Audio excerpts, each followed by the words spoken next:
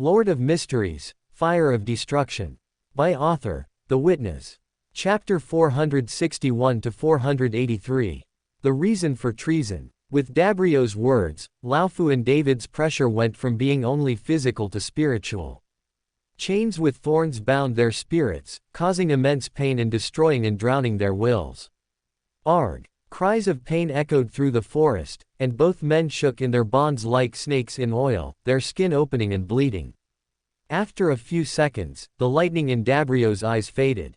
With an impassive gaze and without the slightest hint of empathy, the demigod focused his heavy, deadly gaze on the man trapped in ice.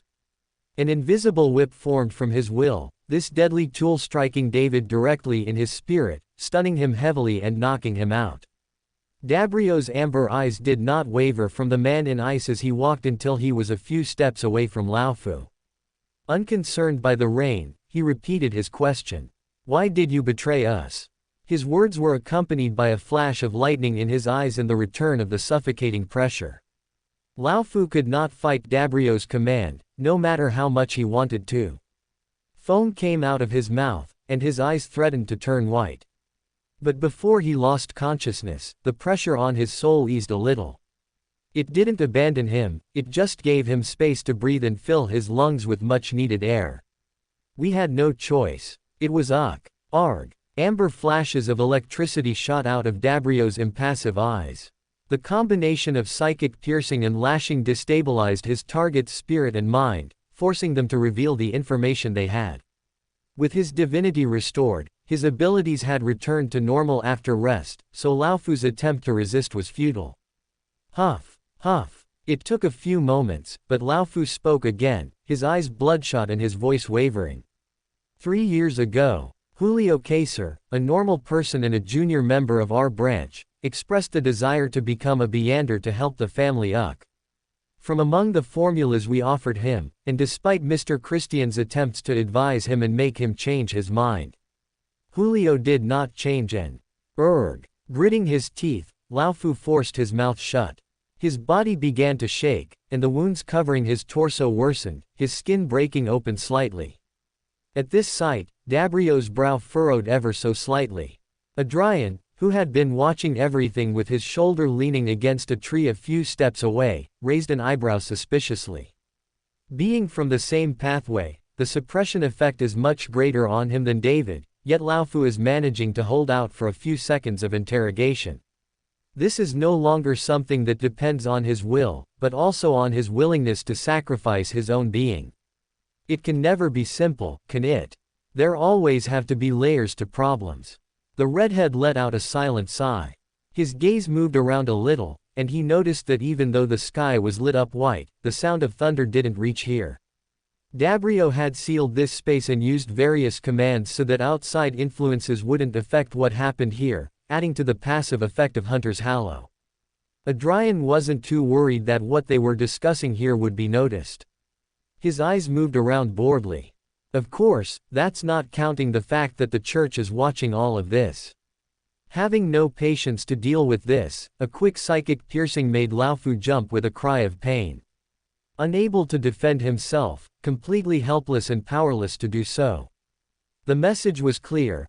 Every time he stopped talking, thorns would pierce his soul, stakes would pierce his mind, and deep cuts would join the already numerous ones on his body.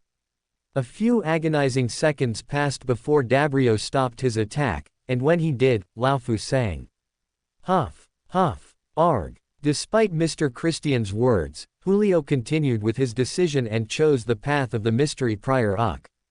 Those words caused the redhead's heart to leap, but he did not let it show in his expression or body language, continuing to listen in silence. For a few months, there were no problems. Although he suffered greatly, Julio could tolerate the usual ravings of his pathway. At least that was the case until suddenly, the ravings were no longer just that, they became a message. A message from the hidden sage. As soon as that happened, Julio contacted Mr. Christian and passed on the message. Once again, Laofu tried to stop himself, but his mouth moved without his will, and the words flowed out. In exchange for getting rid of the rest of the branches, the hidden sage would protect us from the demonist sect and the churches. This is Scarlet's eyes immediately sharpened, and Adrian clicked his tongue in annoyance. What does the hidden sage gain by getting rid of the Tamara family? Dabrio asked, his expression harsh but clearly disturbed. As a sequence 4, once the interrogation began, he could easily detect when his interrogation target was lying. At no point had Laofu lied. We don't know. We never got any information other than that task. Laofu cried, shaking his head repeatedly. Then he looked pleadingly at Dabrio, his eyes filled with deep anguish. I swear we refused at first. Mr. Christian almost killed Julio for even saying that. David and I had to convince him not to. We quarantined Julio and were going to contact the other branches to warn them, but before we could do so, members of our branch began dying one after another. In just 2 days, we went from 40 to only 28. Among those who died were civilians and low-sequence beyonders, including Julio. The same day he died, Mr. Christian began to hear whispers giving him the same mission. Eliminate the rest of the Tamara family in exchange for protection, and if he didn't accept, the mission would pass on to the next branch until someone took it. Huff. Huff. Dabrio's fingers tensed for a moment before curling into a fist, but he relaxed in the next instant. Taking a small, slow breath, the demigod spoke solemnly. What happened to the artifacts under your control? You only brought 3 to face me. Between those who controlled your branch and the second branch, there were several Grade 1 artifacts and dozens of Grade 2 and 3 artifacts.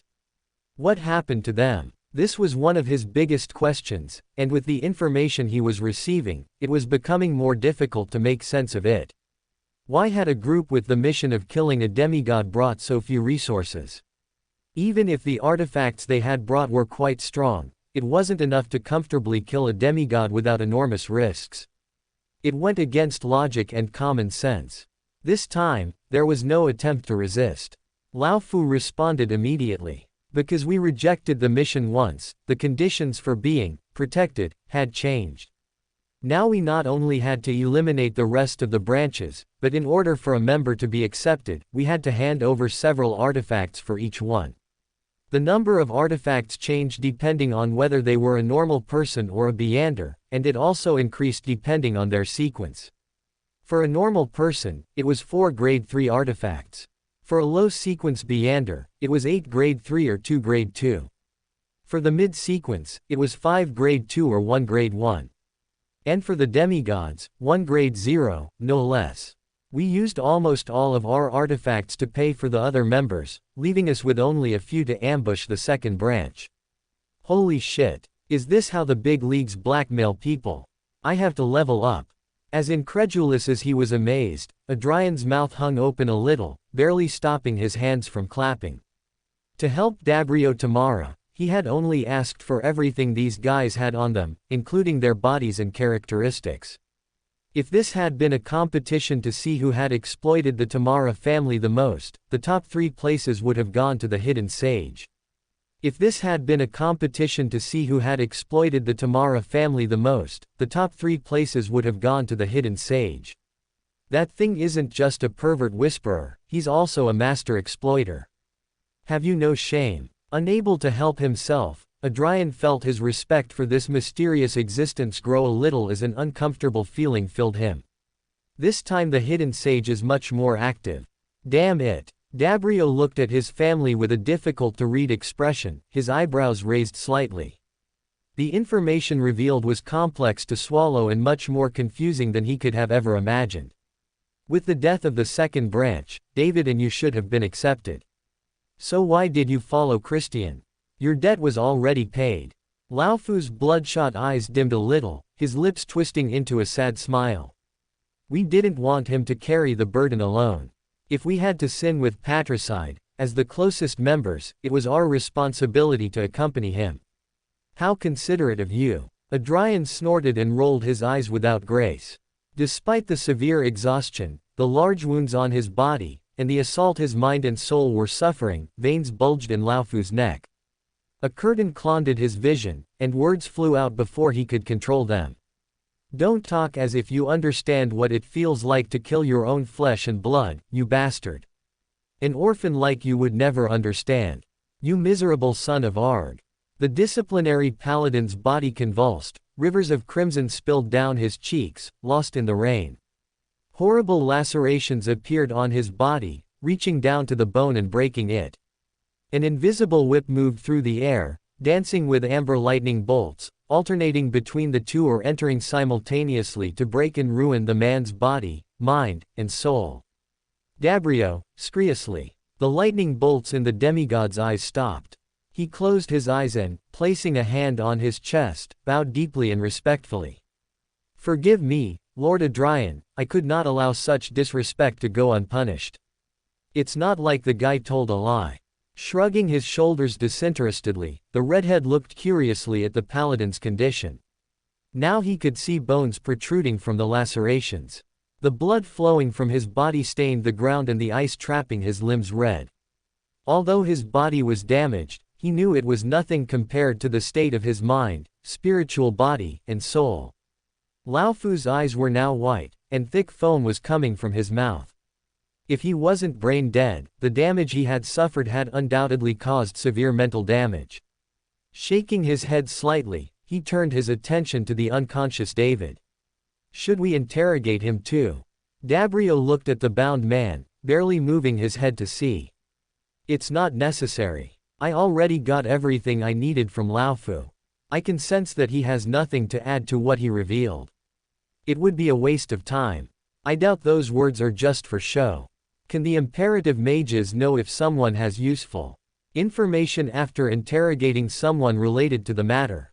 How useful, that saves a lot of time. Amidst these thoughts, he asked a curious question. What if he's hypnotized to not remember anything about the subject? Wouldn't we be losing valuable information? If I were Sequence 5, it would be possible for me not to notice, but being a demigod, simple. Hypnosis no longer works. When I knocked him out, I confirmed that his mind and memories had not been interfered with in any way. Dabrio replied calmly. Of course. Nodding slightly, Adrian sighed inwardly. Glancing between the two men lying on the ground, he tilted his head slightly. Would you like a moment to say goodbye? Dabrio closed his eyes and nodded. If possible, thank you very much, Lord Kenway. You are very kind. Rolling his eyes inwardly, Adrian nodded. Pulling away from the tree he had been leaning against, the redhead left the demigod alone to deal with his family problems. Watching him leave, Dabrio silently took 2 white handkerchiefs with his family coat of arms out of his pocket. In the distance, Adrian raised a hand and snapped his fingers. Bam! At the same time that the altar was destroyed in a small crimson explosion, the lives of 2 men were extinguished. A mission from the monarch. Walking silently through the dark forest but having no trouble secking, Adrian raised his left hand and clenched it, feeling the new power coursing through his veins. With the successful capture of 2 Beyonders, both of a higher sequence than his own, he had completed the ritual and ascended to Sequence 5. He was now a Reaper. Unlike the previous one, this sequence brought 3 new abilities: Weakness Investigation, Cull, and Precision. The first, Weakness Investigation, allowed him to discern the vulnerability and weak point in his target's defenses from a mystical perspective. The second, Cull, could be infused into any of his attacks to harvest the target's life. Any part hit by Cull was akin to an assault on vital points and weaknesses, doing significant damage. The best way to compare this ability would be a guaranteed critical hit. If Cull hit a genuine weak point or weakness, it would be a fatal blow, making it extremely difficult for the target to withstand 3 consecutive attacks unless they had great defense. It could even inflict severe damage on creatures at the level of demigods if they failed to dodge, block, or use mystical defenses. The third, Precision, as its name suggests, increased Adrian's accuracy to ridiculous levels. Any attack he launched in conjunction with this power would never miss. Unless the enemy blocked it or used an exchange, the attacks would hit their target. Both Cull and Precision required a great deal of spirituality. But Adrian felt he could solve this by using his blood, which required little experimentation. With these new abilities, Adrian could finally better explain the red zone he saw every time he used his spiritual vision. That red zone was the combination of Weakness Investigation and Cull. marking the general area of weakness and the vital points of my targets.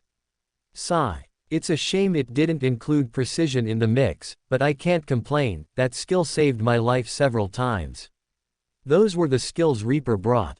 Obviously, this sequence also greatly increased the skills and powers he already possessed. Adrian felt a ridiculous increase in his spirituality, easily double what he had as a conspirator. His mind cleared, and his life force intensified. His strength, speed, reflexes, and physique had doubled. He was sure that if he put a revolver to his forehead and pulled the trigger, the bullet would not pierce his skull but would bounce off. Unless Kull was used or they aimed at a weakness, it would take 5 shots to break his skull. While all these new abilities and enhancements were welcome, what most satisfied and delighted Adrian was his pyrokinesis. His flames could now affect non-physical bodies, he could finally fight spirits with his own power. Getting this buff in Sequence 5 is crazy. Before Reaper, a hunter can only rely on Sun Pathway artifacts to defend themselves against specters and spirits, that's a huge weakness. Adrian clicked his tongue in annoyance. At least that major weakness of his was finally gone. His ability to compress his flames had increased incredibly. He was sure he could create a plasma beam or a white bullet in just 3 seconds. His control and manipulation of the flames increased considerably. If he tried now, the firemen he used to distract Christian would move more skillfully and naturally. The distance he could transform into pure fire and join his spears could now cover tens and even hundreds of meters with only a considerable consumption of spirituality. Finally, his mutant ability, thread manipulation, also underwent changes. The range he could extend them without using extra spirituality had increased to 100 meters. Their hardness and resistance now surpassed trap wire without enhancements, and they could even be used as weapons. The increase in my body, spirituality, and abilities is brutal. According to the information on the potion, it should only be half of what it is. Well, the answer to why this isn't exactly hidden. Conjuring up some of his enhanced spirituality, his left hand burst into fiery crimson flames of beautiful fire that seemed to bleed with power and promises of destruction. This is the fire of a reaper who carries the city of calamities. Adrian thought, a little absent-minded as he raised his burning hand to the stormy sky. The color of his flames was now identical to those on the outskirts of the city, which represented the people's prayers. It seems that, starting with this sequence, the Sephira is truly integrating with my body in the real world, changing it to be a more suitable carrier. At this point, I'm sure that if it weren't for Hunter's Hallow, not only would that spirit have noticed me, but it's very possible that Czech would have as well. Sigh. Again, another reminder that the only reason he was still alive was that tunic. Turning off his hand and looking at his body, Adrian noticed the obvious. His height had increased again. Now he was 1.92 meters tall. His hair seemed to have its own scarlet glow, and if it weren't tied back, he was sure it would reach his butt. While I know that the Red Priest pathway increases height as I progress through the sequences, this increase is ridiculous, though not unexpected. After all, I am from Fasak, there is a bit of giant blood in my body, so this is normal. Of course, it's also because I carry the city of calamities. Once he had the chance, he would go up to the city to check what changes had occurred and if any had occurred at all. Adrian sighed slightly before lowering his gaze to his chest. The button on his shirt was fighting for its dear life, any moment now, it would break. The sight was somewhat familiar. It was common in horrible anime with exaggerated fan service, although he didn't usually see it happen to men. Silently and without saying a word, he used his threads to prevent it from breaking. Well, at least I know someone who would love this. With that last thought accompanied by an expressionless face, Adrian ended his short walk. Pushing some branches out of his way, he saw a small cave hidden among the undergrowth a few steps away. They had found this cave during the preparations for the ambush. The interrogation took place only about 15 meters from here, so Adrian could easily hear what was happening inside. Warm orange light emanated from the entrance, indicating that someone was inside. With quiet steps, the redhead walked to the cave entrance and entered. Further inside, he saw the large fire that had been lit. Sitting in front of it, wearing a new set of clothes, was Sheriff Zio, who had a big smile on her young face. Sharon sat on a log to one side, her eyes closed in apparent sleep. Marich stood a few steps to her right, staring at the fire in deep thought. The black-haired Flora was also sitting on her own log. Her arms rested elegantly on her lap, and her eyes were closed, enjoying the warmth of the fire. Smiling at this sight, he gently tapped the cave wall. Tap, tap. Sorry for the delay. These actions caught the attention of the cave dwellers, who turned their attention to him. Opening her eyes, Flora sighed a little. Finally, you were all ready. The woman's words were cut off, her black eyes freezing. Unable to help herself, she gazed at the man's wet white shirt and how it struggled to contain two enormous mountains. Her mouth hung open for just a second, but with the next blink, a solemn and elegant face emerged, pure, unperturbed calm. From what I can see, the ritual went well. Congratulations, she said without the slightest tremor of her tongue. Although she tried to hide it, Adrian could notice the slight tremor in her eyelashes as well as feel the almost brutal slip she had made. The corners of his lips rose slightly, but he didn't comment on it. His attention was focused on a strangely quiet sheriff looking at him with an expressionless face. Unable to help himself, a chuckle escaped him. Miss. Did you shrink? You're smaller than before. Are you sick? A deep grimace of frustration and exasperation escaped her, and Zio cursed deeply to herself. It's not fair. Why can everyone else brag that the pathways they chose make them taller? Arg. Controlling the tremor in her eyebrow, she let out a long but soft sigh, one laden with annoyance. Opening her emerald eyes, she snorted, if you keep going at that rate, Kenway, you'll turn into a giraffe. Better that than a flea. Adrian winked mischievously. The sheriff's face broke into another grimace, and she clenched her fists until her knuckles turned white. You. A little saliva came out of her gritted teeth. Closing her eyes tightly, Zio focused all her strength on remembering her night training. She wouldn't give him the satisfaction of breaking her, not that guy. Hey. Laughing a little, the redhead shook his head in satisfaction and, casually twirling his finger, let what he was dragging along the path finally enter the cave. Come on, miss, don't be angry. After all, you won't have to worry about the ingredients for your potions for a long time. He placed Christian's covered body at his side using his improved thread control. At those words, Zio's eyes widened, clear bewilderment in them. Wait, seriously? She knew the target was a demigod of her pathway, but she never thought his characteristics would be for her. She thought her reward would be the characteristics of Interrogator of Sequence 7, not all of them up to Sequence 4. Adrian's face broke a little. Confusion shining through. Miss, please tell me this is a joke.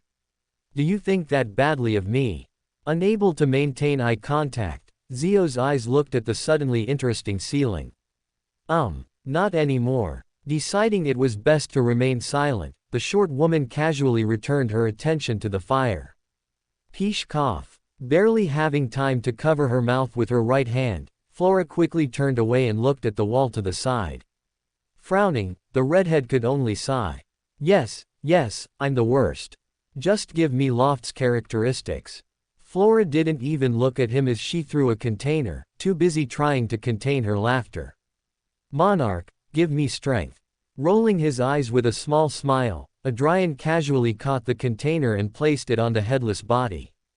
His threads then moved to the back of the cave, grabbing two black briefcases. One was the one Christian's group had brought, the other contained the ingredients to prepare a new sacrificial altar. Placing the red candles and red poppies along with the symbol of the Scarlet Monarch, the redhead finished by putting his new sword on the body. Clasping his hands together, Adrian prayed to Hermes, the Scarlet Monarch who burns depravity. Watching his new leader finish the sacrifices, Marich frowned slightly. His speed in climbing the sequences is not only ridiculous, it's terrifying. He could still remember that young, overconfident, low-sequence boy who had come to see him. One June afternoon. The boy was only sequence 9 and was afraid to provoke him back then. 4 months later, that young man was a sequence 5 Beander. A powerhouse second only to demigods, and even so, the same young man had planned and successfully executed the death of someone more than 10 years younger than him. Someone who hadn't even been in the occult world for half a year had surpassed him entirely. At this rate, it wouldn't be long before that young man entered the high realms and attained divinity. A weary sigh escaped him. Once again, his companion had been right. It was the right decision to follow him, Marich said simply. Sharon didn't even open her eyes. She just nodded slightly. Closing the door of fire, Adrian used both hands to grab the sword, one on the sheath and the other on the hilt. With the Sephira suppressing it, the glow on the dust covering the sheath and guard had dimmed slightly, but it still retained that holy, dark glow. When he made the contract, he prioritized the incredible purifying powers of the unshadowed and the power of the notary's voice. Everything else was abandoned. He asked Vivian to structure the contract so that the sword would have two forms, one for use in combat and one for use in non-combat situations. The way to activate these modes was the same as for using the sword itself, through an activation phrase. If he didn't say it, Adrian wouldn't be able to use the sword's powers, and it would just be a very expensive stick. Closing his eyes and gripping the hilt tightly, Jodin abandoned his lips. I am the just fire that will cleanse the world, depravity will burn in my wake. By the command of my Lord, let there be light. Click. The guard and the mouthpiece separated, the morning light illuminated the surroundings, and small bonfires of holy fire began to form and grow slowly. Then, with a sharp shake, a sword with a burning golden blade was unsheathed. Calmly, Adrian stuck the sword into the ground next to Christian's headless body and a bronze human tongue. Having done that, he also threw in the characteristics of Joseph, Kilongos, and the barbarian of Dead Rose.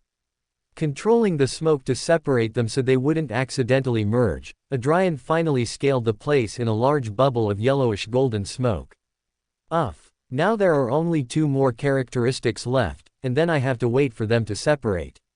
Sigh. Shaking his head slightly, knowing he would have to return in a while, Adrian raised his hands and looked at them in a daze.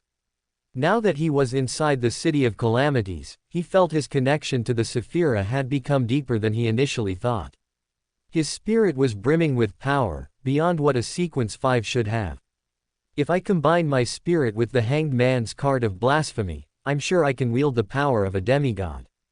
Somewhat dazed, Adrian did not doubt that. Here, he had the strength of a demigod without the abilities. Rolling up the sleeve of his left forearm, he looked at the tattoos that covered it.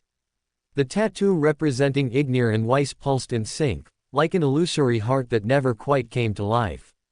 Adrian was sure that if he summoned them now, something would happen, but knowing he didn't have time for that, he just fixed his sleeve and, closing his eyes, began to draw the sphere of light.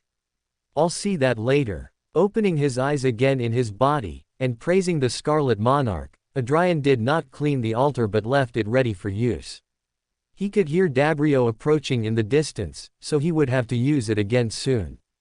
It would take him a moment to arrive from the sound of his footsteps, so he leaned his shoulder against the rocky wall and crossed his arms to wait. Remembering something, he looked at his beloved worm. By the way, Ada, we both lost. It was the perverted whisperer. Flora sighed internally at the nickname, but she still understood the message. The hidden sage. Tisk. Hearing that made Sharon open her eyes.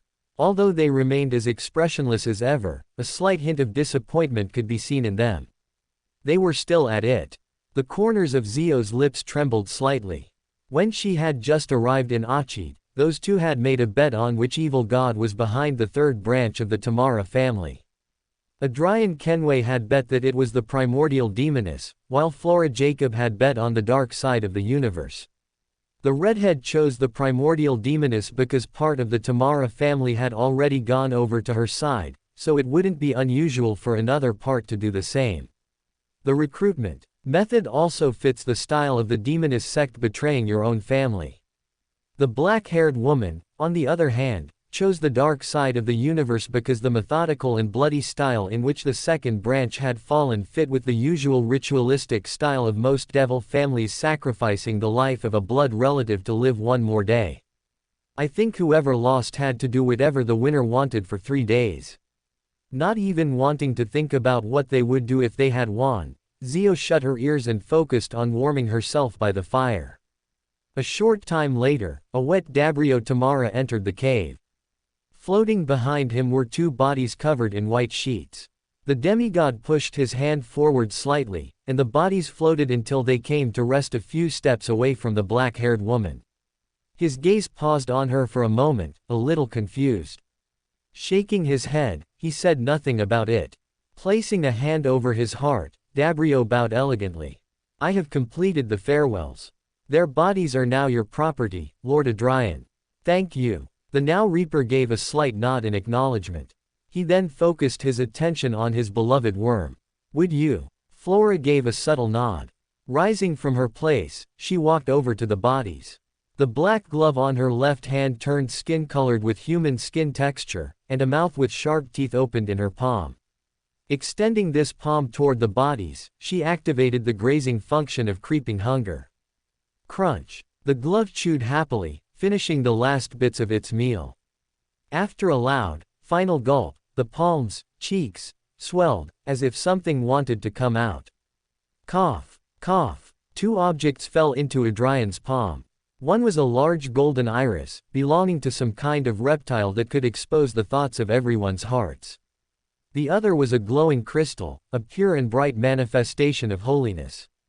These were the characteristics of Sequence 7 Psychiatrist and Sequence 5 Priest of Light that Creeping Hunger had grazed. Lifting and catching the characteristics in his hand a couple of times, the redhead could only sigh slightly. You can't complain that I'm taking this, Klein. And it wasn't like he was leaving the poor god with nothing, even if there was a repeat pathway that didn't matter. Now Creeping Hunger had the soul of a disciplinary paladin and a mentor of disorder. 2 sequences 5. Compared to the sequences 7 and 5 he had just taken, this was a win for the future crazy hunter.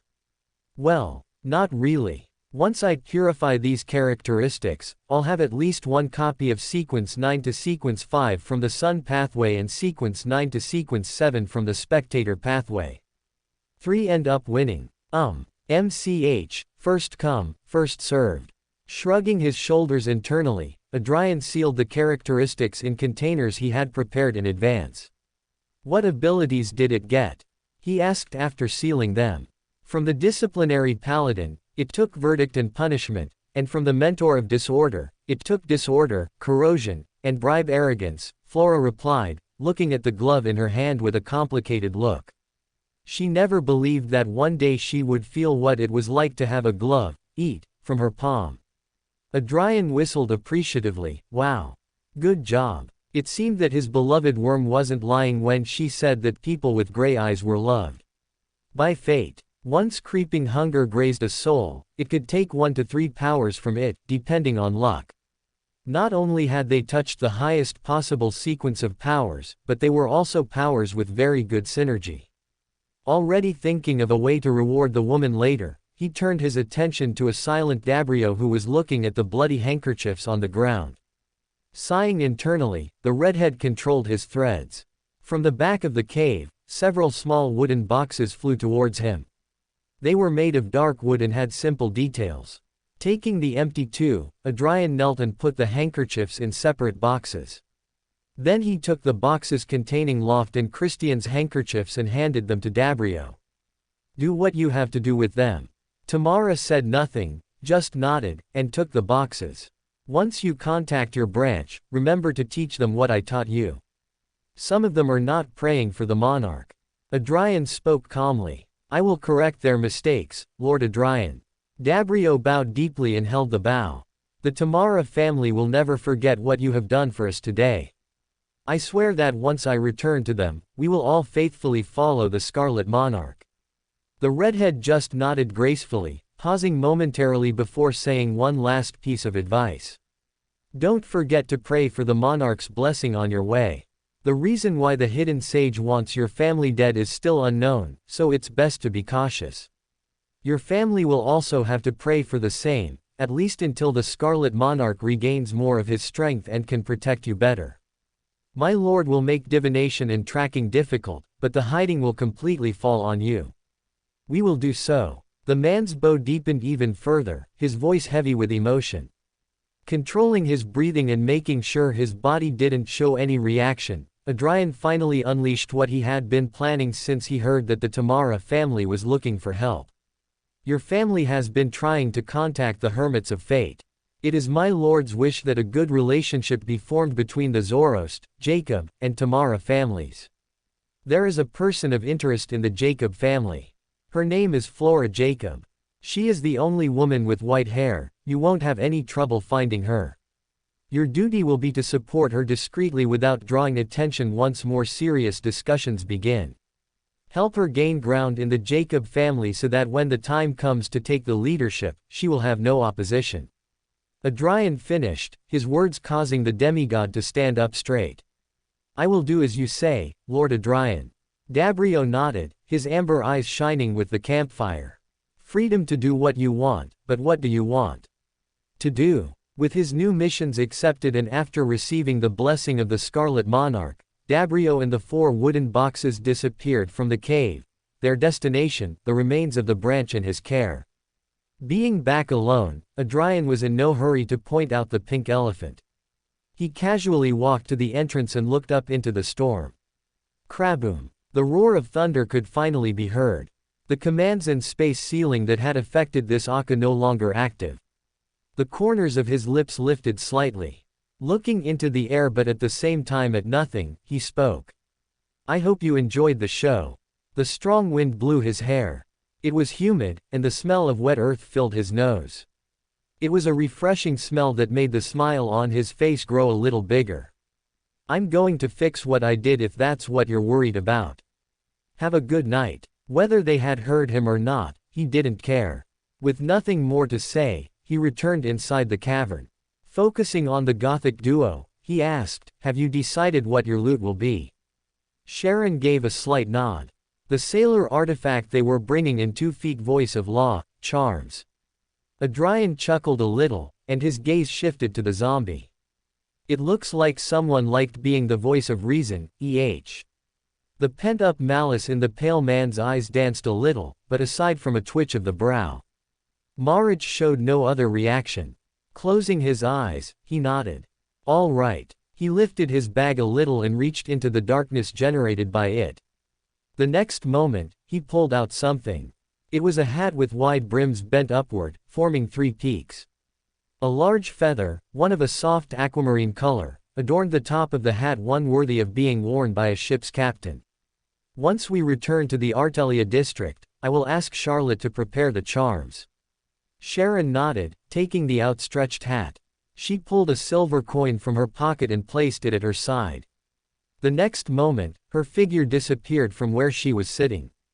About 3 seconds later, she reappeared in the same form as she left, but this time, the hat was no longer in her hands. Being a wraith capable of moving between reflections and the mirror world, she could use a reflection as storage for a while. As long as she didn't lose the coin, she could use it as a small trunk. Sharon grabbed the coin and put it away again. After all that was done, she returned to the same position, her hands on her lap, and her eyes closed, in apparent deep sleep. If she would wear any color other than black with her dresses and get her to wear a little red, Miss Casper would be the twin sister of the doll. Adrian scratched his head, somewhat curious. The resemblance between the two was undeniable. And now that she had a hat, he would be lying if he said he wasn't curious to see how it would look on her. A pirate doll. Hee. Such an image brought a chuckle out of him. While the hat was a powerful artifact that he bet was made with ocean songster characteristics, it wasn't one he needed, and its negative effect didn't go with him at all. Adrian knew himself well. He often made decisions that put his life at significant risk. Something that with the burnt band made his decisions practically suicidal more often than not. If he were to combine that little appreciation for his life with the reduced rationality that the artifact brought, he would end up killing himself or getting a member of his team killed. Let Sharon take it was the right thing to do. Not only was she a wraith, making the negative effect of accelerating the heart useless on her, and due to her practice of temperance, reduced rationality would be no problem for her. On Zio's side, she got the characteristics from sequence 7 to sequence 4 of her pathway, so the payment for her help today was already completed. Adrian had grabbed the grade 1 artifact. Later, he would discuss with Flora, but by how quiet the woman was, he knew she had an idea of what she earned today. Snapping his fingers, the campfire flames took on a crimson hue, and their heat intensified considerably. We'll leave for the town in 15 minutes. Get as warm as you can. Zio didn't even turn to look at him, she just nodded and moved a little closer to the fire. With that settled, the redhead walked over to the log where Flora was sitting, who just looked at him calmly. Without saying anything, Adrian stood next to the woman. Casually, he sat down, lifted his legs, and leaned back midair. Invisible threads extended from his body and connected to the walls and ceilings of the cave, creating a perfect hammock. Moon. It's more comfortable than I imagined. Adrian thought curiously. At that moment, he felt like someone was trying to pull him into a dream. Raising an eyebrow, he looked out of the corner of his eye as his companion's eyes were closed. Well, the lady is calling. No longer trying to resist him, the dream world would catch him in its gentle clutches. Opening his eyes again, Adrian noticed they were still in the cave, with the campfire burning silently crimson, but with no one to enjoy the warmth it offered. Everything looked as if he was seeing it through blurry glasses. It was clear enough to know what it was, but not clear enough to define the finer details. Beside him and with gray sighs, his beloved worm looked deeply at him. Smiling, he spoke first. Looks like you got a little more of your strength back. Dream Stealer, if I'm not mistaken. When he advanced to Reaper, he didn't feel anything separate from him, so he was a little worried that he had made a mistake when he told the woman that she would regain her characteristics as he moved up the sequences. But once he saw his worm with his spirit vision, he noticed her aura was much stronger.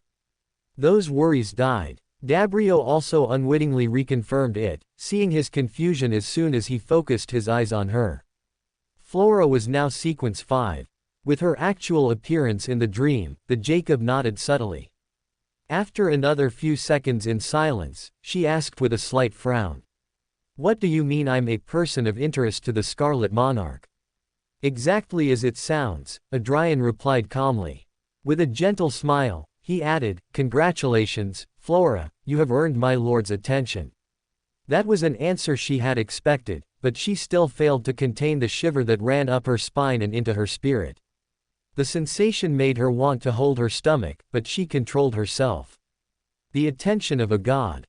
No matter that the Scarlet Monarch is a benign existence, having the attention of a god never brings good things. Flora didn't have to know other people who had attracted the gods' attention to know that. She had the best example of what bad things happen if you get their attention standing in front of her. While she hid it well, Adrian already knew his beloved worm well enough to know when she was losing her mind. So, with a slight chuckle, he added a little more context. Don't worry, this is something that has been dragging on for almost 2 months now. Those words quickened Flora's mind, and the cryptologist quickly searched through the information she had to locate the moment that could have caused that. Knowing her princess and his personality was only a matter of subtracting the days.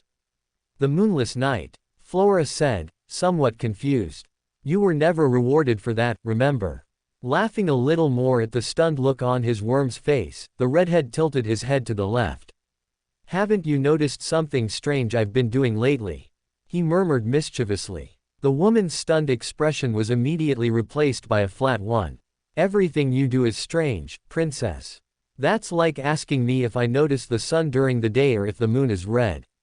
You'll have to be more specific. Not at all annoyed, Adrian added, so when I was at my strangest. Wasn't there a moment when you were a little confused by something I said? Her mind wandered a bit, but quickly, a memory came up. It was in the tower's bounty room after they completed the 2nd floor. Why didn't you take the opportunity to escape? She thought it was just the princess being himself and saying stupid things, so she didn't pay too much attention to it at the time. But it turns out there was more to it than she thought. After a few moments of deep thought, her mouth opened, but no words came out, and she suddenly found it difficult to speak. Flora swallowed some saliva to wet her throat, and after taking a few breaths, she spoke slowly. So, that means, my sentence is over. That's right. Adrian nodded slightly, other than waiting for me to advance to sequence 4 to get your strength back. You're free. Flora pursed her lips slightly and lowered her head slightly, her chest feeling tight. At that moment, 2 fingers grabbed her chin. Such sudden contact froze her for an instant, but she didn't pull away, she let them lift her head. Her gray eyes met scarlet eyes full of amusement. Smiling gently, and before Flora could stop him, he pressed his forehead to hers.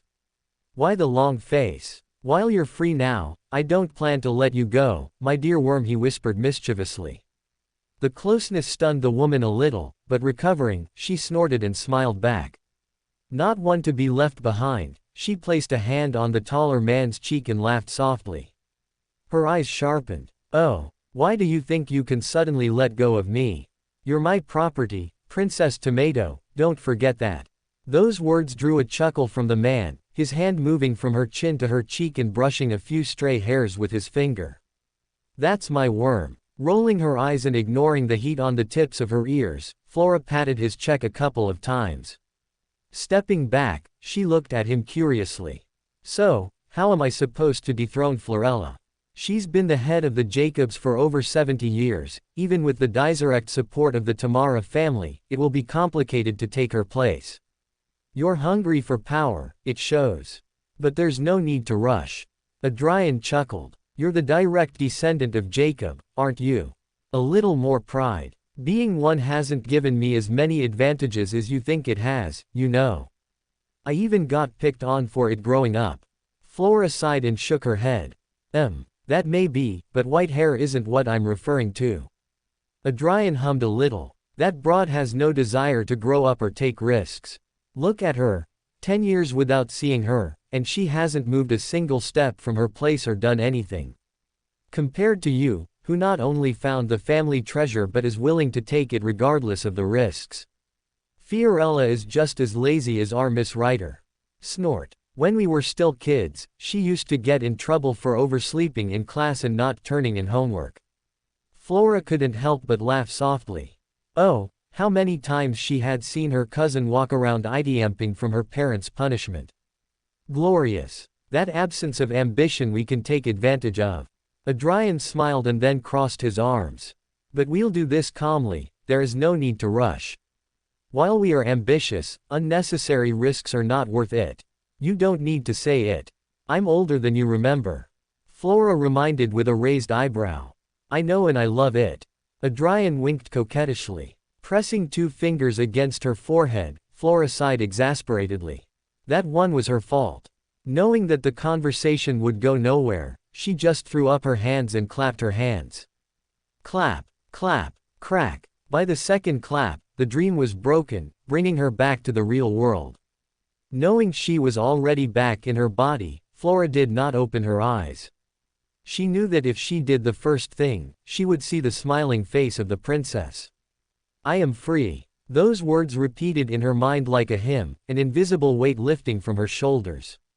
It was much faster than she thought, but at the same time, it was the hardest thing she had ever done. Not even when she stole her parasite potion did she have to exert so much effort. Now, all she had to do was wait for her princess to ascend to sequence 4, and all the chains binding her would be gone. A gray eye opened, focusing on the floating man beside her. The man had his eyes closed and a small smile on his face. No chains. Flora hummed in her heart, somewhat conflicted internally. She knew that her relationship with the man had long ago ceased to be one of jautier and prisoner, as well as mere friends. There was something impossible to ignore, even though she had tried. Regardless, no matter how much her relationship with the man grew, it would always be in the back of her mind that they were jailer and prisoner at the end of the day, so she refused to go any further, no matter how tempting. She had a code and pride, she would not betray herself just to reduce her sentence. But I'm free now, so I can do whatever I want, right? With thoughts whipping through her mind, Flora closed her eyes again. She had to think about this. Adrian felt his beloved worm's gaze on him, but didn't open his eyes. After a few moments, the feeling of being watched went away. "Team sorry, my dear, but you will have to talk to yourself about what you want this time." He sighed internally. There was no longer any reason for Flora to continue to believe that she was being punished. Ever since the moonless night, her sentence had been lifted in his eyes, but knowing he had to act like a god, he kept his mouth shut and waited a little longer. This hunt was the perfect opportunity to truly free Flora. Something that, in a way, somewhat influenced his decision to take her. Now that his beloved worm was free and he had real space to think about what he wanted, whatever came next would not be accompanied by resentment and would be true. That last thought caused the smile on his face to grow a little. In the end, after so much joking about it, it did happen. He had actually fallen for a woman who tried to kill him. Welcome to Fanfic Audiobook, your go-to place for immersive audiobooks. If you enjoy the content, don't forget to like the video and subscribe to our channel for more amazing stories. The promised 15 minutes finally passed. After making sure to clear the cavern and leave nothing behind, Adrian's group began their journey through the forest in the middle of the night. Returning to Achille would take a few hours of walking, so it was better to start now that they had the rain as cover, and that would eliminate their trail. That way, if someone came to investigate what had happened to the treacherous branch, once they reached the forest, the most they would find would be the remains of the battle. And that is if they investigated within 3 weeks. Beyond that, not even a trace of the battle would remain. Opera would make sure of that. Depths of Achille. Early morning hours. XTO had a cup of hot chocolate in her hands, which she sipped from time to time. Several thick blankets covered her small body, which was shivering slightly. More. Adrian consulted, raising the pot, his own cup in his left hand. The short woman didn't answer directly. She drank what little was left, emptying it. She extended the empty cup to the front, and a new round was then poured. "Thank you," the woman mumbled without energy. Even with the augmentations that being a sheriff has brought, what she had done last night had proven to be beyond her limit. Sighing a little at this curious scene, Adrian didn't even take the pot with him but left it beside the woman, but not before leaving a faint little ball of fire inside so it wouldn't get cold. She needed it more than he did. Taking a sip from his cup, the redhead enjoyed his enhanced taste buds. If this is what a small-town chocolate tastes like, how would restaurant chocolate taste? Adrian thought excitedly. He already wanted to go back to his kitchen to test if he could improve his dishes with this enhanced palate. "Aren't you cold?" Zio asked, perturbed. After a short shopping trip, Adrian was now wearing clothes that fit his new size. While a strappy shirt and black pants fit him well, they were not suitable for this climate. Seeing him in those clothes made the cold she was feeling that much worse. No, I'm fine," the redhead replied casually, rolling his shoulders. While they didn't look suitable for a sheriff's cold climate, his reaper body could easily tolerate these temperatures. To be affected, he would have to be in extremely low temperatures, and even then, he could activate his armor and be done with it. Of course, he had bought thicker clothes to put on later to hide that the cold didn't bother him. "Do you think you'll have the strength to return to the Artelia district today? I'm struggling not to turn into a popsicle." "What do you think?" the sheriff growled. They had barely arrived an hour ago. At least she wanted a night's rest before heading out again. She could only watch with some envy as Sharon and Marich didn't seem affected by the cold. One was a zombie, and the other a wraith, creatures that could not be considered alive. Such elements were no longer able to affect them. At least she wasn't entirely alone, though. With her fluffy white hair back, Flora had a blanket over her shoulders and a cup of hot chocolate in her hands. Knowing she was not alone among these freaks, Zio ratsed her cup in companionship. Blinking slightly, Flora raised hers as well. Shaking his head to himself, Adrian looked at the left glove on his hand and could only sigh. The faceless ability in creeping hunger no longer worked. Normally, a faceless can only reduce their height by 5 centimeters compared to their normal height and body dimensions. With his new body, he had already exceeded the limit of the ability. If he tried to change his appearance to that of Harvey Wayne, he could only go down to his previous height of 1.88, not the 1.84 of the entrepreneur. And that was without counting the body. Well, it wasn't a real problem either. He still had his soldiers who could take his place from now on. While he could see the answer for miles, Adrian felt he had to ask. Hey Flora, I'm not going to work with your soldier. The white-haired woman cut off with closed eyes, her hot choco in front of her lips. Already having his answer, the redhead nodded and drank in silence. The corners of the white-haired woman's lips lifted slightly, the chocolate in her hands suddenly tasting much better. She knew the limits of Faceless's ability. So she knew what the princess was going to ask. This was a golden opportunity she could not miss. Sip. While the cold didn't bother her, Sharon wouldn't turn down a drink, much less so if it happened in her reading time. Barely blinking, she watched everything intently. Marich didn't even comment on it. He just focused on counting to finish his game of solitaire. They rested in their hiding place until noon. Although Zio wanted to stay one night in Achib to rest, she had a promise to keep, so after a short nap that helped her exhausted body, the group decided to take the first train of the afternoon to the Artelia district. Hours later, Elysian district. Astop Quarter, room 145.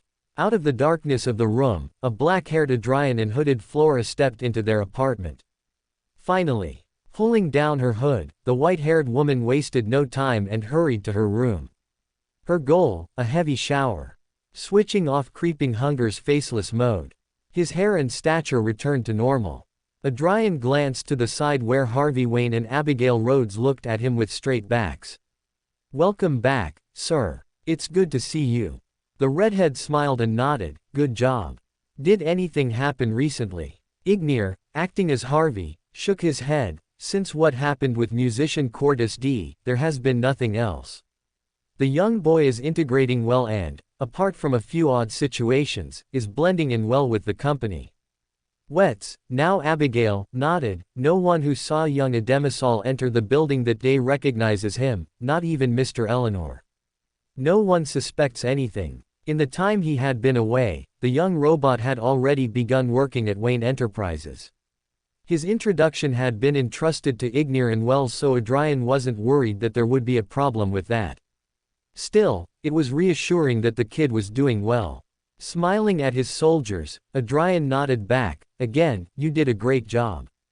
You are dismissed. Thank you, sir. Both soldiers gave a proud military salute, their eyes shining, their bodies melting into golden dust that soon coalesced on the red-haired man's left forearm. Looking at the two tattoos, he just rolled up his sleeve again. I want to see what a robot looks like in action. They're supposed to acquire great calculation skills, but how great? Ademisol will now be able to take a college exam. Feeling the itch of curiosity on the back of his neck, he couldn't wait for Thursday. While he could no longer go in disguise as Harvey Wayne, that didn't stop him from paying a short visit in another disguise. As it was, he still had to tell Vivian the good news that she had passed her probationary period and could get to know the team members little by little.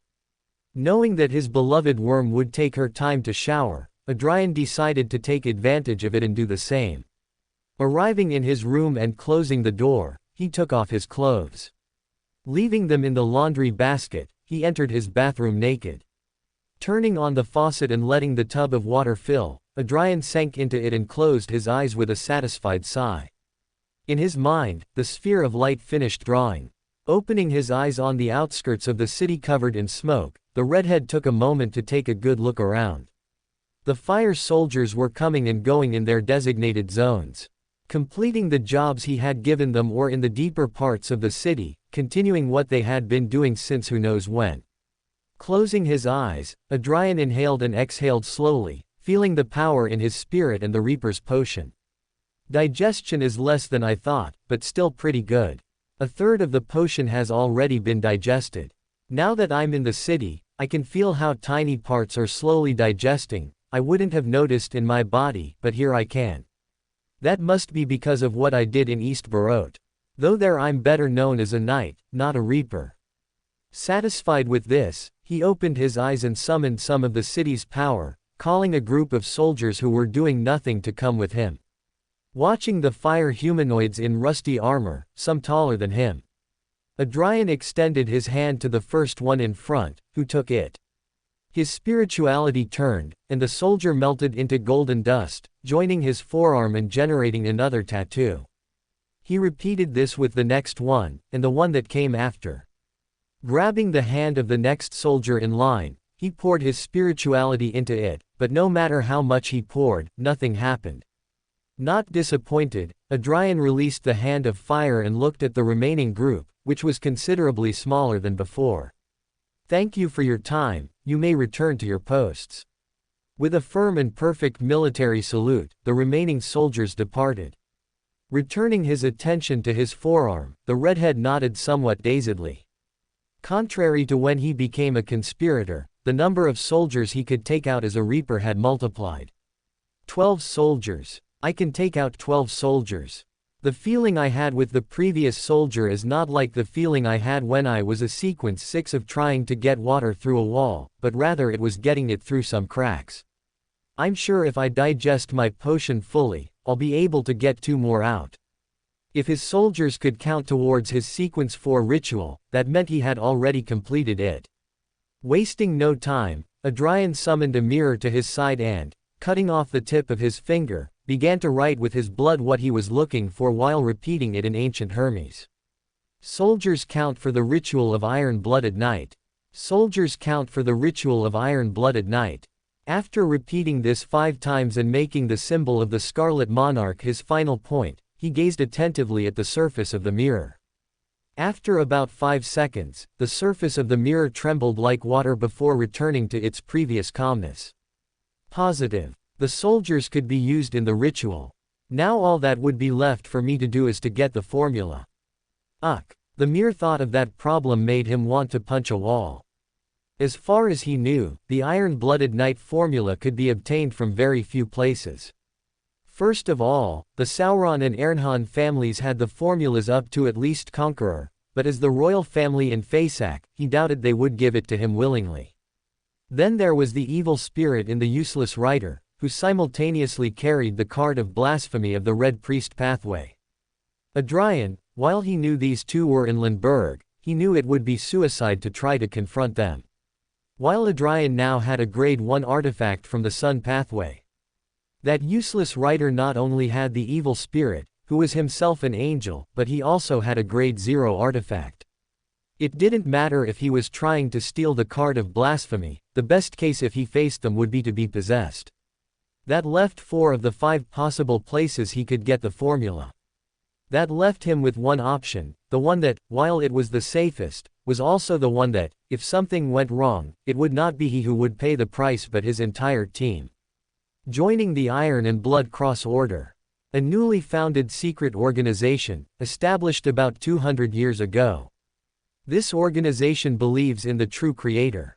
It seeks to create a world under it where the mysterious and supernatural are out in the open for everyone to see and not veiled in secrets. Because of his strange relationship with the god they follow and his excellence at fulfilling what they sought to achieve, Adrian felt he would be well received there. The only problem with this option was his relationship with the Church of the God of Knowledge and Wisdom. If he wasn't careful in how he interacted with them and made them suspect he was working with the true creator, he didn't want to imagine what they could do to him. The only thing he was sure of was that they wouldn't kill him. Which was a fate worse than death. Luckily, the Iron and Blood Cross Order is only active at sea. So it's not necessary to go looking for them yet. I still have a long way to go to digest my Reaper potion, getting that far ahead of myself will only get me into trouble. Shaking his head slightly, he raised his forearm again and looked at the tattoos covering it. Like Ignir's and Weiss' tattoos, they were all pulsing in Zine. Sensing how full his tank was, Adrian poured some of his spirituality into one of the tattoos, starting with Ignir. He started slowly, not wanting to give too much all at once, but after a while, feeling that it didn't seem to fill up, he stopped. The pulse of Ignir's tattoo stopped. Now, it just glowed and expelled golden dust that went back into his body. The more it entered, the more of his spent spirituality was recovered. After a few moments, it stopped releasing golden dust but kept glowing. Adrian's head tilted curiously to the side. For the little spirituality it ate, my soldiers, strength surpasses that of a provoker but still falls short of a pyromaniac, staying in the middle. Not bad. Pouring spirituality into the rest of the missing soldiers, and with nothing else to see here, the red-haired man closed his eyes and began to draw the sphere of light to leave. After finishing his shower and changing clothes, Adrian stretched and exited the bathroom. You were already taking your time. What were you doing in there? Lying on his bed and in her sleeping clothes, Flora looked at him with annoyance. Huffing, she rolled her eyes and pulled up the blanket, impatiently hitting the space beside her. What are you waiting for? Come here, I need my heater. Laughing a little, the redhead tied his hair into his high ponytail. Coming. Thursday morning, October 4th, room 145. Stirring the batter he was going to use for the pancakes he was preparing, the redhead sighed silently as he adjusted the weight on his back while holding the blanket in place with his threads. Although he could actually cook without disturbing her thanks to his improved balance as a reaper, but Adrian found what was happening too cute not to commit a few accidents. Stop moving, a familiar voice grumbled a little. How do you want me to cook breakfast, then? Adrian asked, pausing his work, his eyes shining a little. There was a little movement behind him, arms rested on his shoulders, warm air tickling the back of his neck. The face of his beloved worm peeked over his shoulder a second later, giving him an unimpressed look. I know what you're doing. Flora said calmly. Adrian didn't defend himself, just winked mischievously. That action earned him a puff of air from Flora, causing his red hair to cover his eyes, which didn't bother his cooking but was enough for the woman. Now, with a small smile, she rested her chin on his shoulder and looked at what he was doing. Although that would be impossible due to the height difference between the two, their current position allowed it. Flora didn't want to leave the comfortable and extremely warm bed, while Adrian had to get up to cook. After a long time of considering whether a few more minutes of sleep or a delicious breakfast was worth it, the white-haired woman decided to take a more curious path. Even though she had failed to keep him in bed, he had also failed to separate himself from her. So, without forgetting to grab a blanket, she hung onto his back, and he was now carrying her. Put more chocolate chips in it. We're all adults here, Flora pointed out from her perch on the man's back, her chin resting on his shoulder, and watching what he was doing. Anything else, my queen? Fixing his hair with one hand. Adrian let his threads continue working with the batter. With his free hand, he calmly grabbed the container where he kept the chocolate chips. No, now it's a good meal. Flora nodded with satisfaction at his work. Pancakes without filling were not pancakes. Resting her cheek against his shoulder and enjoying the warmth coming from his body as well as the relaxing beat of his heart, her eyes half closed in bliss. She had only done this to tease him a little, but this position was much more comfortable than she had thought it would be. Sighing sleepily, the Jacob chuckled with satisfaction. I have to admit it, princess. Not only are you decent in the kitchen, but you make a first-class mattress. Again, the members of the cowardly trio are a bunch of slackers. No wonder they're compared to cats. His aunt had a very affectionate tabby cat. That cat had set its whiskers on fire several times because every time they had a barbecue, he got too close to the grill. Remembering that, and feeling a little curious, he raised his left hand and gently stroked the woman's head. Her gray eyes closed completely, and Flora practically melted at his touch. Her breathing relaxed, and a satisfied sigh escaped her lips. Adrian rolled his eyes and shook his head internally, his theory confirmed. Yep, inside every seer, marauder, and apprentice was a cat begging to be petted. Nexus District, Victoria Street, Wayne Enterprises. Harvey Wayne's office. Ottomar von Arden, or Otto as he preferred to be called, smiled broadly at the man beside him. It was harder than I thought at first, but nothing a few hammer blows can't fix. Patting his latest creation gently, the man laughed with great satisfaction. On display on the desk was a large wooden box that looked like a combination of a camera and a train. Its exposed crank system revealed the complexity of the design. An automatic projector, he announced proudly. Harvey Wayne was looking at it with an amused raised eyebrow. With his arms crossed and a small smile on his face, he said, "Not bad, Mr. Otto." Turning his attention to the film projector, he nodded slightly. "Could you explain how it works?" Nodding graciously, Otto pointed to the side of the machine. "As I said the last time we met, the rest of the world has already paved the way with the creation of the components. All that was needed was for someone to put them together. Using an intermittent mechanism in the projector so that each frame of your film stops before the lens, giving it enough time for the shutter to open and expose it, was quite easy if I'm honest. The real problem was the sound. That was a real headache, let me tell you." Laughing a little at the end, Otto let out a long, extremely tired sigh. Taking off his rectangular glasses, he cleaned them with a handkerchief. Under his eyes were deep, dark shadows, the dark circles almost looking like he had put on a little mascara before coming to present his work.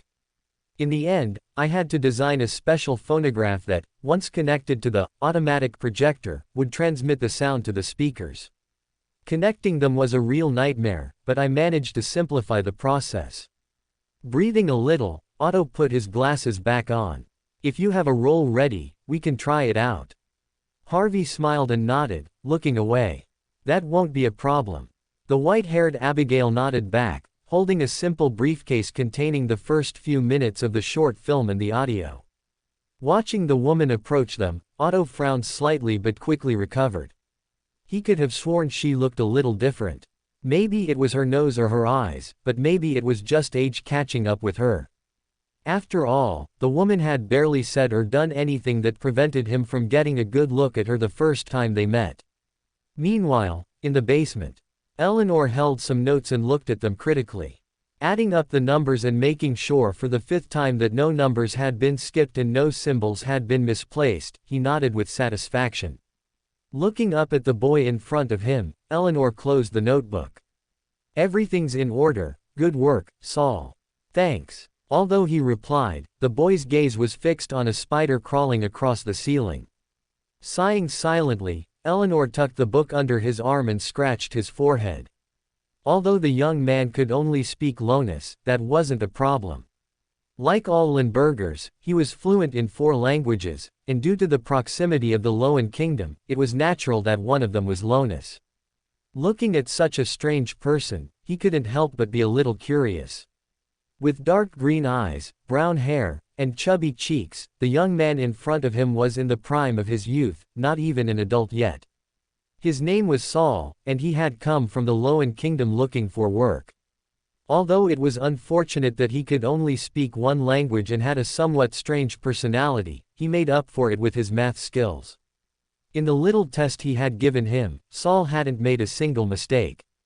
A first for Eleanor. Once he presented the boy's profile to his boss, he saw no problem with Saul and placed him under his wing so he could learn what he needed.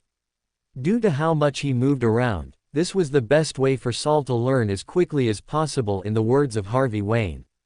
Although, as quickly as possible, is very literal. Is he some kind of child prodigy? Saul could be considered a genius when it came to calculations and numbers. No matter what he put in front of him, the boy would solve it before he could turn around. Because of his good work so far, Eleanor was considering sending him to Mr. Arthur to help him with the company accounts. But first he needs to improve his Lindbergh a little more. The boy was improving extremely quickly, so that shouldn't take long. He wasn't as fast with words as he was with numbers, but he was better than average, so Eleanor wasn't too worried. Sighing inwardly, Eleanor placed a few sheets of paper on a table. "Here are some phrases I want you to translate. I'll come back and check them in a little while. On the last sheet, there are more book recommendations that will help you with your pronunciation." Blinking a little, Saul nodded, somewhat lost. "Ah, yes, I'll do that." The well-groomed man just gave a nod, turned around, and went up the basement stairs. He still had several things to check. Mr. Wayne had meetings with several theater owners, so the schedule had to be clear. Watching his caretaker leave, Saul waited calmly, doing nothing. Suddenly, the dark-eyed boy moved and looked to his side. A tall, red-haired man was reading his homework with curious eyes, and next to him was a white-haired woman holding a black book in her hands. Noticing that he was being watched, the redhead gave him a small smile. "If there's one thing I don't miss about studying, it's homework," Adrian admitted honestly, looking at the boy and nodding at the makeup work. The young robot, with clean clothes, flesh on his cheeks, and hair of a different color, was like oil and water compared to when he first saw him. "It's good to see you looking well, sir, miss." Ademisal closed his eyes and gave a polite bow. Straightening up, the young boy looked the redhead up and down 3 times. He blinked a little. "You're taller." Adrian kept his expression and patted the boy's head a couple of times. "It's good to see you, too, kid." Flora just rolled her eyes as she turned to the next page of her book. At least this time, the boy had said something relatively normal. Meanwhile, in Vivian's office, the black-haired woman looked at her desk with narrowed eyes, distrust, confusion, and curiosity shining beneath her glasses. On top of her desk lay an envelope, how it got there unknown. It was plain white, and apart from the red seal that stood out against the white, there was nothing to indicate who had sent it. "I was only gone for a few seconds, I didn't hear anyone come in here." "A courier. Is it from Grandpa? What does that old man want now?" Sighing a little, the woman held the bridge of her nose in frustration. Even with these thoughts, she calmly checked that her office door was locked and lowered the blind. Once she was sure that no one could see her, Vivian took her pendulum out of her hidden pocket and, letting it hang from her right wrist, closed her eyes. "It's safe to open the letter. It's safe to open the letter." Repeating this 7 times, Vivian opened her eyes. The pendulum was slowly swinging clockwise.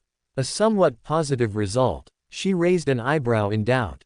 She looked at the envelope on her desk again and, after a moment's consideration, put away her pendulum. From another hidden pocket, she took out a small pocket watch and, opening it slightly, slipped her finger into the small opening. With her safety measures in place, Vivian cautiously approached her desk and carefully picked up the letter. Seeing that nothing was happening with the watch ready, she opened the letter. Nothing happened. When she opened the letter, the first thing she saw was not an explosion or a surprise attack, but even so, its content made her heart skip a beat. "You passed the test, welcome to the team. Come to Warehouse 7 on Arturo Street in the Artelia district this Sunday. Sincerely, K." This is Mr. Wayne's handwriting. But why did he sign with K? Isn't Harvey Wayne his real name? Well, as an important member of the Wise Owls, it shouldn't be surprising that he uses false identities. Finding the truth in the deception, Vivian sighed heavily. Memorizing the address, she burned the letter with her lighter and threw the ashes out the window. Watching the ashes scatter in the wind, her eyes lit up a little. She was one step closer to fulfilling her dream. Lowen Kingdom, southeast of Backland Street. George Burrow. In the basement of St. Hireland Cathedral, in the part that served as a medical room, Ekenzer Bernard replaced the old flowers in the vase with new ones. Holding the old flowers, the man focused his attention on the figure lying on the bed. Her eyes were closed in deep sleep, and the way her hands were placed on her lap gave the illusion that she was being prepared for burial, but her heart was still beating. Although, honestly, Ekenzer didn't know if being alive was better than death. It had been more than 2 months since his failed attempt to capture the fire wizard, and it would soon be 2 months since Janice had fallen into a coma.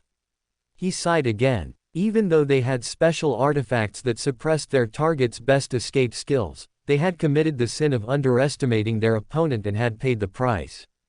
After the failed attempt to use one of the artifacts to pull Adrian Kenway to his island of the subconscious, which ended with the destruction of the artifact and the woman's current state, she showed no signs of waking up. No artifact they used, no ritual they tried, had been able to wake her up or show any signs of working. Whatever had happened, Janice's only chance of waking up was for whoever had left her like this to come and fix what they had done. With a heavy sigh, Ekenzer carefully placed a hand on Janice's and squeezed it gently.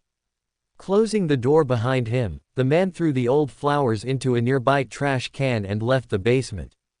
Passing through several corridors, he arrived at an office, which he entered after receiving permission. An old man in white shepherd's robes and a clergyman's bonnet greeted him. His gentle face softened the burden he felt on his shoulders a little. All of Miss Janice's needs and care are being met with excellence here, Mr. Bernard.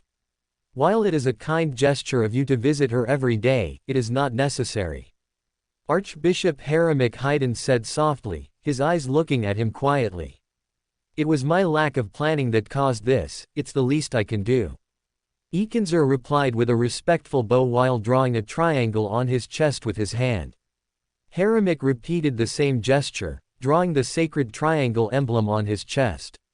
Once that was done, he asked, "How are the preparations for the memorial's transfer going?" "We have already finished preparing everything, and the venue for the exhibition is ready. Next Sunday is Knowledge Day, so we scheduled the transfer for October 10th. That will give us enough time to prepare everything and finish the move. The memorial will be held on October 20th, the perfect time to ensure the largest number of visitors." Ekinzer nodded in agreement. This year's Russell Memorial Exhibition was supposed to be held at the Royal Museum on King's Avenue, but plans had changed due to the moonless night.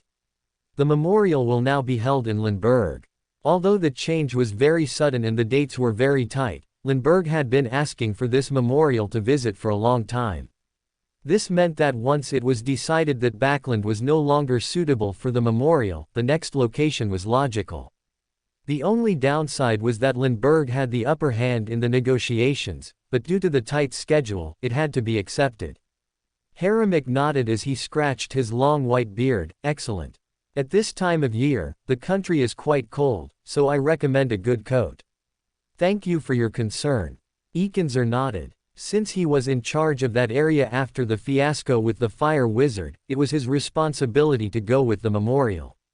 The archbishop just nodded again, taking his hand away from his beard, turning around, and focusing his attention on the sacred symbol of the church in the window. "Don't play around too much with arrows. It may be an artifact with manageable effects, but it's still an artifact with consciousness, not a toy," Haramic said casually. Ekinzer froze for a moment, then nodded nervously. Of course. Due to the nature of their work, which was to take care of the memorial of the one who was once known as the Son of Steam, they couldn't afford to let anything go missing or be stolen. Arrows would let them know if anything was missing that they hadn't noticed. It was better to be careful after all. Early Friday morning. City of Calamities. Grasping the hilt and lifting the sword from the ground, Adrian sheathed it once more. The summer sun that had been illuminating the area disappeared, and the holy bonfires drowned in the sudden darkness that followed. Releasing the hilt and letting the weapon float a few inches above the ground, he looked at the hard work it had done. The headless corpse of Christian Tamara had not changed much, but where his head had been, several objects appeared.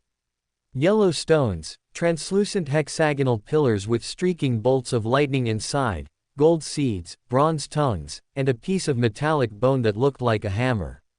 To the naked eye, he could identify the characteristics of Sequence 6, Judge, and Sequence 7. Interrogator. He would need to do some divinations to know which one was the sheriff and arbiter, but he was pretty sure which one was the disciplinary paladin. Using his control over the city, Adrian made the central object float up from the ground until it was in front of him. It was a medium-sized object shaped like a staff and a pillar at the same time. It was made of dark bronze, and its sturdy appearance gave the illusion that it could be used in a court as a pillar. "And you must be the imperative mage." Adrian muttered a little, then rubbed his eyes with a sigh after a few moments. From the slight itching in his eyes, he knew that these were the characteristics of Sequence 4. Wiping away the tears falling from his eyes, the redhead covered the characteristics with smoke. He may have the strength of a demigod here, but he did not possess the status of one. Therefore, seeing things with divinity would still take a toll on his body. Putting that aside, he looked at the other stones surrounding the area. Organized in several rows, each one indicating which path they belonged to. Adrian nodded, somewhat lost when he saw how many he had in his possession. From the Black Emperor pathway, 1 trait from lawyer and barbarian. From the chained pathway, 1 from prisoner. From the abyss pathway, 1 from criminal, unwinged angel, serial killer, and devil. From the red priest pathway, 4 characteristics of hunter. From the tyrant pathway, 2 copies of sailor and 1 copy of folk of rage, seafarer, and windblast. From the justiciar pathway, 5 arbiter, 4 sheriff, 4 interrogator, 3 judges, 1 disciplinary paladin, and 1 imperative mage. From the sun pathway, 1 bard, 1 light supplicant, 1 solar high priest, 1 notary, and 1 priest of light. From the visionary pathway, 1 spectator, 1 telepathist, and 1 psychiatrist. From the hanged man pathway, 1 secret supplicant and 1 listener. From the hermit pathway, 1 mystery prior, melee scholar, warlock, and scrolls professor. From the darkness pathway, 1 each of sleepless and midnight pocked. Looking at the neat rows, Adrian said nothing for several moments before laughing with great satisfaction. His gaze fell to the sword at his waist, his eyes shining a little. With his left hand, he caressed the golden pommel. You did a wonderful job, Rapture. I'm proud of you. Although it was strange to talk to an object, the sword had living qualities, so in a way, it was like petting a pet. Looking at it, Adrian nodded, satisfied with himself. It was undoubtedly a beautiful weapon. Rapture was a 2-handed knight's sword. Its hilt and guard were works of art in themselves, as if holy fire had melted gold onto them, creating a reflection of it. The sword's scabbard was made of black leather, with a gold tip and cross guard. Just below the cross guard, a gold circle was embedded. The sheath used to be simple, but when it was joined with the sword, it changed to what it is now. Originally, the artifact did not have one, it was just the sword. But Adrian decided to give it one. He did this so that the contract would work. Without the sheath, it was very likely to fail. The sheath was not just for aesthetics but was a fundamental part of his chosen negative effect. When sheathed, Rapture is just an extremely durable bat. In this state and when carrying it, Adrian would be constantly purified, and in 1 hour his sequence would drop 1 level. This purification could not be used to cleanse him of evil or depraved states, it was exclusively a negative effect with no hidden advantage. There were 2 ways to turn this off. The first was to give his blood to the artifact, which would put it to sleep for 20 minutes. It had to be his blood, no one else's. While asleep, Rapture could not be unsheathed, which meant that no abilities could be used other than its great durability, which came from being a grade 1 artifact. Adrian couldn't use this method very often, because the amount of blood the sword needed to put her to sleep was more than even a reaper could give casually. He could only put her to sleep for 120 minutes, any longer, and the loss would leave him too weak to fight or do anything else. Not to mention that to use it, he also had to give her his blood. The second way to turn off the purification effect was to hide the sheathed Rapture in a place of pure darkness where no light could penetrate. For that, the burnt band was perfect. Its shadow warehouse was the best place for Rapture to sleep.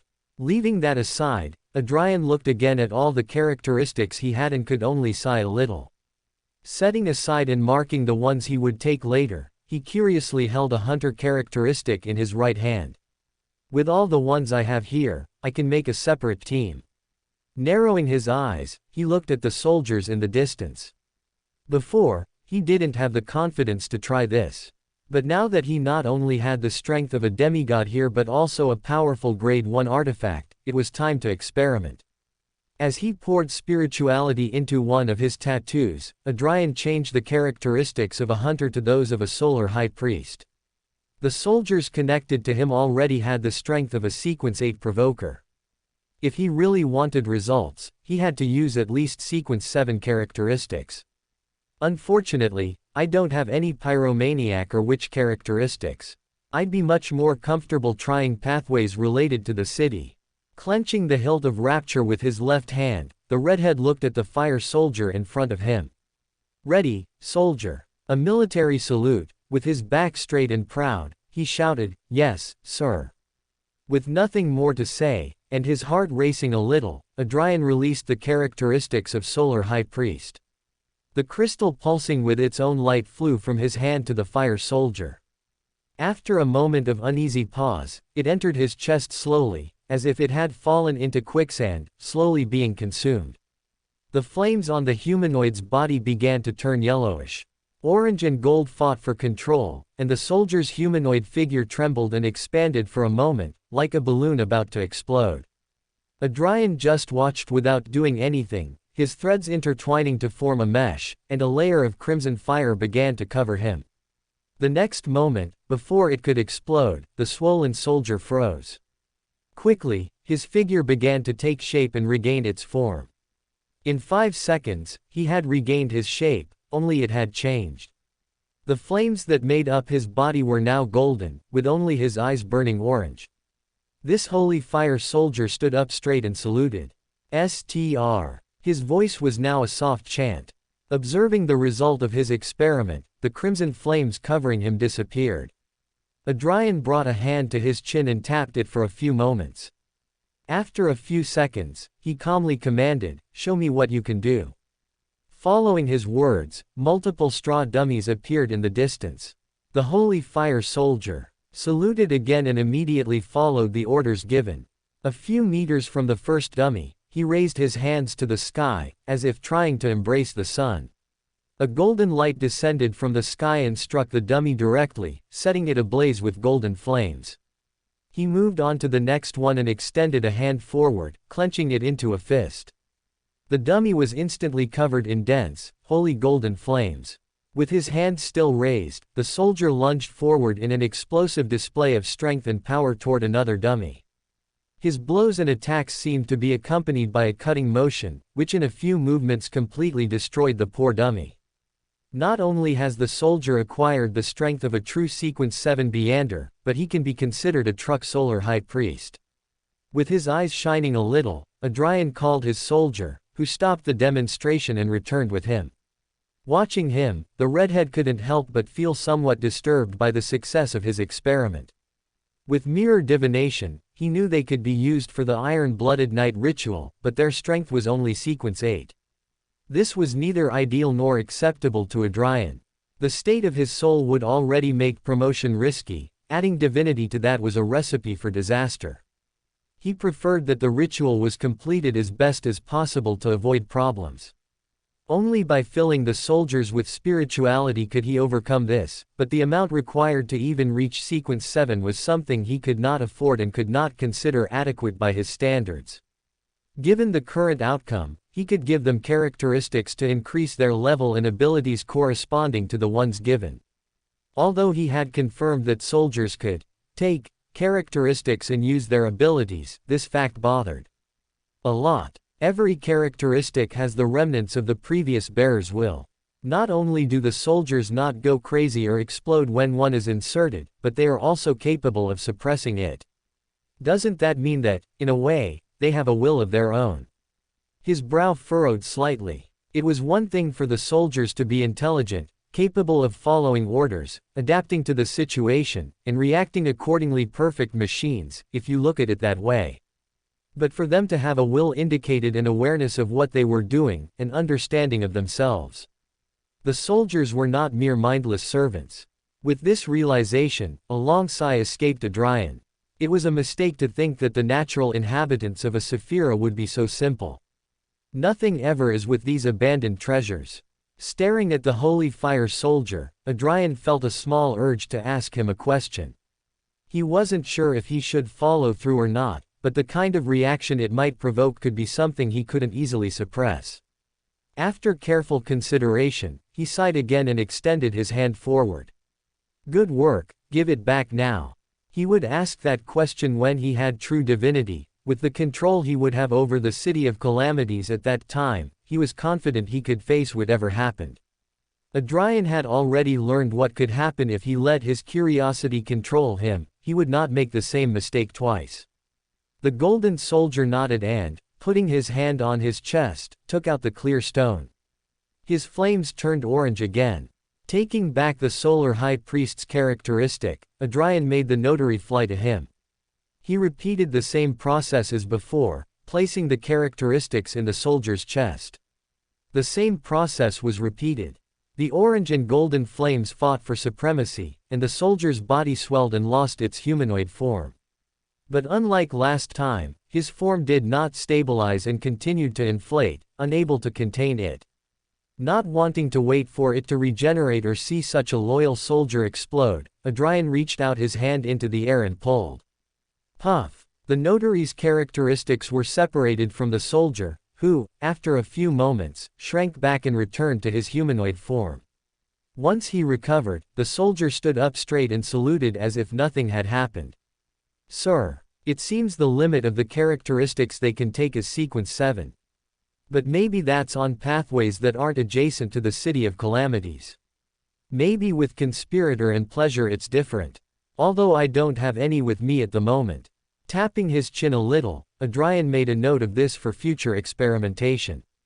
You may return, good work. He said calmly. Thank you, my lord. The soldier dissolved into golden dust, returning to being a tattoo on his left forearm. Adrian looked at this and just laughed a little.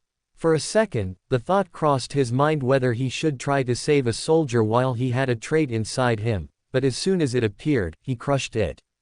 While his soldiers could carry characteristics and use their abilities, that wasn't the case with himself. If he tried to reabsorb them in that state, he would almost certainly absorb the characteristic they carried, which would be deadly. I'm not a milkshake to mix ingredients, Adrian shook his head, amused.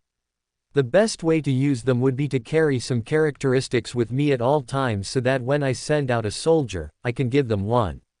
But of course, the risk is that if they die in combat, it's very likely that I won't be able to recover the characteristic in time, so I would lose it.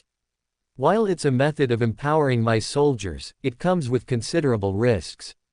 Satisfied with today's results, he didn't stay here any longer. Opening the door of flames and throwing rapture through it, the redhead closed his eyes. The sphere of light quickly completed itself. Reopening them in his bathroom and feeling something inside him being cleansed, Adrian calmly grabbed the sword and placed it in his shadow. Rapture was swallowed without resistance, and once it disappeared into her, the sensation vanished. He did not rush to break the wall of spirituality, but instead cleaned the altar to the Scarlet Monarch and made sure he had left nothing behind. The redhead knelt on the ceramic floor and closed his eyes. Hermes soon left his lips. The fool who does not belong to this era, the mysterious ruler above the gray fog, the king in yellow and black who wields good luck. I pray for your attention. I pray that you will listen. Mr. Fool, I have finished my work. I will be back at the Tarot Club this coming Monday. Whispers reached his ears, but the detective did not let this affect what he was doing. With a friendly smile, he handed a few yellow bills to the cashier in front of him. Thank you for your purchase, sir. Please come back soon. Taking back the paper bag with the ingredients for his meals for the next few days, Klein nodded. With his errands done and on his way home, he took a moment to think about what he had heard a few moments earlier. Someone prayed to me. A man's voice. Already getting an idea of who it might be, the magician quickened his pace slightly, not enough to be a light jog, but a little faster than normal walking. Arriving at his apartment, the detective placed his purchases on the table and entered his bathroom. Raising a wall of spirituality and taking the 4 steps against the clock, Klein ascended to the Saphira Castle. Taking his place in the seat of honor, his gaze was quickly drawn to the pulsating crimson flame with black spots. Of course it would be Joa, he's the only crazy person who prays at this hour. Looks like he succeeded in his plan. Complaining a little about his fellow, Klein raised his hand and sent some of his spirituality to the flame. Turning his head away and closing his eyes as usual when dealing with his soul brother, he listened calmly. Mr. Fool, I've finished my work. I'll be back at the Tarot Club this coming Monday.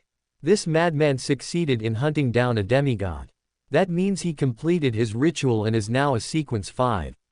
He's only been in this world a month longer than me, but he's already on the verge of becoming a demigod, even completing the ritual ahead of time by who knows how long. Why is he in such a hurry? This isn't a game that has to be completed in the shortest time possible. Did he do that at home? Was Joa a speedrunner? It would make sense with how fast he is progressing. Lampooning a little, Klein responded calmly to the prayer with a simple, "All right," and with that, he cut the connection. Tap tap. As he tapped his armrest in a slow rhythm, Klein's eyes moved around the space, from the seats on either side of the rusty bronze table to the imposing ancient columns that surrounded him to the endless gray fog that seemed to stretch into infinity. After a few moments of consideration, the man straightened up a little. A topaz pendulum hung from his wrist. Closing his eyes and using cogitation to empty his mind, he repeated silently 7 times. "It is safe to explore this space. It is safe to explore this space." Once he reached the 7th time, Klein opened his eyes. The pendulum was spinning at a considerable speed counterclockwise. A positive result. Wrapping the pendulum back around his wrist and hiding it under his sleeve, the magician rose from his seat and began walking toward the edge where the tarot club was held, between the columns and the sea of gray fog. He had already explored all the space between the columns, the only thing he hadn't checked yet was that sea that stretched into infinity. Since he hadn't started cooking breakfast yet and had a little free time, he decided to seize the opportunity. "It's not like I can't return to my body immediately if something happens." With those words of consolation and a last sigh, Klein took a step forward. Contrary to what he expected, he did not fall into an unknown void but stepped on something. Carefully, he took another step, and the same thing happened. Now that he knew it was safe, his gait became more relaxed. Looking around, Klein let his intuition guide him. In a space where he couldn't see anything beyond the gray fog, relying on his sight was somewhat useless. After a short while, Klein saw something in the distance, a light at the end of the path. This cheered him up, but he didn't let it get in the way of his situation. Without rushing and alert to anything that might happen, he made his way toward the light. After 15 seconds, he saw a flight of stairs that seemed to lead to the sky. The staircase was made of pure light. It was holy, transparent, and unblemished, capable of stunning anyone's heart. The staircase had only 3 steps, and each one was quite high, as if designed for creatures larger than giants. Klein looked up, following its path, and saw a layer of grayish-white fog, condensed and suspended in midair, as if supporting something. It was a significant distance from the staircase of light. Does the 3-step staircase represent my consumption of Sequence 9, Sequence 8, and Sequence 7 potions? What exactly is above that layer of fog? Klein advanced carefully until he reached the staircase of light and stepped on it. There was nothing unusual about the steps, and they were solid as rock. Klein climbed the stairs, up to the 3rd level, and just as he was about to look up, something stopped him. Kneeling down, he looked curiously at the step. "Because I was on the floor, I didn't notice this." Squinting slightly, he traced it with his hand. The rest of the 3rd step was covered with several black stains, which at first glance appeared to be deep, reaching the very center of it. At the sight of these stains, a thought crossed Klein's mind. These were not natural to this space. They did not belong here. Staring at this unnatural sight, realization struck Klein. These are the marks left behind by fire. Such a thing stunned the magician, and a chill ran through his body from head to toe. Was it even possible for something to burn here and not be repaired immediately? Not even eternal blazing sun, a true god of Sequence 0, was capable of leaving a permanent mark here. While he did cause to shake and suffer some damage, it was only temporary, being repaired within a few seconds. Not wanting to think about how it was even possible to leave a permanent mark on Saphira Castle, Klein's eyes moved slightly. The marks increase at the edge, it's very likely that the next step will be even more burned than this one. Shaking his head slightly, he looked up at the platform of grayish-white mist in the distance. Taking several steps back and concentrating all his strength in his legs, Klein accelerated and took a big leap. But once his feet left the ladder of light, all momentum and the instinctive flight of his spiritual body disappeared. He fell straight down and landed at the bottom of the layers of gray mist, not even coming close to reaching the platform. It looks like I'll have to advance 3 or 4 sequences. Sequence 4 brings a qualitative change. With that change I should be able to see what's there. Klein looked up, his heart complicated. The words of Joa and the Scarlet Monarch echoed deep in his soul. Saphira Castle was not only deeply related to his transmigration, but it also carried an enormous burden. Klein felt that the answers to the questions that plagued him once he awoke in this new world were there, waiting for him. Once I become a demigod.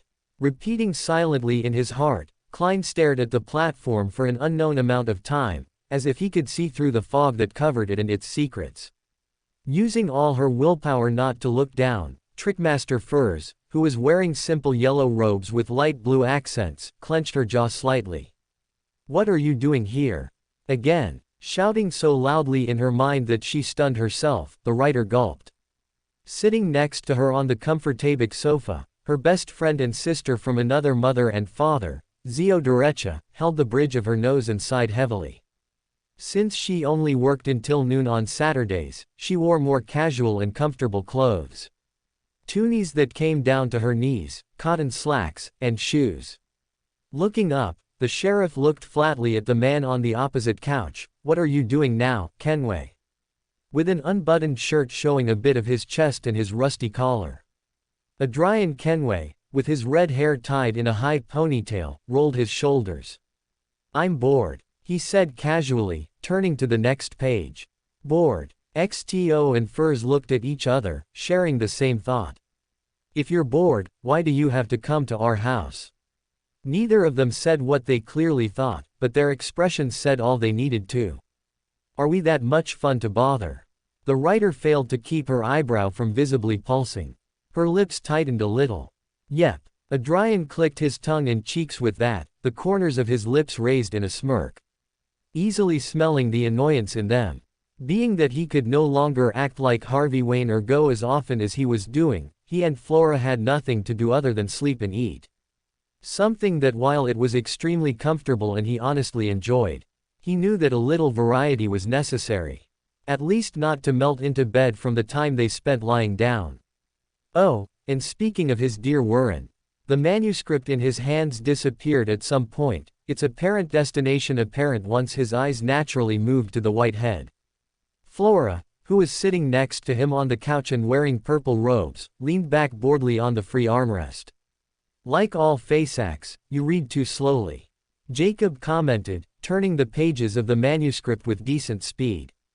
"I was enjoying the portrayal of myself."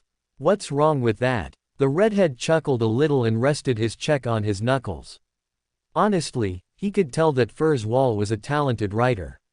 Not only did she manage to capture the essence of James Holmes quite well, but she came close, with some flaws, to how he thought when his identity was still hidden.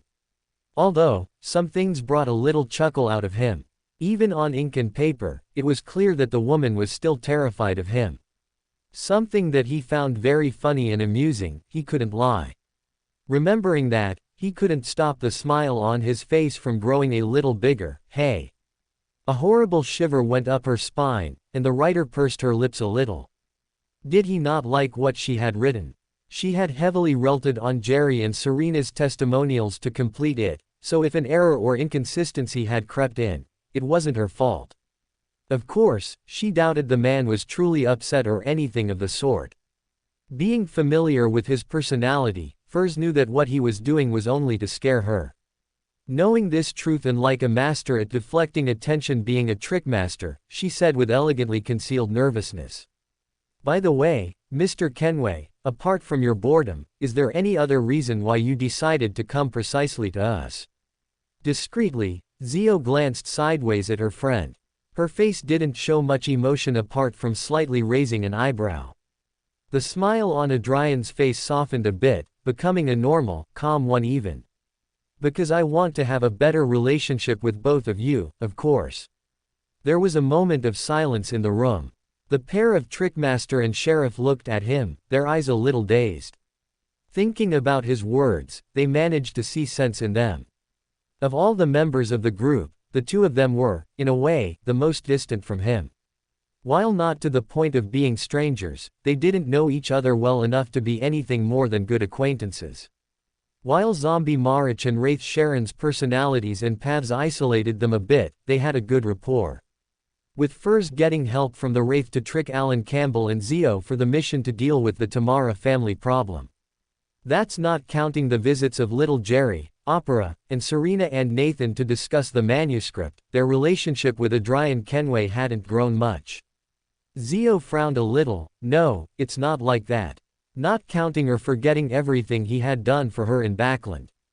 The promise he had with her, how he had fulfilled in finding a way to save Furs from the ravings of the full moon and blood moon. And adding how the madman had practically paved her way to sequence 4. Letting out a soft sigh, the corners of her lips lifted a little. What's there to improve, Kenway? I thought we were already friends. Furs blinked owlishly and turned her head to look at her. Her huge sapphire eyes searched for what had happened to her, if a fake had replaced her. The sheriff raised an eyebrow. What? I'm right, aren't 17 inches. Her mouth dropped open, wanting to tell her that she wasn't, that this madman wasn't her friend. That if there had been the opportunity, she would never have been associated with him. But, despite how deeply she searched inside herself for a way to tell her best friend no, nothing came up. With that, realization hit her, and her disbelief turned to horror, then to disgust, and finally to bitter acceptance. She, too, already saw him as a friend. Not as close even in dreams as XTO, but that madman was no longer just that, but had at some point become her mad friend. Her head sank, and the writer covered her face with her hands. Oh, by steam. What's wrong with me? Furs grumbled through her hands. Pat pat. A hand gently patted her head, comforting her. Zio, even that won't work now. The writer mumbled. It's not me. Her friend's now distant voice said from what she quickly noticed was the kitchen. Furs froze. The clear implications of what that meant hit her like a cold night's wind. Oh no. Slowly, she lifted her head from her hands. Darkness faded, and the first thing she saw were scarlet eyes glowing with amusement. Not who you expected, E.H. Adrian laughed complacently, patting her head with his left hand. Furs just closed her eyes in surrender. There was nothing she could do anymore at this point. Turning a page, Flora said without much interest, he doesn't look it, but he has a heart of marshmallows. The female couple may not have noticed, but she did. As soon as the dwarf admitted that they were friends, her princess's eyes had sparkled a little. Fushi fushi. The sound of flapping reached his ears, and the smile on the redhead's face took on a strange tone. Stretching his finger a little, the thread that was tied to the kitchen window pulled a bit, opening it. A little gray and black bird flew in. Hey, not inside my house, Zio complained, glaring at it as the troublesome bird swiped at Adarvan's forearm. Sorry, miss, but I wanted to take advantage of being around here to do it. Adrian winked in apology, taking what the little bird had brought in its peck and closing his fist so it wouldn't be seen. He stroked a finger over the little animal's head. Good job, you can rest. The bird straightened up and waved with his wing, PL. Following that, it dissolved into golden dust that melted on his forearm, forming a tattoo on his forearm. Furs looked somewhat dazed at him. Not because the bird had dissolved into dust, she was used to that, but because of what it had brought. Since the red-haired man was in front of her, the others could not see what it was, but the writer could. She even recognized it, but it took her a moment to process it. That, she stuttered, her mouth suddenly dry and cheeks very warm. Shish. Adrian lifted a finger and brought it to his lips. With a wink, he added, it's a little surprises. Furs' eyes couldn't help but drop down to the man's ample chest for an instant before looking up again, her mouth opening and closing awkwardly. With nothing more to say, Adrian turned around and walked deeper into the house. Miss. I'll use your bathroom for a moment, I won't be long. Setting down the tray with the drinks on the small table, the sheriff looked at the man's disappearing back. Sighing, Zio returned her attention to her friend and looked at her blankly. What's wrong with you now? With lost eyes and a deep blush, the writer looked like she had suffered a sudden heat stroke.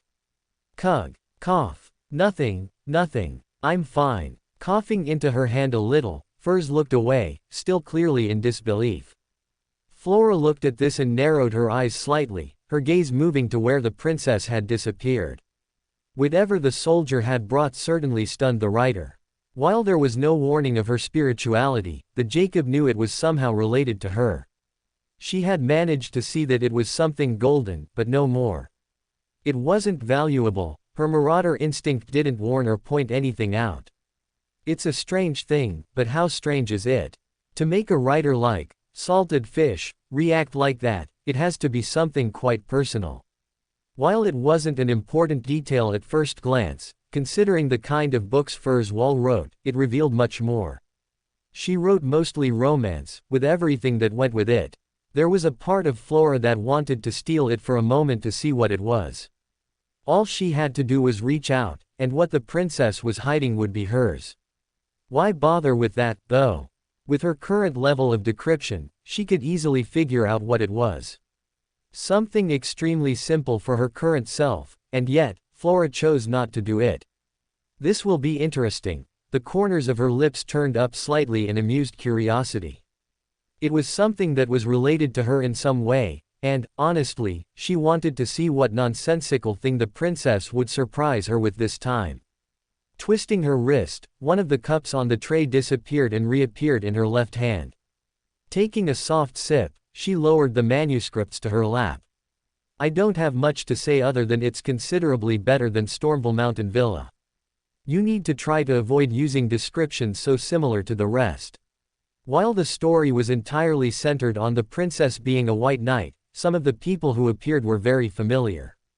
Her best friend, Zio Derecha, was almost described on a one-to-one basis, with the only difference being that she was taller in the manuscript. The same was true for Sasha, the boy with a woman's name and the ungrateful brat. The only differences were hair or eye color. Beyond that, they were the same, down to personality. Furs sighed loudly as she grabbed her favorite mug, a light blue one with little star drawings, and tasted some of the chamomile tea. Creating characters from scratch was difficult, so she often relied on people she knew for that. I know. It's a bad habit I've kept since my first novel. I'm trying to give it up.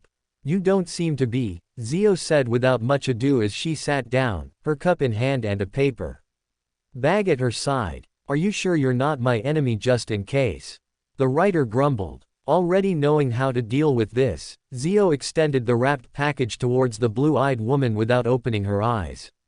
Smelling the sweetness coming from it, Furs's frown disappeared, and she quickly grabbed it.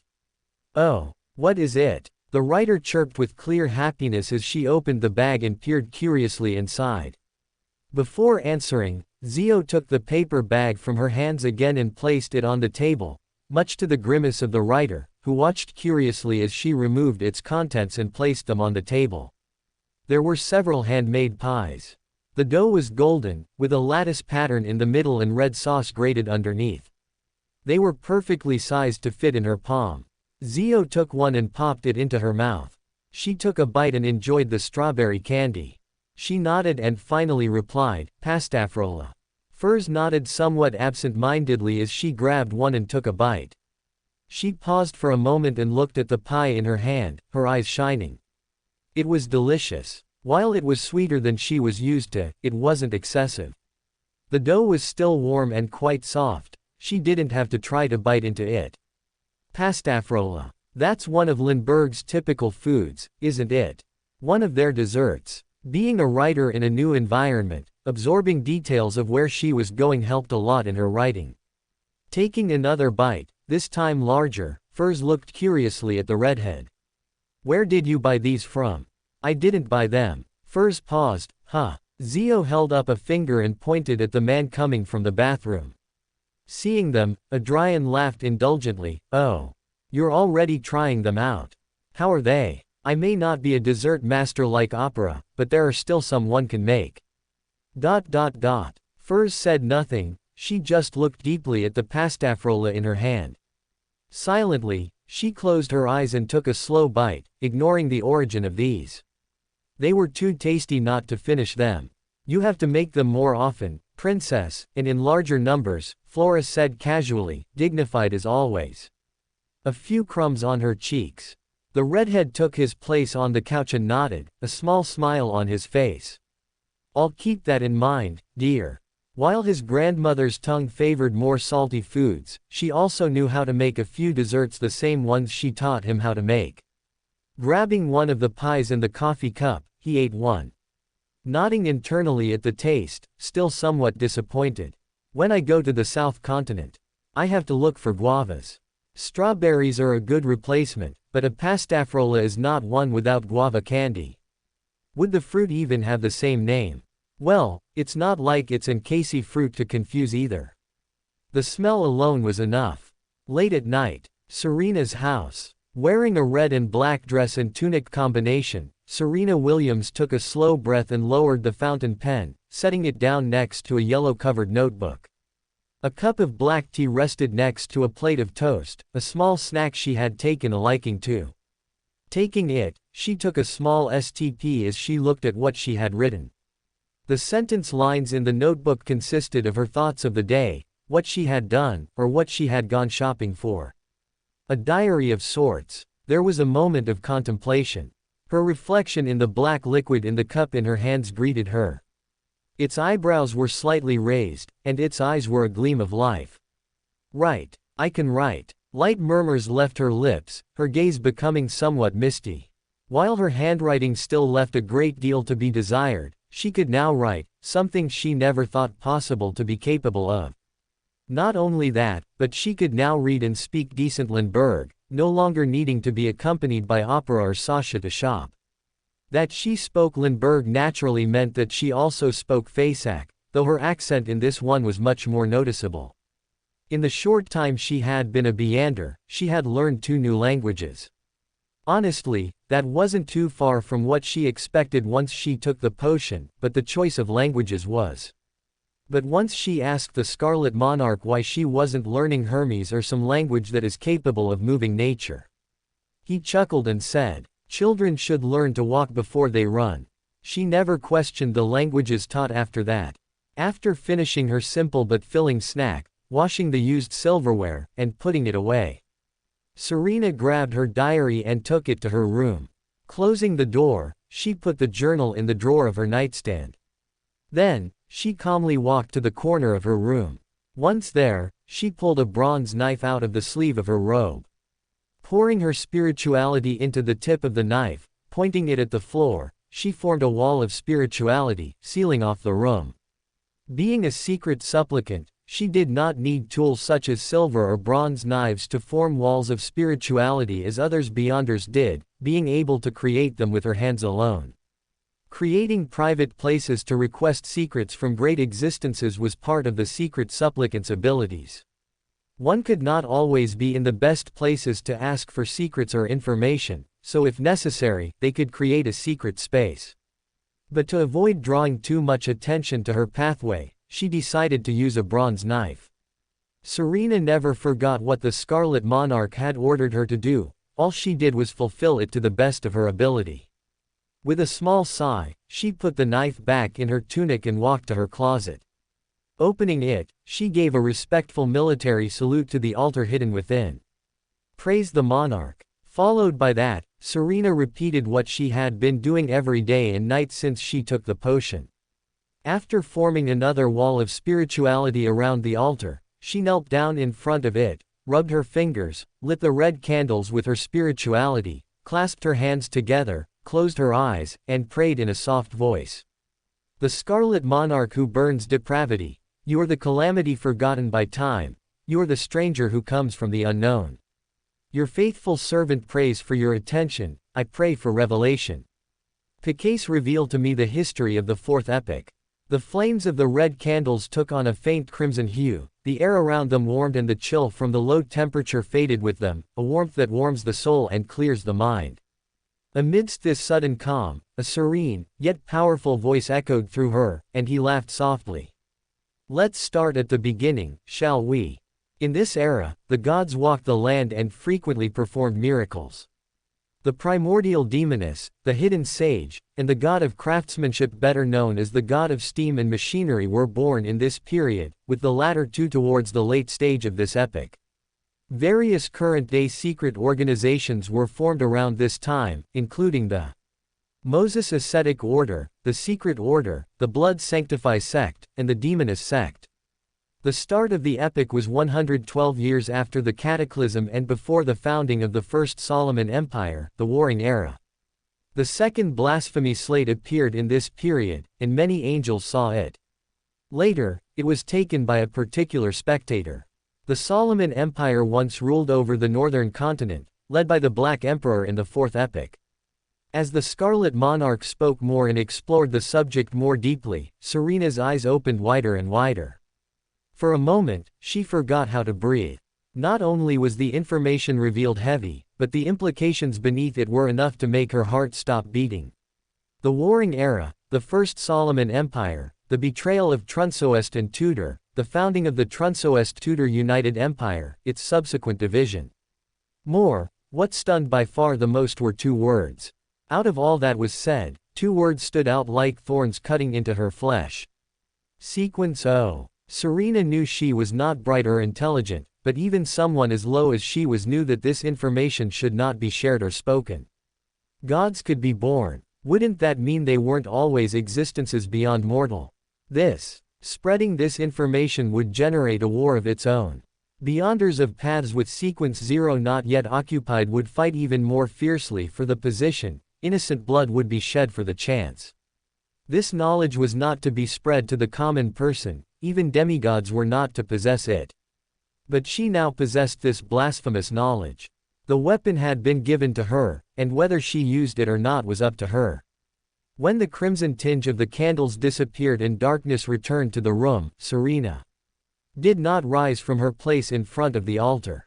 Her eyes stared deeply at the symbol of the Scarlet Monarch, trying to understand why she was being told that information. Her potion was almost completely digested, only a small remnant was left that refused to leave. Secret supplicants pray to hidden existences for information and secrets. But perhaps there's more to it, it's not that simple. Her frown furrowed slightly, her mind repeating over and over. Secret. Secret. We pray to existences for information and secrets. And it becomes our responsibility to keep them a secret once received. Yes.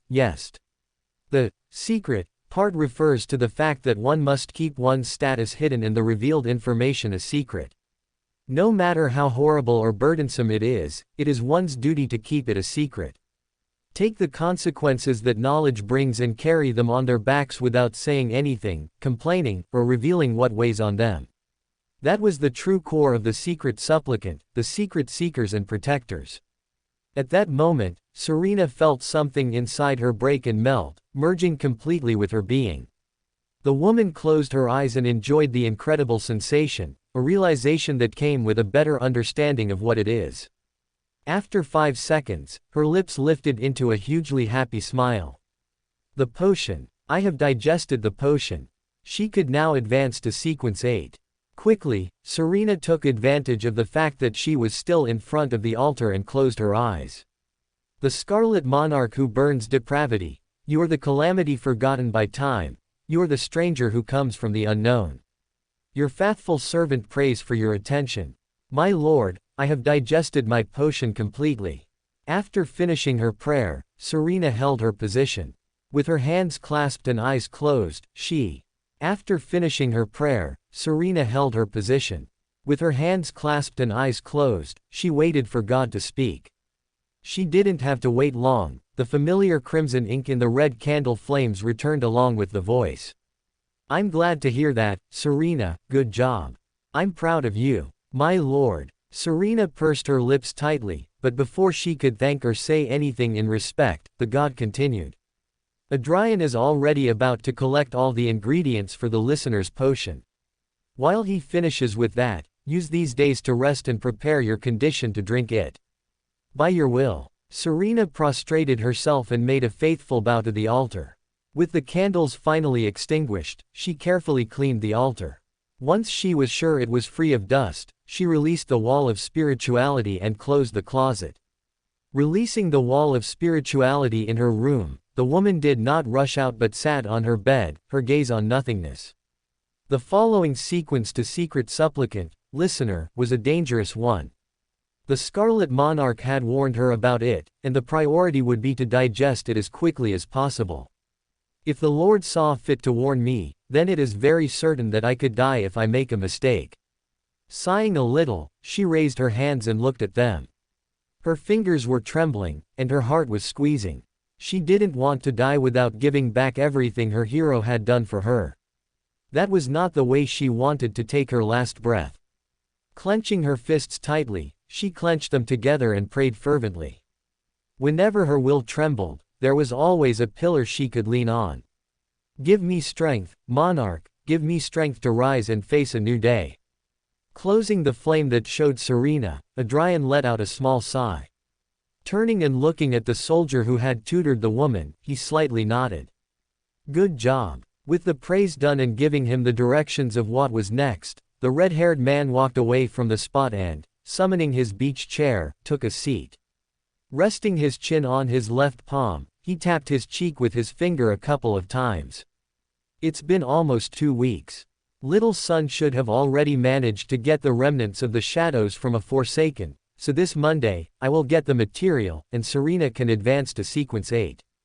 This was the moment he had prepared for, once he had chosen the path for Serena. Listener was a dangerous sequence, so the goal was that Serena would advance to Sequence 7 in 2 weeks at the latest. But he would try to make it sooner. If it went well, the woman could digest her potion in less than 10 days. Having a Saphira and soldiers makes this so much easier. If I had to rely on myself, my cover as the Blessed of the Scarlet Monarch would be broken. Adrian held out his hand, and something flew out of the yellowish smoke. Colliding with his hand with a satisfying paw. He opened it and looked at it with slightly pursed lips. Not wanting to end up like Klein, for whom believers wrote his Bible for him and who ended up inchiting his mortal enemy as one of his angels, Adrian went ahead and started writing his own Bible in his spare time. After all, wise men learn from the mistakes of others. His dad always told him that. Adrian Kenway will be the one to show the glory and power of the monarch, while Serena Williams will be the one to spread the word of the Lord. He looked at the dark red cover of the notebook and sighed a little. Opening it, he grabbed the pencil in the middle and began to write. Beyond the corners of the physical world, separated from the spirit world and uncontainable by the astral world, the Scarlet Monarch awoke in the unknown. Artelia District, Artyrose Street. Sunday. Adjusting her hat a little better, a woman with black hair and square glasses took slow breaths as she walked towards her destination. Barbarton Vivian moved with strange elegance and steadiness, her gulp causing people who passed her to unconsciously lower their heads and turn away, even if they were not in her way. This was the pressure she could release being a barbarian, an oppressive aura that made ordinary people unwilling to get in her way, and could even make Beyonders lesser than her walk with caution. Moreover, even the nervousness of people who were unable to even look her in the face could not compare to the woman's racing heart. While she had decided to go through with it and had taken numerous measures to ensure that if anything went wrong, she would escape with her life, the fear that slithered through her stomach like a snake was too hard to ignore. But, being who she is, she moved forward, determined and did not look back. The necklace around her neck, the pocket watch on the sleeve of her dress, and the carrings in her ears were very good calming devices, her shield against uncertainty. After a while of walking down Artyrose Street and entering the farthest parts of the crowd, Vivian looked up. In the distance, a warehouse loomed. There was nothing special about it that set it apart from the rest, made mostly of orange bricks and wood painted in warm colors, it was as common as they came. That should be Warehouse 7. Taking a slight sigh, the barbarian started her way there. Following the instructions on the letter that were still clear in her mind, Vivian didn't enter through the front but took a slight detour, heading around back. Arriving at the back door, she let out an inward sigh and, clutching the watch on her coat sleeve, raised her opposite hand and knocked on the door a couple of times. Knock, knock. That done, she took a few steps back and waited. It wasn't long before the sound of footsteps sounded behind the wooden door. It was opened by a young boy with brown hair and dark green eyes, who had an expression that said little. Upon seeing her, the boy's eyebrows raised slightly, and he gave a respectful bow. "Ah, Miss Vivian. Welcome, We've been expecting you. The barbarian blinked once, recognizing the boy. Saul. This was the boy who had just started working at the firm last week.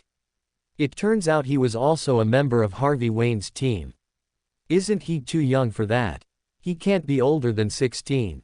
The barbarian couldn't help but be a little critical of the decision to have someone who wasn't yet an adult here. But at that moment, she realized what had happened.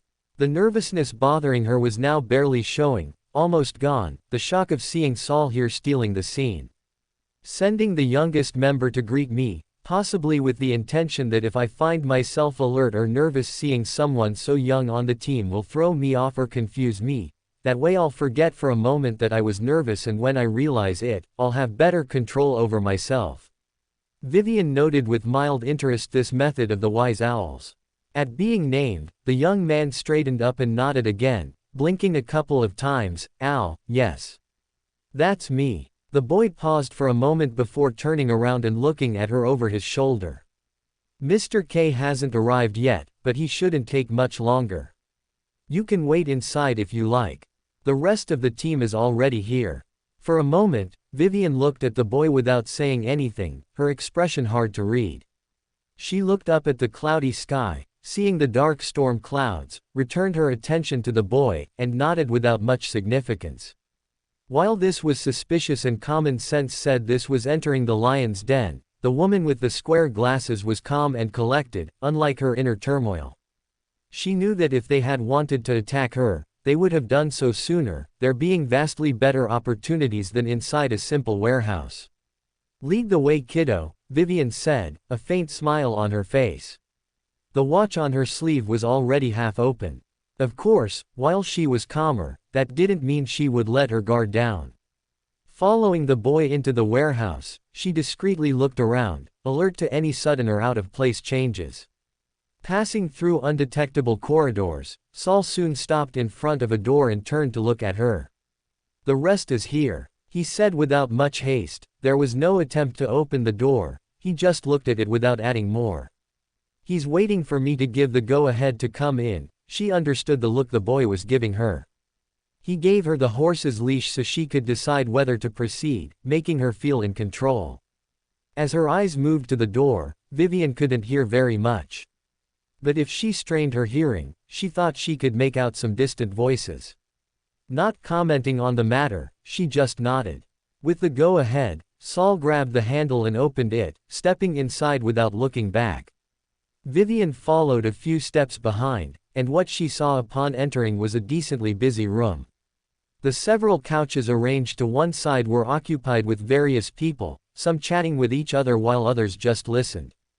But before Vivian could get a better look at their faces, her eyes suddenly stopped on the shortest figure in the whole place. With curly brown hair, freckles on her chubby cheeks, and large gray eyes through one of which a scar ran, the barbarian found herself at a loss. After 3 seconds, Vivian returned her attention to Saul, who was still standing near her. What's a child doing here? Oh, that's Tammy, Saul said casually. The little girl whom Vivian now knew was named Tammy raised her head and held up a hand. Good morning. Good morning. Honestly, a little lost, Vivian raised her hand and returned the greeting. The girl gave a slight nod, and that done, she went back to what she was doing, eating the cookie. She was holding in small bites. Next to her was an attractive red-eyed woman with a sweet smile, holding a steaming mug. Under her glasses, the barbarian's eyes moved to the huge woman approaching. She had an equally huge smile on her face, one that almost hurt to look at because of how bright it was. Next to her was a young man with black hair and green eyes. He was slender but fluid in his movements. Based on their features, the man appeared to be from Intis, while the woman must have been from Fasak or Fainapotter. Vivian couldn't help but be somewhat surprised by the woman's height, who easily had a head on her, not to mention her musculature. It didn't take a genius to figure out what her pathway was. Warrior pathway. She's close to 2 meters tall, so she should be sequence 8 or 7. Most likely 8. A slight smile graced her face, and she elegantly saluted. As the man, if it were one who was behind the mask that was Harvey Wayne, arrived here, She would try to get as much information as she could from his so-called team. How they acted and behaved would give her a good idea of what kind of leader he was, whether he was one with a good head on his shoulders or just another know-it-all with a stick shoved deep up his ass. At the moment, her main idea of the guy was that he was weird. The big woman with orange blonde hair and bright eyes stood before her and placed a strong arm over the shorter man, who did not react. "Hi, I'm Sasha, it's a pleasure. This guy at my side is Nathan." The giantess laughed energetically. "Nice to meet you." The Intesian nodded cordially. Vivian nodded back, not so cordially, of course, and casually introduced herself. She went through the various people here like this, greeting and introducing herself. As she passed, she went through the various people here like this, greeting and introducing herself. As she passed from one to the next, the variety of personalities surprised her slightly more. The aspiring writer Livia Storm, the sheriff Perse Izquierda, the silent Sharon, the cold Marie, the weird purple-eyed Charlotte, the florist Opera, the calm Serena. A group as varied as a fruit salad. As she finished introducing herself, the door to the room was knocked a couple of times only to be opened 2 seconds later. That must be him ignoring the sudden leap in her heart. Vivian turned her head toward the door. Yet, before either could say anything, she saw who had entered and could only swallow her disappointment to keep it from showing on her face. A young woman with greenish-black hair in a sleek fringe and light brown eyes came through the door. Looking at her movement, it was clear she didn't lack confidence. "Hazel." The giant woman gave a shriek and quickly moved towards the green-haired young woman. In 3 long strides, this one passed from one end of the room to the other, and the young lady named Hazel now found herself in a crushing embrace. "How have you been? How is the university? Is it not too hard? Come on, tell me about it." Sasha exclaimed with happy curiosity. "It's fine. There's not much to tell." The young Hazel rolled her shoulders slightly, not at all surprised at her current situation. Suddenly, the giantess let out a slight, "Oh," and turned around, still holding the young girl in her arms. "This is Nathan, by the way, I've told you about him." "Really, this is what a team of wise owls looks like, really. Silent know-it-alls with an ego only comparable to the size of their private libraries and stubborn as mules." If there was another reason not to trust what her grandfather was saying, Vivian had just gotten it. That old fossil. Internally clicking her tongue, the barbarian watched as, followed by the giantess's bone-breaking embrace, several of the other team members approached Hazel. The only ones who did not approach were Marich and Sharon, who gave a simple nod from their places. After heavy and deep consideration of what was going on, only one thought crossed the mind of the barbarian, who couldn't help but feel sorry with herself for having been so nervous earlier. What a mess I just got myself into. Vivian bit her tongue slightly as her eyes returned to the door of the room, waiting for it to be opened again, but nothing happened. Of all the things that could be a rumor, it had to be just about the wise owl's punctuality. "What are you looking at?" a voice suddenly said behind her, and the woman froze. With her heart increasing at a pace worthy of a racehorse but trying to keep her posture steady and not show weakness, she casually turned around. Standing just 4 paces behind her, a tall man with long black hair and scarlet eyes looked at her in amusement and laughed a little. "I had to check a few things, so it took a little longer than I thought, sorry about that." She didn't answer right away, still somewhat stunned that he had come so close without making a sound. "How long was he behind me?" Ignoring the shiver that ran up her back at that sudden thought, Vivian gave a slight nod. "Mr. K, I assume?" she asked with clear obviousness, more out of showing respect for her leader than curiosity. "He may look different, but his personality hasn't changed a bit." Off to the side, she noticed that the white-haired Abigail had also appeared. As usual, these two were always together. "You can say that." Mr. K laughed another short laugh before turning and walking away. Pausing for a moment, he looked at her over his man, scarlet eyes sparking with a strange glow. "Let's make ourselves comfortable, shall we? After all." Sitting down in a somewhat secluded chair and crossing his legs, he smiled sweetly. "We have a lot to talk about." Flora visibly rolled her eyes at what her princess was doing. Using Emperor Russell's words, the princess seemed to have been bitten by the mosquito of extra. Much more than usual. They had already arrived at Artyrose Street an hour ago. They lingered in a restaurant in the background while one of the princess's bird-shaped soldiers guarded the warehouse. Once the last member entered, they would appear behind using Shadow Leap. Thinking about it, her mind wandered back to the other ridiculous thing he had done. Preparing a white suit to be presentable to show off the plan, in a rainy and muddy forest. Sigh. Closing her eaves for a moment and internally shaking her head, the Jacob allowed herself a few seconds of peace of mind. Excuse me. Ignoring the annoyance that had suddenly multiplied, Flora opened her eyes and turned her head to the side, to a green-haired young woman approaching with slightly nervous steps. Pursing her lips slightly and repeating in her mind what she was going to say one more time before doing so, Hazel asked with some uncertainty. "Is that you, teacher?" Hazel looked intently at the woman sitting across from her, her brow slightly furrowed as she waited for her response. She may not have been in touch with her teacher as much because she was studying and preparing for the university exam, but every once in a while, she would send a letter by the man's messenger or receive one that told her what had been going on these days. When she read that Flora, her former teacher in the Beander world, had joined the group, she was ecstatic and happy.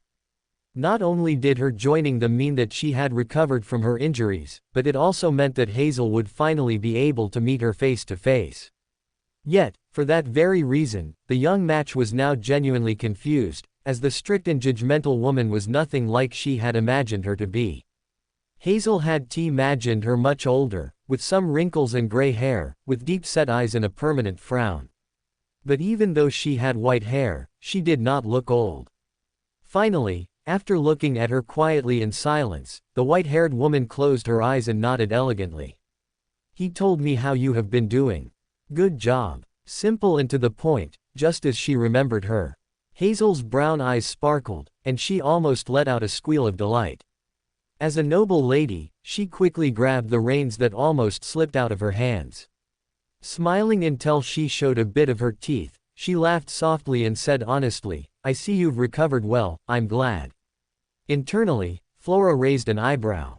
If only her previous student knew that the only reason she even decided to take her under her wing was to use her characteristics to recover, which to her was nothing more than fattening up the turkey before eating it. She didn't deny it, a part of her was curious to tell her that very thing and see what kind of reaction she would get, but she decided against it. What that could bring was things that would cause unnecessary headaches. Besides, it was better for Hazel to maintain that wise teacher image than to resent her and cause trouble. With all that in mind, Flora opened her eyes and looked at her failed plan and said calmly, "I'm not your teacher anymore, but I can still answer some questions. If you have them you can come to me." Grasping the edges of her robe, Hazel gave a polite bow. "Then, excuse the inconvenience," she said with a small smile. Straightening up, the doubt that had been growing in her and itching the back of her neck since Adrian Kenway had become her teacher was revealed to the only person who could answer it. "Ma'am, why did you choose him to replace you?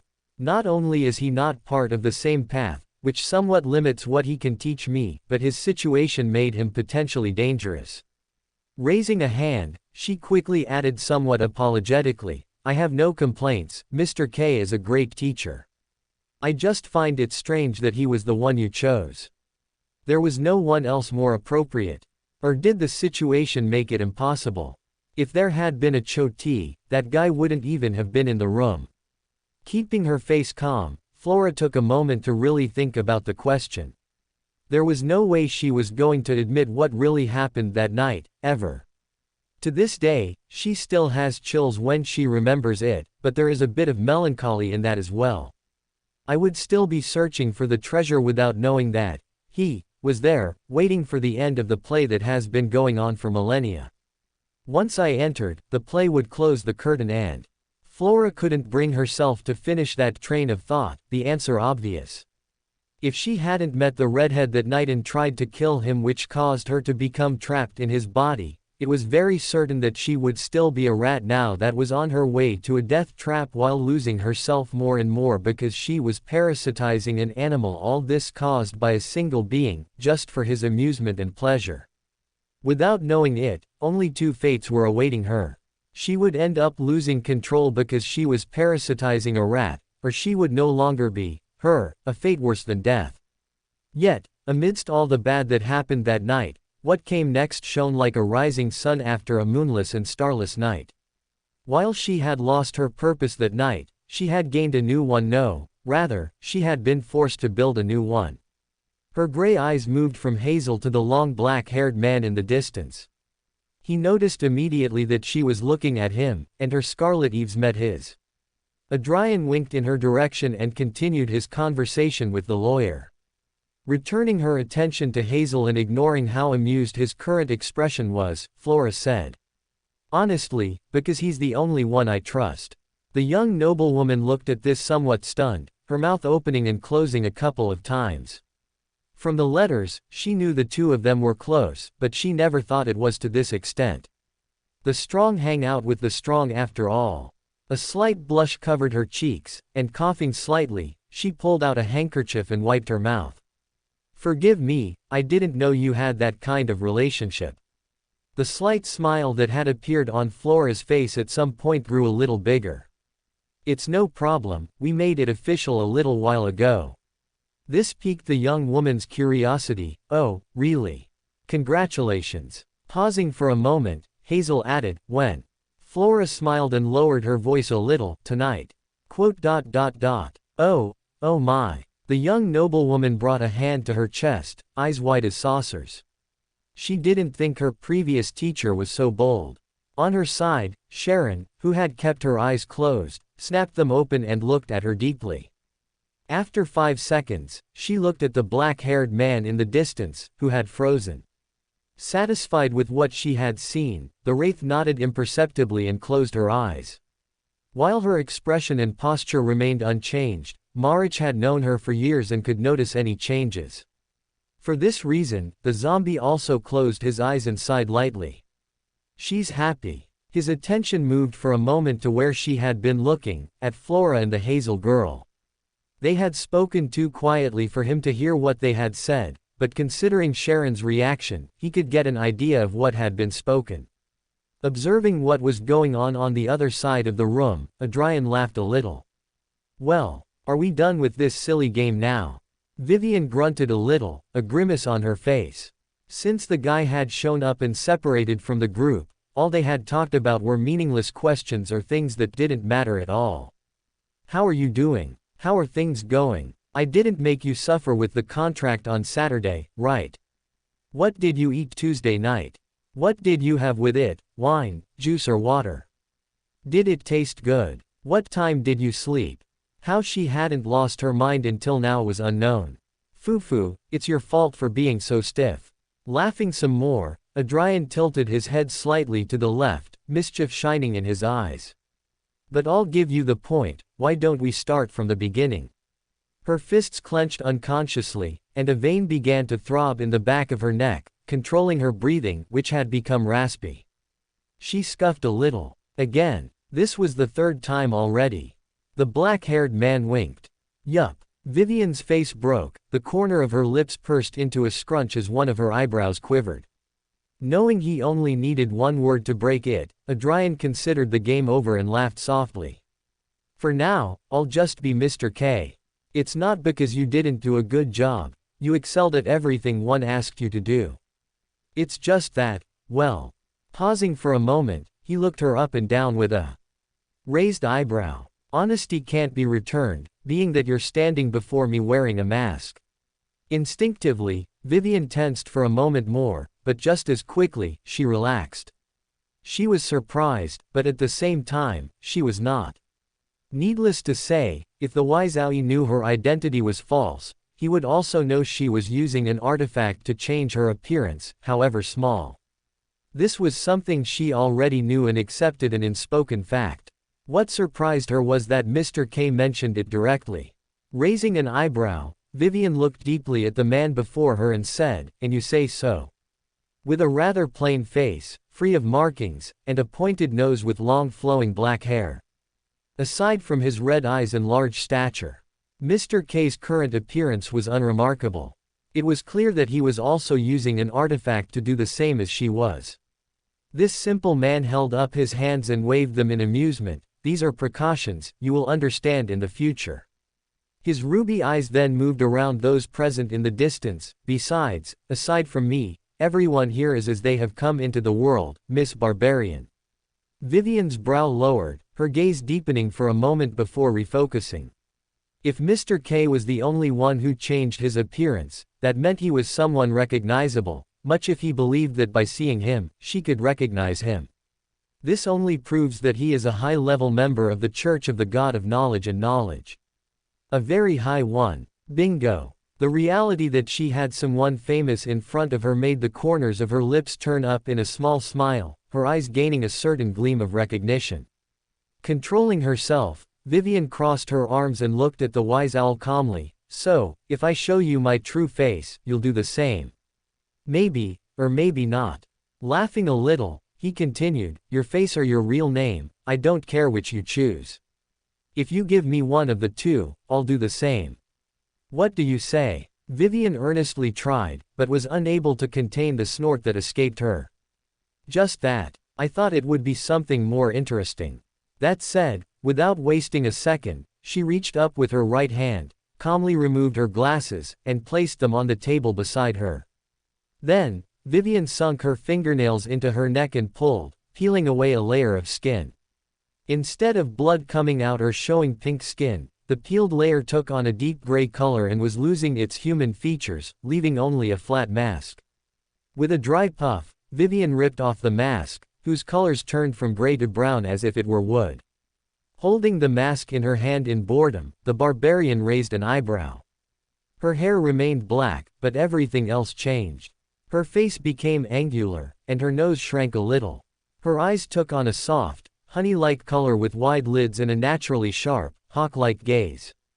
Her features were clearly of an Intesian. This is me, your turn, Vivian said with an edge, a sideways smile.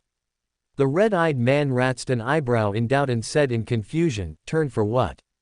Hearing those ridiculous words, the woman's face broke into pure indignation laden with annoyance. Raising a finger, she pressed it hard on the guy's chest. Don't play games with me. It's your turn to reveal your face to me. The black-haired man blinked, his brow slightly furrowed in genuine confusion. I don't understand what you're talking about, Miss Vivian. When did I say I would do that? The barbarian's expression fell, as if a bucket of cold water had suddenly washed over her. What are you talking about? If that's what we agreed. Miss Vivian, you must be confused. I only said that when the time came, I would reveal my face to you. That you heard otherwise is not my fault. Looking at her with mild disappointment, the wise owl sighed a little and shook his head. Please pay more attention to what I say next time. He grabbed the finger that was still pressed against his chest and calmly pulled it away. I hate having to repeat myself.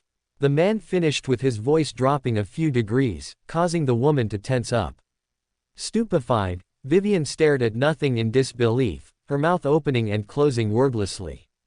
This. Muttering to herself, the barbarian couldn't believe what she had just done. She was a lawyer. How was it possible that she had misheard and confused the man's words?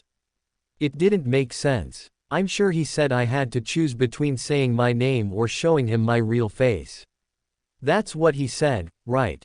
Or was it really when the time was right? I'm not sure which one it was.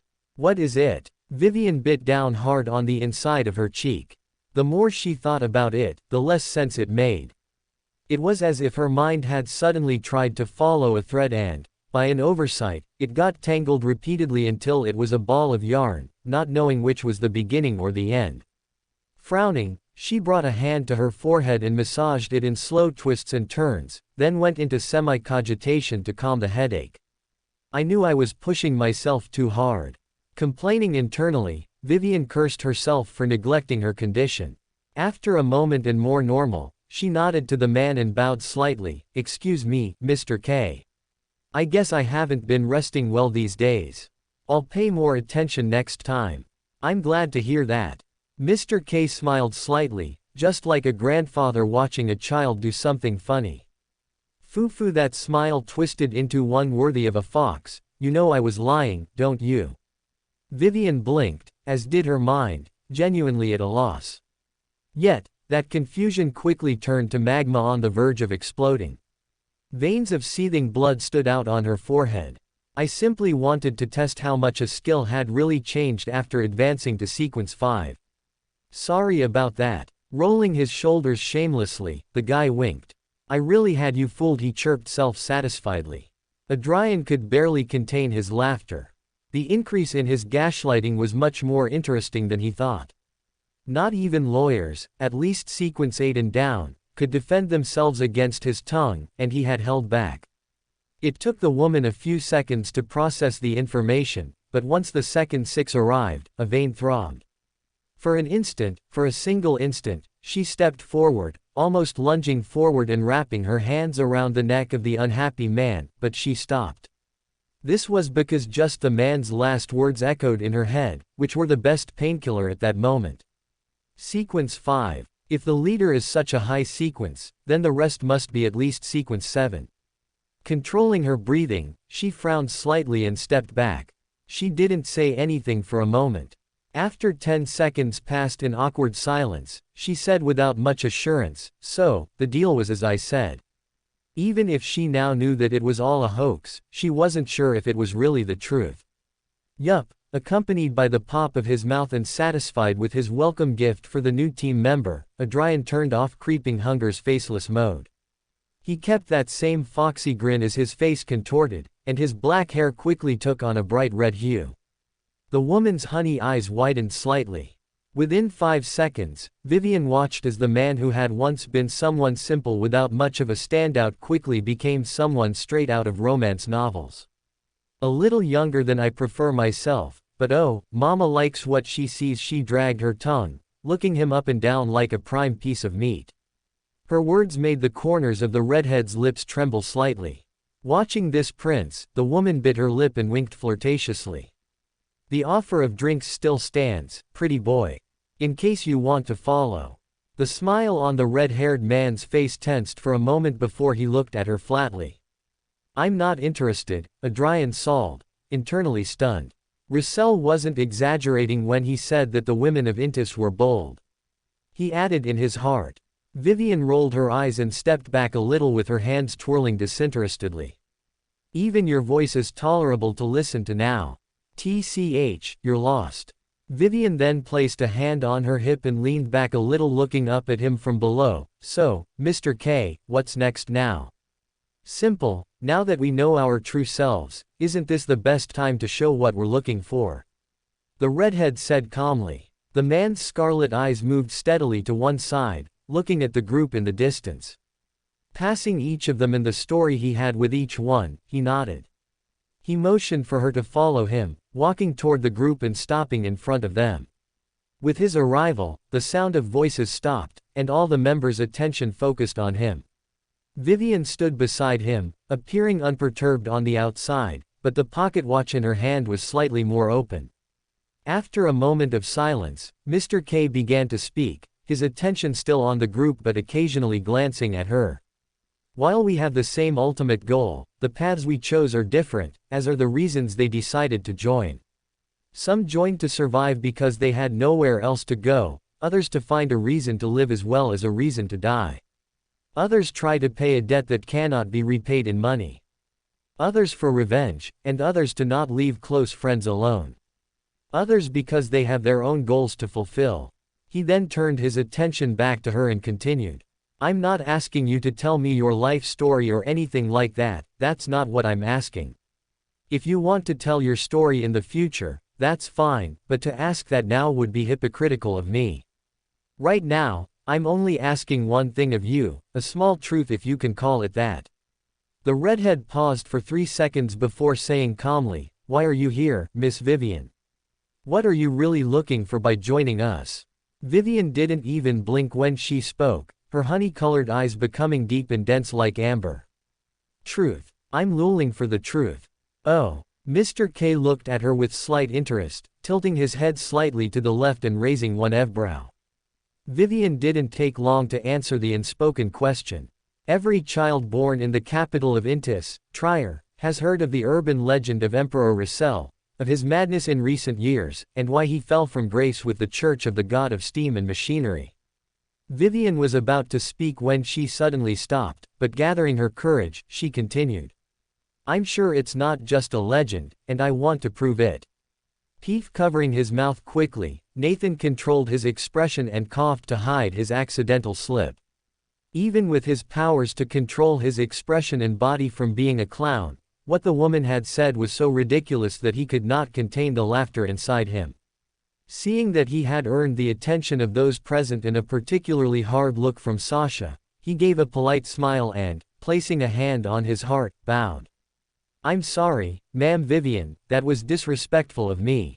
But I feel obliged to ask, although I'm sure it's just a misunderstanding on my part.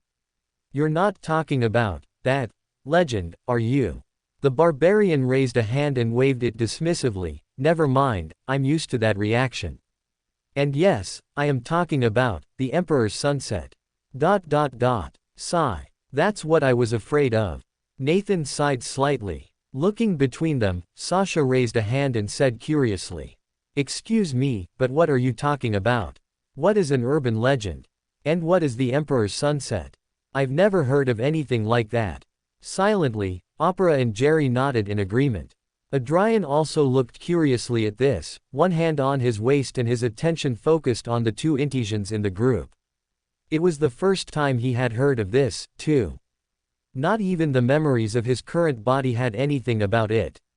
It's something Emperor Russell used to tell at parties when he was still young, long before he took an important place in Congress. They were quite popular with the ladies. They were horror stories that varied about pale, thin monsters that ate people in the woods, or that, at certain times of the night in certain parts of Trier, a woman with a bloody smile would appear to lonely men and ask them whether she was beautiful or not, after which she would kill them or disfigure them depending on their answers. Emperor Russell never named them, but preferred to refer to them as urban legends. More people began to use it to refer to those kinds of stories that were born over time, but the term rarely leaves Trier. Nathan explained a little before turning his attention back to the lawyer. But even among the urban legends that appeared over time, the Emperor's sunset is the most ridiculous of all. That's why it's the one with the most truth in it. Vivian entered with a smirk. It's so ridiculous and exaggerated that it has to be true. The fact that in over 150 years it has never been completely disproved means something. Looking at those present, she began to speak with energy and great emotion. The Emperor's sunset tells that the reason for Emperor Russell's madness and why he did the things he did in the last years of his life is because the Church of the God of Steam and Machinery did something to him, what is still unknown but is believed to have had something to do with some kind of ritual, or that he discovered something he shouldn't have.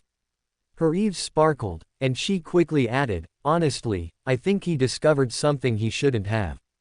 A secret of the Church that should never have been discovered, and this information broke his mind. It drove him mad. If this is true, it would not only explain his madness, but also why the Church abandoned him to his fate and did nothing to help him. They didn't get the result they wanted, so they decided to get rid of him. The only reason they didn't decide to get rid of the Emperor once whatever they did failed or the Emperor found out is because he was too popular. Someone like him, the son of Steam, couldn't just disappear like that. Therefore, they decided to let the Emperor continue with his life and let him be the one to ruin.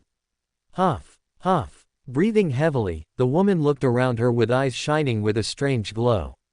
Everyone present gave her strange looks, especially Nathan, who at one point focused his attention on the opposite wall, finding it extremely interesting. What's wrong with her? Furs and Zio looked at each other, not understanding why she was acting this way. Opera just smiled and listened intently while Jerry ate her cookie and watched what was happening with crystal clear gray eyes. Bringing a hand to his forehead, the redhead massaged his forehead slowly. Don't tell me I've picked up a crazy conspiracy theorist. Adrian cursed internally, but at the same time, he gave the woman a point. While she was wrong about the reason for the emperor's madness, she was right that the Church of the God of Steam and Machinery had a secret. With this in mind, he decided to try something.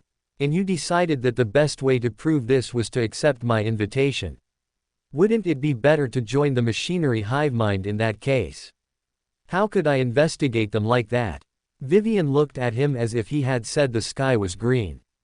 They don't seem like it, but they guard and control their information almost as jealously as the wise owls, and that's not saying something about their security methods. Why is that? Opera asked. Looking at the attractive red-eyed woman, Vivian smiled amusedly. You step into an area you're not authorized to be in and, best case scenario, you turn into red mist because the guard there is a machine gun. Ah, instant death, classic. Effective but horrible to clean up. Shaking his head, he would give her that point. The feeling of being watched made him glance out of the corner of his eye at the clown of the group, who was giving him a look with his eyebrows slightly raised. It was clear where he stood on whether to accept the woman, but it was already a little too late. Well, at least she's not a flat earther. And there might be some truth in that urban legend. Sighing slightly, the redhead raised a hand and stopped the lawyer for a moment. I'm not so sure that the Church of the God of Steam and Machinery had anything to do with the Emperor's madness. But it's true that they have a secret project. The barbarian looked at him intently, her eyes dimming as he spoke, but as soon as he said the last part, her head shot up. I knew it, Vivian exclaimed ecstatically, her eyes wide open. Wait, really? Nathan entered incredulously, his mouth half open in shock. Was that silly legend true? Please tell me. What was the secret project? What were they trying to achieve? Did Emperor Russell discover it and make him swear secrecy? Vivian quickly approached him, took his hand, and looked at him pleadingly. Silently, Adrian pulled his hand away from the woman and patted her head as if she were a child.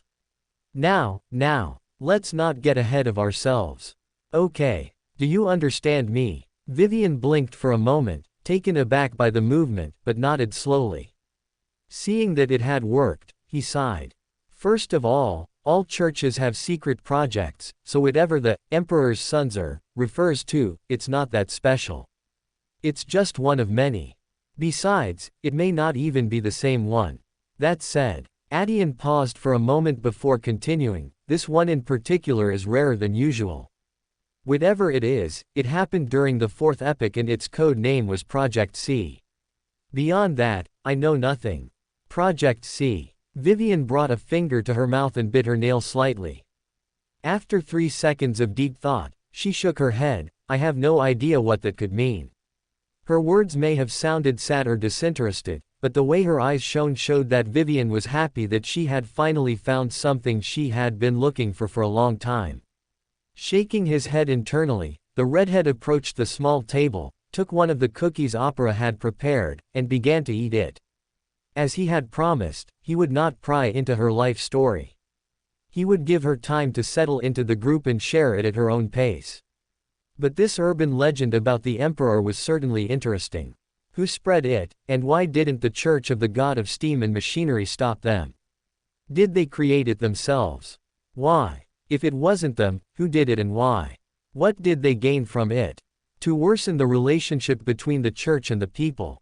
If so, it failed because no one blames them for what happened, so the goal must be something else. Having gone through Conspirator, Adrian had his own ideas about why someone would do it, but he kept his mind open. Jumping to conclusions without all the information was deadly. Besides, he already knew the truth about the Emperor's madness. What caught his attention the most was why someone would do this. Putting this out of his mind, but taking note, he took a seat next to his favorite worm, who didn't even open her eyes to look at him, focused on drinking her beverage. Vivian looked at this, her gaze passing over the group and how they were enjoying their snack, not knowing what to do. Miss Vivian, take a seat and have some food, Opera said with a slight smile, extending a cup toward her in a friendly manner. Regardless of the fact that everyone was looking at her and that it was rude to keep a lady waiting, Vivian took out a coin and, after reciting 7 times in her mind, tossed it into the air and let it fall into her palm. Seeing that the result was positive, she smiled elegantly and took the offered cup. Thank you, beautiful lady. With the corners of her lips twitching and her eyebrow trembling. Opera nodded, and no problem. Rude woman, Jerry thought silently, squinting at the lawyer who began to drink from her cup without any shame. As that happened, Sasha could no longer contain her curiosity. She leaned forward in her chair and clasped her hands together. Boss, could you show us that artifact you got? Please see. She had never seen a grade 1 artifact before, and her curiosity was killing her. Oh, sure, Adrian shrugged his shoulders, the request was simple enough. Vivian, who was about to take a bite of her cookie when she heard that, froze. What? She knew that Kay had gotten his hands on a grade 1 artifact, but she didn't expect him to bring it with him, much less show it off so quickly. For a moment, she considered whether it would be better to leave. Grade 1 artifacts were already entering dangerous territory that she couldn't face or deal with, but remembering the negative effects she had written down, the danger was minor even in the worst-case scenario and would only affect Kay. With that, she decided to stay and see what it looked like. Since he accepted so casually, he must have it nearby, but where? In one of the other rooms. Her eyes moved from side to side, looking for where Kay could have kept it. But contrary to what she expected, Kay didn't get up from his chair to go look for it, but instead boredly raised a hand. In front of everyone, he plunged his hand into his own shadow as if it were a black river and began to rummage around a bit. Her confusion turned to bewilderment when the hilt of a sword emerged from those dark waters, followed by the sword itself. Turning his wrist, the tip rested on the floor, and he placed his palm against the golden pommel. The knight's sword was exposed for all to see in all its glory. This is Rapture, say hello. The redhead said casually. Oh, it's beautiful. Sasha approached and looked it up and down, but did not touch it. Having once been part of the Church of the God of Combat, she knew how to appreciate the beauty and dedication that went into each weapon. This one was undoubtedly a blessing to the eyes. Looking up, Sasha clasped her hands together again in supplication. Would it be possible to see the blade? Laughing a little, Adrian shook his head. Why would I do that? You're not my prey. In a display of agility that made no sense for someone her size, Sasha jumped back, putting distance between them, and raised her hands in surrender, her eyes wide with panic. I'm sorry if I overstepped. It's okay, don't worry, I'm not angry. There was a short pause.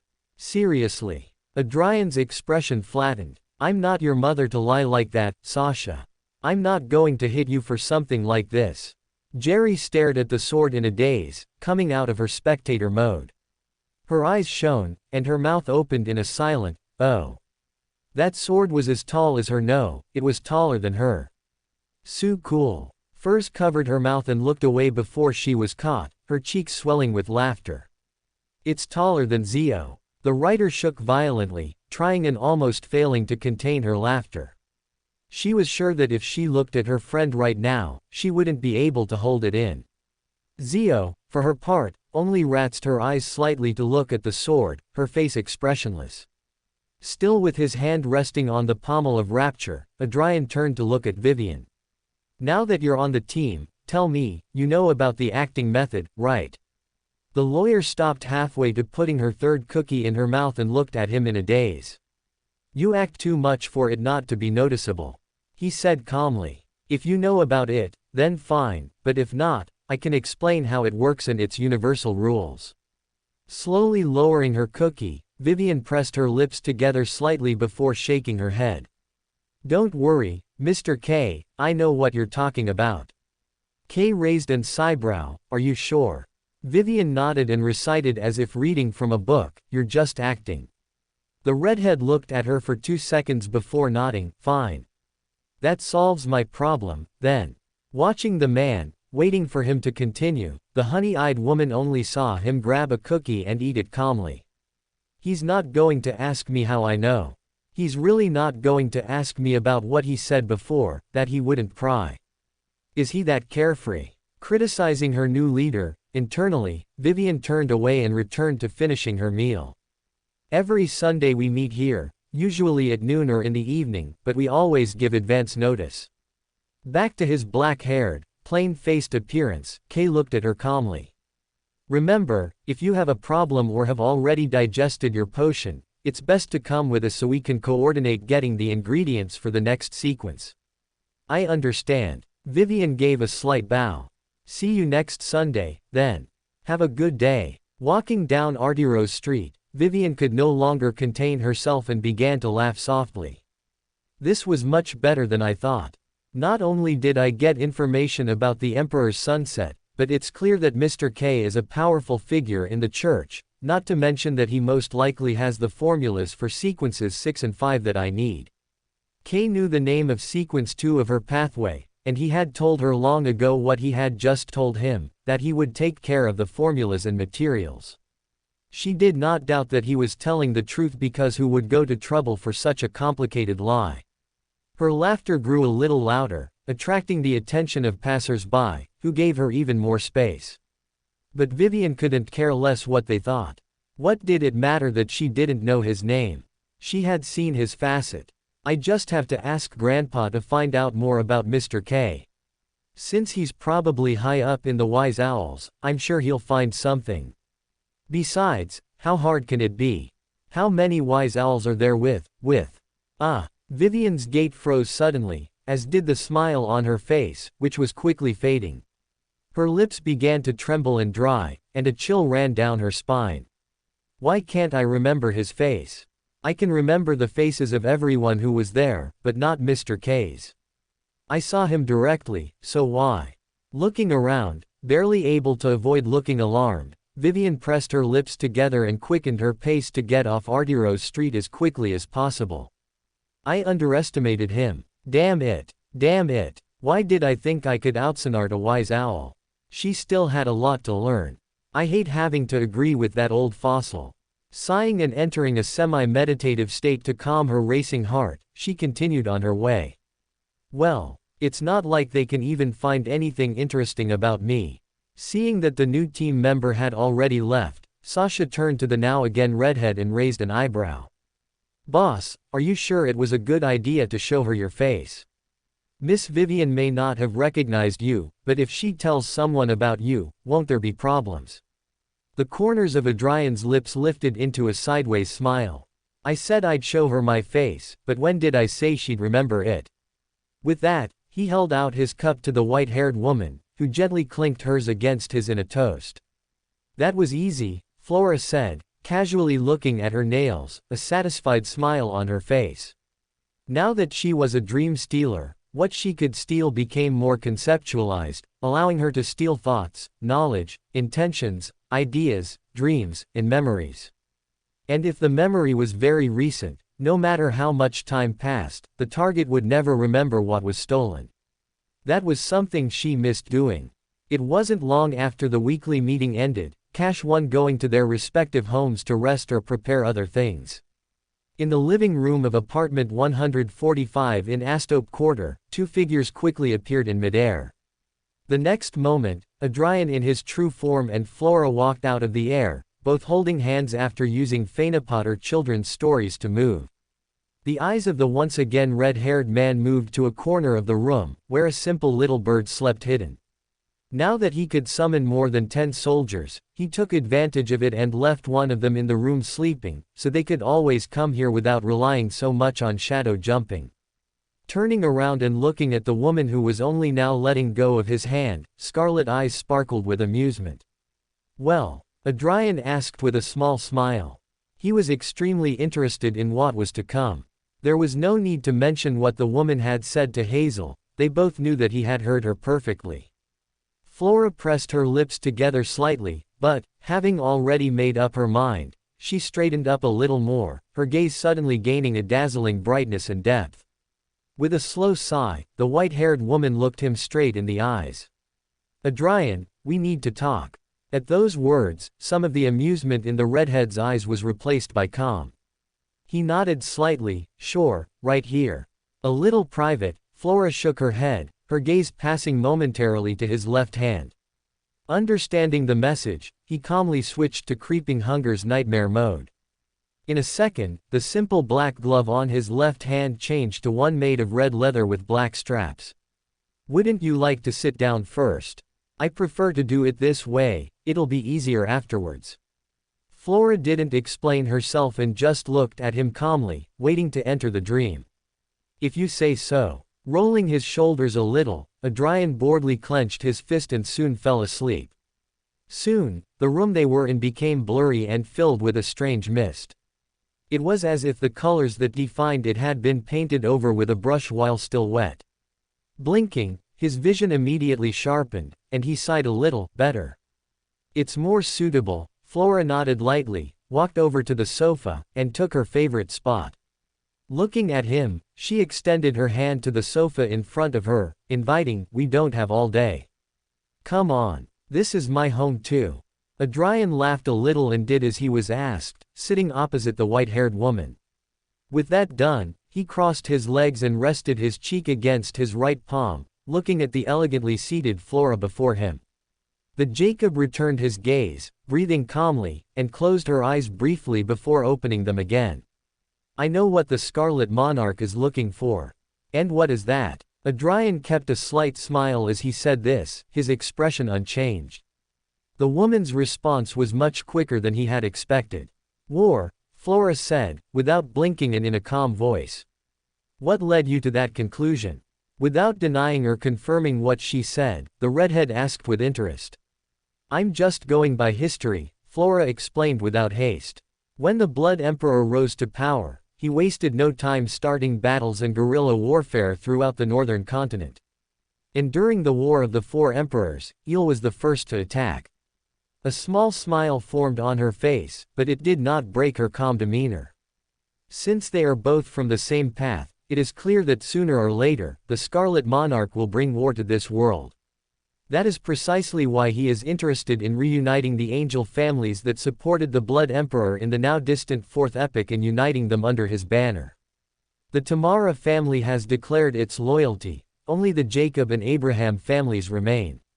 The Antigonus family has already been completely wiped out, and there is no need to mention the other family. Flora pressed her lips together slightly at the end, a visible shiver running through her, but ignoring it, she continued. Considering the little interest the Scarlet Monarch has shown in the Abraham family and how weak they are now, they don't even have a demigod. Unlike the other families, I doubt he will take them under his banner. Besides, you said it yourself when you tricked that salt fish into reading the honorific name of the fool.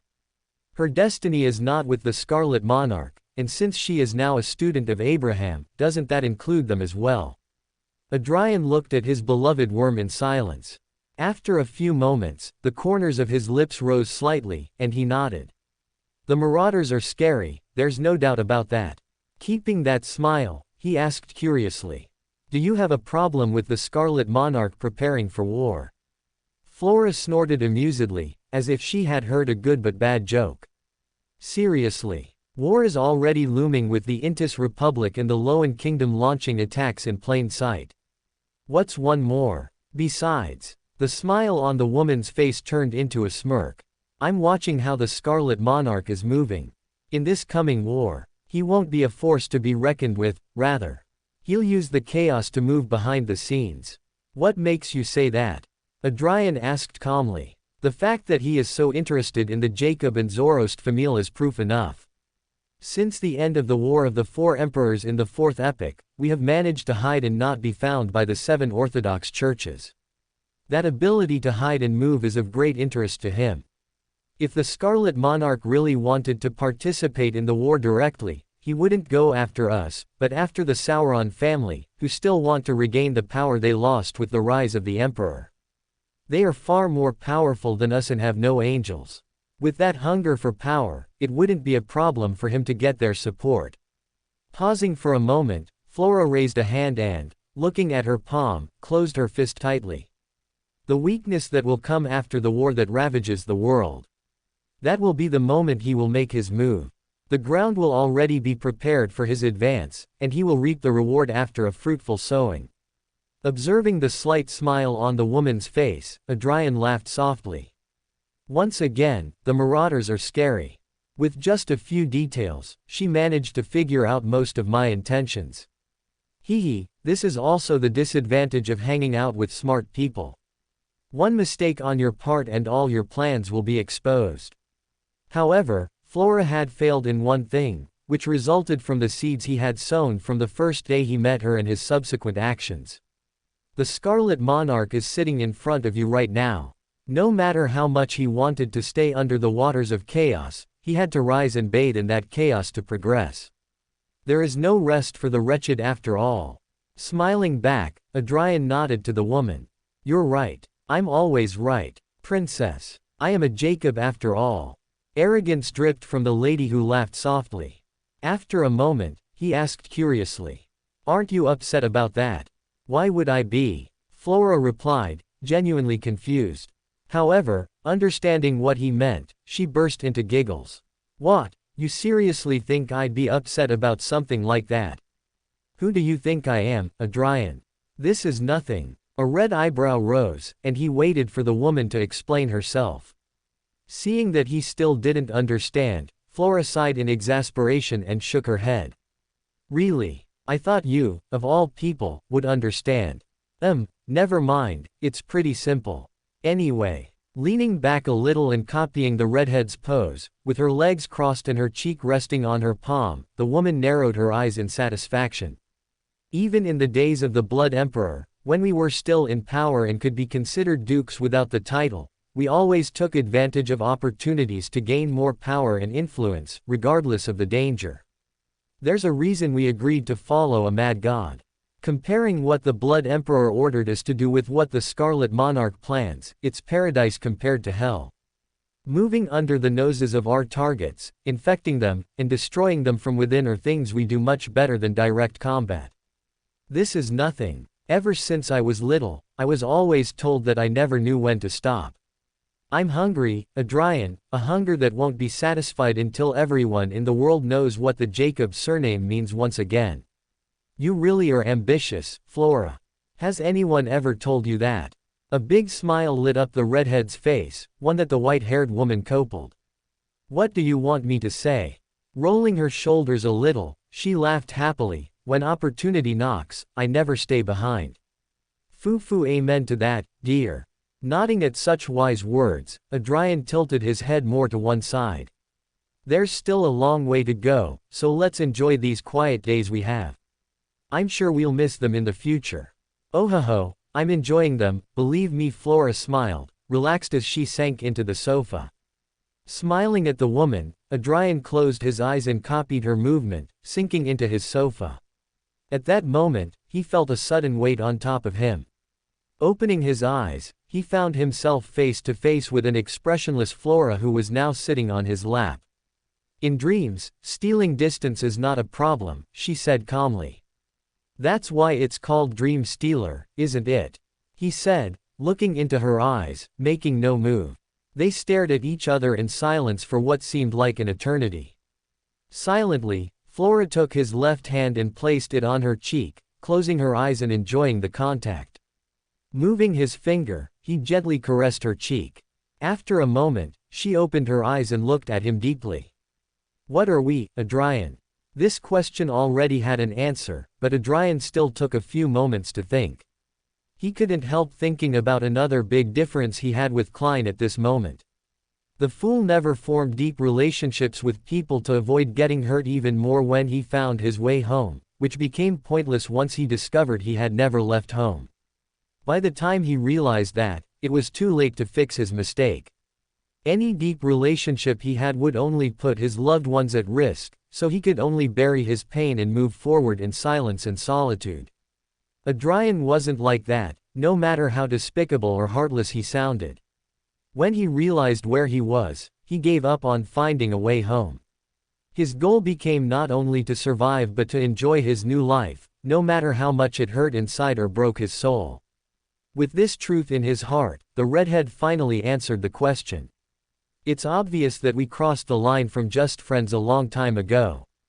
The redhead said calmly, a small smile forming on his face. To be honest, Flora. I like this. How about you? I feel the same way. Jacob murmured, a similar smile on her face. Adrian raised his other hand and held the face of his beloved worn with both hands. Closing his eyes, he pressed his forehead against hers. The woman's pupils trembled. Adrian. It's too early to say that what I feel is love. But I do not doubt that I like you. What about you? Her ears began to burn quickly, and the lack of couldn't take her eyes off the man's suddenly deep red eyes. You're an extremely annoying and troublesome princess. But I'd be lying if I said I didn't feel the same way. Smiling slightly, he lifted the woman's head, leaving her no choice but to look him in the eyes. Narrowing his eyes ever so slightly, Adrian smiled faintly. Then I hope you don't mind finding out how far we can go. What do you say? Flora froze. Walt, you mean? Laughing at how cute his worm looked, he nodded with a slight blush on his cheeks. Come on, is it that hard to understand? Do you or do you not want to have a relationship with me? Not trusting her mouth to say anything, she pressed her lips together and nodded slowly. Adrian's smile grew to show all his teeth. I'll wait for you outside, don't take too long. Wait, Adrian. The redhead's figure disappeared from the dream, causing Flora to fall onto the sofa with a slight thud. Urgh. Don't think you can get away after that. Grunting with rage, Flora Iso abandoned the dream. The next moment, with the sound of glass breaking, the dream shattered, and she returned to her body. Her eyes moved to where the redhead was, her mouth opening to reprimand him for his earlier movement. Adrian whatever she was going to say was cut off abruptly, his soft lips silencing any complaint she had. A small moan escaped Flora, who stepped back a little at the suddenness of it. However, she couldn't take more than half a step before the redhead's arms wrapped around her waist, pulling her close to his body. Fed up with games and barely noticing the window, Adrian closed the short distance between them and kissed the white-haired woman softly.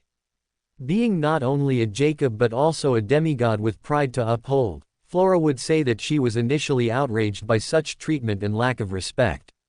That at first, she fought and resisted with all her might. The truth. Hands grabbed the collar of the man's shirt tightly and pulled. Flora deepened the kiss even more and pressed her body closer to his. She could no longer contain herself. With what seemed like a deadly hunger, they devoured each other, Flora tightening her grip on the collar of his shirt while Adrian deepened the embrace. After what seemed like a happy eternity, but couldn't have been more than 4 minutes, they slowly separated. Huff, huff. Out of breath and feeling her cars melt from the heat, Flora tried but failed to keep the smile off her face. Huff, huff. Hee hee. Come on, princess, don't you know it's wrong to play with a lady's heart? With his cheeks pink, Adrian smiled broadly. I was trying to be patient, but I never thought you'd be so slow. Are you part turtle too? Not willing to listen to any more nonsense at this point, Flora forced the man's head down and cut off his words with her own tongue. Adrian's arms wrapped around the woman's waist, tightened a little more, not to the point of hurting her, but making it impossible for her to escape. Flora, for her part, wrapped her arms around his neck, refusing to let him go. Separating again to take in some precious air, but this time with their foreheads pressed together. A thick string of saliva still connected their lips. Huff, foo-foo. Laughing softly, Adrian licked his lips. You taste sweet. Without a doubt, his beloved worm had sweet teeth. The Jacob narrowed her eyes flirtatiously as she bit her lip. Oh. Really? Do you want to eat me? Isn't that what I'm doing right now? Adrian smiled slyly. Taking advantage of the short pause, he separated his left arm from the embrace and held the woman's cheek, caressing it gently and slightly moving some hair out of the way. Instinctively, Flora closed her eyes and brought her face a little closer, waiting for the sensation of other lips against hers. Scryage. Instead, the sound of buttons popping reached her ears. Before she could react, the hand holding her cheek let go, taking her right hand and forcing it against something large and soft. Batum. Batum. The unmistakable sensation of a heart beating against her palm was accompanied by the feeling of something round and cold against it, like metal. This is it. Even though her mind was a little clouded by the previous games, Flora would recognize this softness anywhere. After all, she had been using it as a pillow for the last few weeks. With the melting heat now lashing her cheeks, she slowly opened her eyes, believing that this would soften the blow. But despite her mental and physical preparation, her brain and eyes froze at the heavenly image before her. His fiery red hair was completely loose. A considerable blush adorned his cheeks, and his scarlet eaves were sensually half-closed, with a gleam that stole the air. His thick lips were raised in a sideways smile. "Gee, Flora, remember to cut your nails a little shorter next time. They're quite sensitive after all." With a voice as lustrous and thick as honey, Adrian pressed the woman's hand even deeper into his chest. As she had expected, his shirt was gone, thrown to one side along with the popped buttons, but that was the least of it.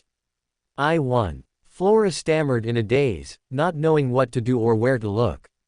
The man's prominent chest was exposed, and her hand sank into the softness of one of them. While this was already paradise for her, her gaze was still unable to stay in one place. The old, damaged spearhead-shaped necklace seemed to point the way, but that didn't help at all. Her eyes always returned to the man's bouncing pink nipples, which were eye-catching, and a part of her wanted to bite them, very much so, but what froze and stunned her brain were the golden rings that passed through them. Piercings. But when her mind immediately jumped to their recent visit to the home of the strange duo, Furs and Zio. In particular, she remembered the reaction of the former when the princess's bird soldier arrived and handed him something. "Since you like them so much, I thought you might like a little makeover." Smiling a little more, Adrian sank her hand a little deeper. His eyes sparkled a little more, and he bit his lip softly. "Fufu, I'll take your reaction as a yes," he purred. With her eyes wide open, Flora lowered her head and looked at the floor, her hair darkening her face. At that moment, Flora's right hand shot up from his chest to his neck and held him tightly. She wasn't cutting off his air but holding him still. Smiling even more at this, Adrian raised an eyebrow in interest. "Oh." Huff, huff. Agitated breaths escaped the woman, who finally looked up. Her pupils were extremely constricted, and her gaze was capable of cutting steel. Her face was burning bright pink. "You asked for this," Flora muttered gravely, before releasing the man's neck and grabbing a handful of his long red hair. Turning around, she quickly advanced, pulling the man by his hair. "Miss, where are we going?" Adrian asked innocently, pretending to know nothing. Flora did not answer but stopped in front of the door of what was now practically her bedroom and opened it forcefully. The door hit the wall, but she not go straight in. Turning around and pulling the man's hair so they were eye to eye, she looked at him seriously and deeply. "My body is not as strong as a hunter's, so you'd better be gentle," Flora said without hesitation, the blush on her face shining brightly. "Of cower." Adrian's words were cut off again by the woman, who pulled his hair hard. Without wasting a moment, and as soon as he was within reach, Flora brought her mouth close to his neck and bit down hard, almost drawing blood. A small moan escaped from the redhead, but he only moved his head to one side, giving the woman more space. After making sure she had left her mark, Flora slowly pulled away, but not before lightly kissing his neck, leaving a hickey. Licking her lips, her eyes shining, she said, "But that doesn't mean I'll be gentle." Taking a moment to respond, Adrian reached into his pocket and, using the shadows, pulled out 2 dark blue boxes. Showing them to the woman, he shook them with a mischievous wink. They were boxes of condoms. "Good thing I brought protection, huh?" Adrian said with a small laugh. He already knew this day was coming, so he had prepared accordingly. He didn't want to ruin the moment by having to go to the pharmacy to buy some. Her gray eyes only lingered on the box for a moment before returning to his face.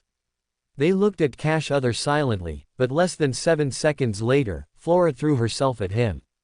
Her hands held the man's face, and her lips connected with his, her legs wrapping around his waist. Without complaining and returning the kiss as best he could, Adrian held the woman by her waist with one hand and pressed her against him. His free hand quickly removed her dress, careful not to damage it. It was expensive, after all. With Flora in his arms, he entered the room and, using his threads, closed the door with a loud slam. "Honestly, I got a little lost writing this chapter, I almost wrote beyond the door. Here's the picture I promised of Adrian a few days ago. Oh, and this is also why Flora reacted that way. You can take it as her paw, check this paragraph. Or go check it on A03, and you can see it there. Webnovel never shows my comments when I post them, so I really recommend this if you can't see it. Pushing a few hairs away from her eyes, Flora looked at the handful of red hair in her hands. Playing a bit with it, making some temporary knots or braids. The only thing covering her at the moment was the blanket on the bed. Under it, her skin was bare, but she didn't feel cold at all, thanks to the other naked body on the bed. Settling a little better on top of her personal heater, she let out a pleased sigh at how warm her skin felt against his. The sound of raindrops hitting the bedroom window, as well as the quiet beating of his heart in her ear, was the only noise there was. The sun had not even risen yet, a sign of how early it was. Raising her head slightly, she looked up at the face of the red-haired man who was holding the Fanfic children's stories artifact in his right hand and stroking her head gently with his left. "Good morning," Adrian greeted in a somewhat hoarse voice, having not long ago gotten up. "Morning," Flora greeted in the same husky voice with a hint of gravely. Her gaze naturally shifted from his face to his neck and shoulders, to the various bite marks, scratches, and hickeys. Which became more bite marks the lower she went. The only way to hide that is with the skills of a faceless. Noting that, a small smile formed on her face at his artwork. She ran a hand across her neck, where she was sure there were also several marks where the princess had passed with his mouth. And it was surely not the only place he had left marks. At that sudden thought, her ears warmed slightly. Sighing faintly, Flora pressed herself a little closer to her personal heater and murmured with a small growl, "Hunters have some demoness in them too." As far as she knew, the princess had never known the touch of a woman. Something he himself affirmed as soon as they reached the bed. She was supposed to be the one to guide him, and that was at first. A little while into foreplay, and he was already moving as if he had been doing it all his life. Flora was sure it was because of his path. Remembering how quickly she had lost control, she huffed lightly, "If it wasn't for that stupid thing you did, I wouldn't be like this." While he had been gentle as she had asked, that didn't matter much if she still didn't feel like moving. Looking down from the children's storybook, Adrian laughed a little mischievously, "Oh. I didn't hear any complaints last night." Not having the energy to say much more nor wanting to ruin such a good morning, Flora just gave a small murmur of affirmation and closed her eyes. "Whatever you say, virgin boy." Stroking the head of his dear worm, Adrian stuck the wound a little more, "Team not the one who ended up being a quivering mumbler with just my mouth." Who knew the great Flora had such a silent part? "Using your powers was cheating and you know it," Flora replied without opening her eyes, her legs trembling a bit as she remembered it. Again, no complaints. Adrian winked coquettishly. Weakness investigation to look for weak spots, combined with cull to make every hit vital, a Reaper was able to apply it to any part of his body. Such a combination gave rise to many opportunities and possibilities for use outside of combat. Like in the bedroom, for example. Honestly, he never thought the first time he would use that ability would be against the woman in his arms, but he had no complaints. Well, at least one. Looking at the bites covering his body, he sighed, "Surely there isn't a bit of rat left in you." It looked like he'd been attacked by a zombie. A zombie rat that hadn't had a piece of cheese in years. The white-haired woman smiled without opening her eyes, no comment. Shaking his head, Adrian continued to calmly read Fanfic children's stories, still well short of the artifact's time. "Go back to sleep, I'll wake you up in a bit for breakfast." The Jacob just mumbled a yes and closed her eyes, having no desire whatsoever to discuss such a good offer. The rhythmic sound of the heart, the gentle patting of the rain on the window, and the hand caressing her head, making her even sleepier. Lying on the bed, Flora rested her cheek in her palm as she looked at the red-headed man sitting on the edge of the bed. Chitching the remnants of his pants that were now mere rags, Adrian sighed, "Was it necessary to tear my clothes? I was careful with your dress." "That's what you get for being such an annoying tease," Jacob replied with the corners of her lips slightly raised. Being that she now saw his back, she could see the large scratch marks she had left on his back. Very noticeable and slightly bloody, they looked like they were made by a very large cat. Shaking his head, the redhead looked at the rags in his hand and tossed them into the metal trash can in his room, one that also had what he had worn all night, tied and stuffed. Snapped. With the snap of his fingers, the inside of the dumpster ignited in crimson flames, quickly turning everything to ash and cleaning it out. Something like that wasn't something he could afford to just throw away.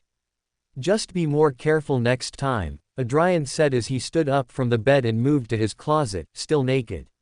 The woman made a sound of affirmation without really putting much effort into it, watching him move. Inevitably, the woman's gray eyes lowered to the man's crotch. She still couldn't believe all that was inside her. We may not be as flexible as the seers, but the marauders have their own thing. She was internally thankful. Enjoying the show. Grabbing a fresh pair of pants, the red-haired man grinned at the woman. And while he looked confident, a tinge of pink adorned his cheeks. Flora had already seen him naked a great number of times, but he still wasn't used to being able to see her when she watched him. Considering everything they had just done, this was a bit meaningless, but he couldn't help but feel that way. And there being someone who knew him very well here, this person took the opportunity to have a little fun. Not as much as I'd like. Closing one eye, Flora sat up a bit as she opened the blanket that covered her ever so slightly. She didn't open it all the way, but it did show a pale shoulder and a bit of her chest, both with several hickeys. Eyes sparkling playfully, Flora laughed in a smooth voice. "Why don't you come a little closer? You're too far away to see well," she whispered teasingly.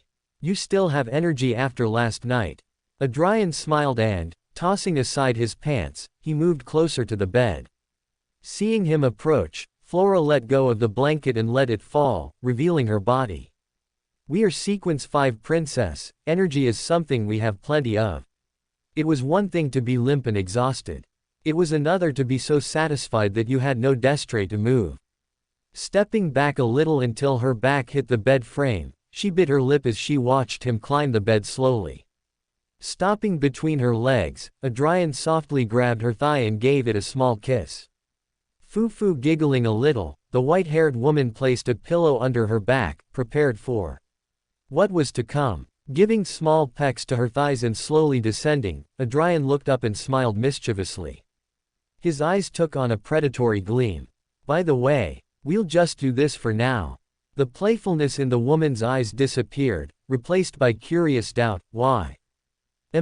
We used both boxes last night." Keeping that smile, he held her thighs with both hands. A fearful shiver ran up her spine. "Adrian, don't you?" Before she could finish speaking, the redhead went all the way down. Covering her mouth with her hands, Flora bit her tongue to keep from screaming, her whole body trembling. That was a weak spot. In just 20 seconds, the tremors changed to spasms, and by reflex, one of Flora's hands grabbed a handful of red hair and pulled hard. Her legs squeezed his head with great force, a force that would pop a ripe watermelon with no problem and break an average person's jaw, but with the augmentations he had received in Reaper, that was no problem for Adrian. Coming down from her sudden heaven, the Jacob looked teary-eyed at the man, saliva dripping from her mouth. "Why, you did it again." "Huff huff," she said in agitation, looking at him betrayingly. "Fufu. I'm sorry, but I couldn't resist." Gently kissing her belly button in apology and looking up. Adrian winked playfully. "By the way, thanks for the meal." Licking his glossy lips, he laughed in great amusement. He had always wanted to say that. "Huff. Arg, you're an idiot." Covering her eyes with one hand as she sank onto the bed, breathless with a heavy blush, Flora grunted in chagrin. What kind of monster had she released upon herself? A while later, "Not a word," Flora said flatly, ears glistening as she hugged his neck.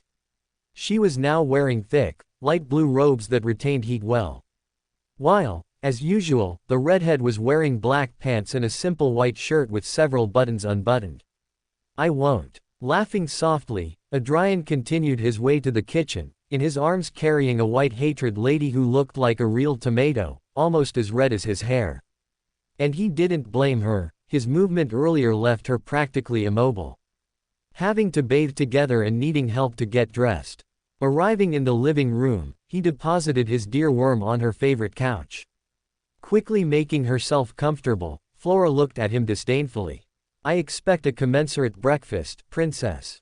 Smiling, he nodded. "Anything for my bride." Not even pausing to see Flora's reaction, he disappeared in tongues of flames. Staring at the spot where the man stood a moment ago, her mouth half open. After a few seconds, a small smile formed on his face. One without mischief or trickery, a genuine, soft smile. Resting her cheek on her palm on the frame of the couch, Flora calmly looked around the kitchen, where her boyfriend had already brought out various ingredients to prepare their first meal of the day. With movements that were now second nature, she twisted her wrist slightly. In the blink of an eye, the trunk with the strawberries on the shelf appeared in her hands. With her snack ready, Flora popped a red strawberry into her mouth and sighed happily, the fruit tasting sweeter than usual. Today is a good day. Smiling, she ate in silence as she watched her princess cook. A small ball of crimson fire appeared in his hand, and Adrian placed it on the stove, controlling the intensity of the flame so as not to char the food. He pulled out a pan and put it on the flame to warm it up. Illis threads passed him a clean bowl while he grabbed the unsalted butter, salt, milk, cheese, and starch. Rolling up his sleeves and washing his hands in the kitchen sink, the starch and salt soon coalesced in the bowl, followed slowly by the milk. As he poured the milk, Adrian grabbed the butter with his hand and squeezed a little. His fist burst into flames, but only lasted a second before it was extinguished. Again, the powers of a pyromaniac are very useful for cooking. Laughing a little, he placed the now semi-melted butter in the bowl and began mixing with his hands until the dough took on a sandy consistency. Grabbing the leftover butter and spreading it on the pan, he began to pour the sandy batter in circles across its surface. As he watched to make sure the embiju didn't burn and kept turning it over when he smelled it was ready, the red-haired man's mind took a little trip. It was strange. He felt good. Great even. Since coming here, he had never felt as relaxed as he did now. Feeling good is strange, huh? Did I really get used to being so stressed out that feeling truly calm is uncomfortable? Fuck, how pathetic. Letting out a small chuckle, the redhead shook his head at the ridiculousness of it. But while he was saying that, it was undeniable. To put it briefly, his life was stressful. Not stressful like when he had to worry about handing in research methodology, or when an exam he hadn't even studied for was due. Nah, those were problems he missed now. He would prefer those problems 1,001 times over. Much more than having to worry about not having his body possessed by a 3-flavor soup whose ingredients were 2 archangels and a king of angels, or by a being who called herself primordial demoness. Not to mention his problems with 3 of the 7 Orthodox churches and the bounty on his head from them, with the strange Rose school of thought, the bastard who brought him here. And that's not to mention what awaited him off-planet. Well, the feeling was mutual anyway. Inwardly, Adrian chuckled to himself. Only 5 months here, and more than half the planet is my enemy. I'm an unlucky bastard without a doubt. It was now that he could see that it really was a miracle that his hair wasn't as white as his dear worm's, something that was surely due more to his path and what he was carrying than anything else. Thinking of his dear worm and remembering what they had talked about last night before their little game, the redhead sighed internally. She almost completely figured out my plan. Maybe if she knew I was the Scarlet Monarch, she'd have a better idea, but the one she has right now isn't that far off the mark. Sigh. That Flora had come so close to discovering his plan only confirmed what he had long ago held as a possibility. While the Beyonders of the Marauder pathway could not directly face a Beyonder of the Red Priest pathway, they had something that made them more dangerous and lethal against them. The Marauders, starting from Sequence 7 Cryptologist, had the potential to crack a conspirator's conspiracy, something that would only increase as the sequences escalated. As con artists and cheaters, it naturally included the ability to turn the conspiracy in their favor with great ease. It was no longer so ridiculous to him that the Red Angel had fallen as he did. After all, the most dangerous of ravens was one of the 2 forces that clipped his wings. If seers are the natural counter to spectators, then marauders are the natural counter to hunters. Adrian added serenely in his heart, but he was calm. With the first batch ready and ignoring how one of the embiju had suddenly disappeared, he calmly began to pour the second. While the possibility of his act being ruined was enormous, the advantages far outweighed it. Flora herself said it, the Jacobs not only survived the fall of the Blood Emperor during the War of the Four Emperors, but everything that came after. The hunt for the churches, the Pale Disaster, the Broken Oath War, the 20-Year War. A family that refuses to die. With all this in mind, it was obvious why she was not at all concerned about what the monarch was planning. History showed that the Jacobs would survive no matter what. Besides, he could get a very accurate idea of how she thought. This was not only because he knew her so well, but it came with the increased mental capacity brought by being a Reaper. With a deep understanding of his target, as well as having an idea of the information it possessed, he could predict and think almost as well as she did. It was almost as if he could see the future, and know what she would do with precision. This was the evolution of his ability to gather information from conspirator. To Flora, the Scarlet Monarch was an ancient existence that was trying to regain his lost authority. It had very few Believers, and the only powerful and outstanding one was his blessed Adrian Kenway. His influence and power were very limited. With what was done by his blessed one, it was clear that the monarch was not an evil existence, it could even be seen as a benign one in a way. This was reinforced by the attitude of the Church of the God of Knowledge and Wisdom that protected his blessed one. Something they clearly would not do if the monarch were truly an evil existence. All these facts taken together meant that, at worst, a fate worse than death was something they didn't have to worry about, so the possibility of negotiation existed. And Flora knew that they would end up winning each and every one of them. In the exchange of the Scarlet Monarch and the Hermits of Fate, the ones who would end up winning the most would be the Hermits. If they supported him, the Lakab and Zoroast families would regain the power they once held in the distant Fourth Epoch, along with coming out of the hole they had been hiding in for over 2,000 years. If they didn't, they would simply stay in the hole without changing much. On the other hand, the monarch was the one who truly needed the support. Not only for the coming war, but to have a chance to take back his throne. In all cases, in Flora's eyes, the Hermits of Fate had everything to gain and nothing to lose. The gains far outweigh the small risk involved. Of course, all this was in her eyes and with the information she had. Just as Adrian wanted. Controlling the corners of his mouth from turning up, the red-haired man could only chuckle internally in small amusement. Like a good conspirator, having his natural counter at his side was no reason for his conspiracy to be ruined. All it took was a little trick to hide the most important thing, and the conspiracy would still go on its way despite being discovered. And the name of that trick was Scarlet Monarch, an ancient god, who seeks to regain his throne. The simplest of tricks is the most effective after all. Humming a little, the red-haired man poured milk into 2 cups and heated them with his fire, then poured chunks of chocolate into them and, using his threads, stirred them, like a blender. With the hot chocolate ready and the embiju served on plates, he grabbed the plate with the food and walked over to where Flora stood with a hum.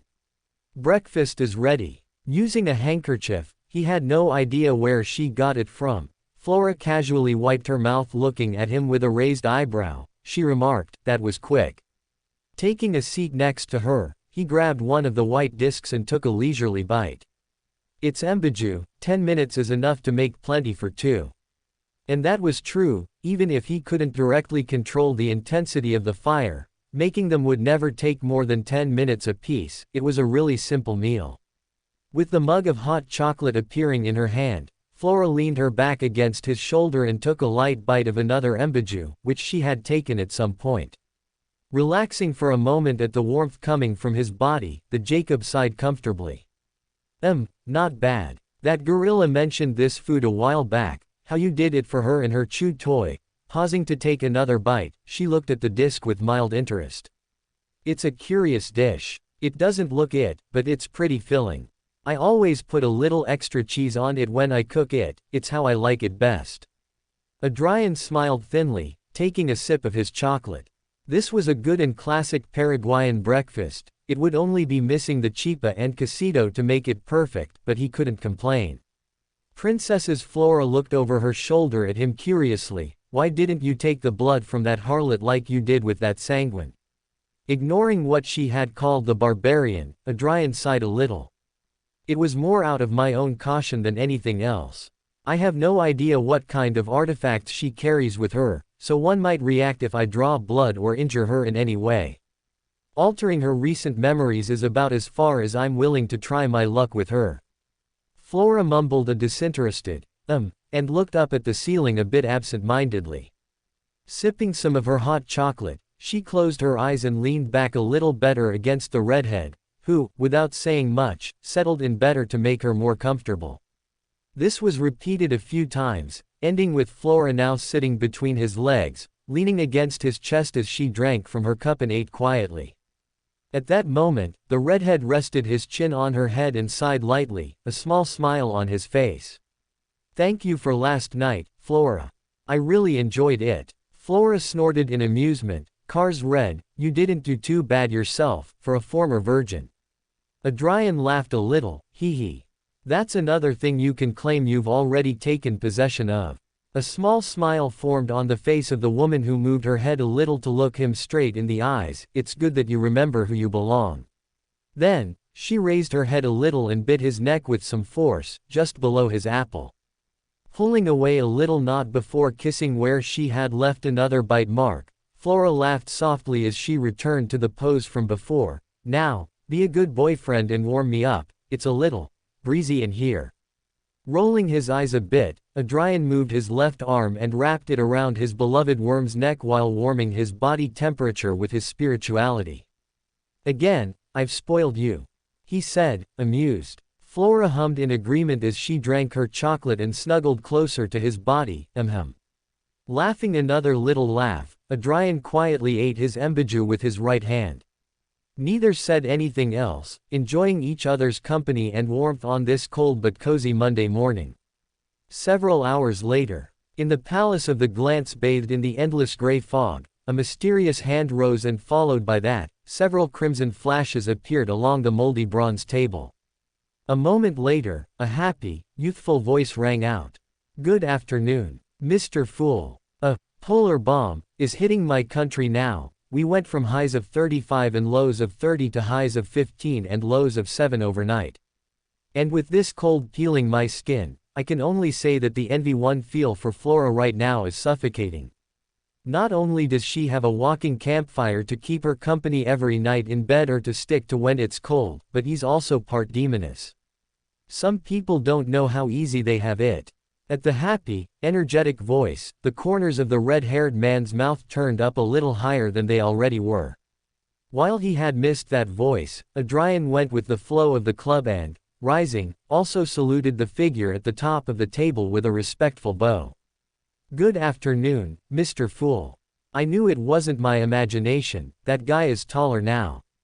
The hunter's pathway seems to bring considerable augmentations to the body. If that's the way that path is, how ridiculous would the path that not only has Glant by name but comes from them be? Well, taking as an example Sun who is barely a teenager, is already taller than me, the real Beyonders must be huge. Lampooning a bit, Klein looked at his fellow and couldn't help but raise an eyebrow internally. But, maintaining the image of the mysterious fool, he didn't comment on the matter, instead giving a slight nod with his chin resting on 2 fingers. Smiling enigmatically, the fool said without haste, "Welcome back, Mr. Chariot. Congratulations on your successful hunt." Returning to be part of the mighty poor god's act, Adrian acted his part with a stellar performance and smiled in gratitude. Thank you very much for your kind words, Mr. Fool, but I don't feel worthy of receiving them. It is nothing that looks deserving of your attention. As he said that, Adrian made sure to bow a little more, showing how honored he was to be praised by the club leader. Thanks to the increased control over his expression after being a magician, the corners of Klein's mouth didn't even twitch at the embarrassing words. A little more humility at least. It was nothing, says this guy, it's a demigod we're talking about. Are all hunters like this? No wonder Russell wanted to hit that Florence Sauron guy so badly. Emperor, I understand your pain and discomfort. You try to lend a hand and they take away your whole arm, your legs, and your dignity. Controlling his face from showing his annoyance, Klein rolled his eyes sarcastically within himself at his soul brother's personality. But, remembering that this was a place that sought equivalent exchange, he let it go a fair payment. This wasn't the first time Joa had completed a successful hunt at the Tarot Club, but it was the first that directly involved a demigod.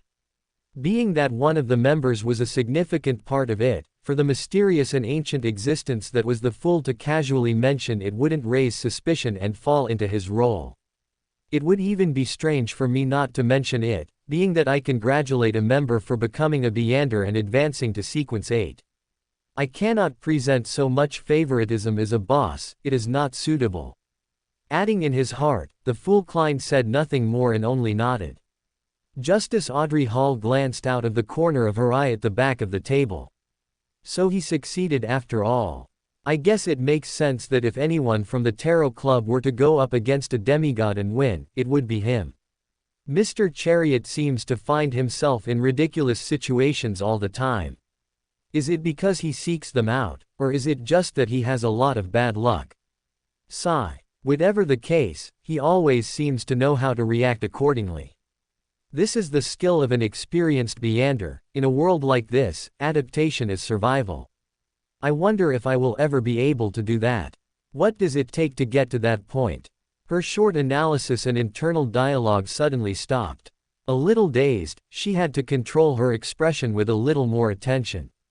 Despite the distance Chariot was from them, the mysterious gray mist that permeated this place carried his voice without a problem, so conversations were easy. The same could not be said for seeing him. Yet, even through the fog, it was undeniable that Chariot looked bigger than before. He's always been a tall man, but, unable to help herself, her eyes shifted slightly, and she quickly glanced at the other inhabitant deep within the bronze table. While Mr. World had an aura that made the hairs on the back of her neck stand up. Audrey would be lying if she said it wasn't cute the size difference between the two. Biting her cheeks hard, the noblewoman quickly closed her eyes and cut all thoughts from her mind. The one she had called cute was also the blessed of a god. The same one who was only 4 steps away from her. Don't push your luck, Audrey. Even if Mr. Fool has proven to be kind and merciful, insulting his blessed one in his kingdom is a huge disrespect. Going into cogitation, the noblewoman quickly reigned over her thoughts. Hanged man Alger only allowed himself a few moments to glance at the man in the background before returning his gaze to the middle of the table. His brow furrowed slightly. His presence is heavier. Being an experienced Beander who had close encounters with death and been in the same room with true powerhouses such as vice admirals and sea kings, Alger knew how to recognize power. That's why he immediately noticed the change in the most well-known but unknown member of the club. He didn't even have to see him to know that he had advanced, just feeling it was enough. It was clear that for someone like Mr. Chariot, hunting a demigod would not be as simple as it sounded. In the end, there were intentions aside. But using one to advance, isn't that too much? Why did he do it? It's not as if his exploit would be heard around the world as his time in Backland. Is there another motive? What kind? To act in advance. Is he really willing to risk so much to digest his potion? What sequence is he even in now? At the very least, he would have to be sequence 5. While Alger felt he was far from understanding how the mind of a blessed one worked, there was one thing he was sure of. Before long, the Tarot Club would have its first demigod. The son Derek, for his part, just sat there with a big toothy grin.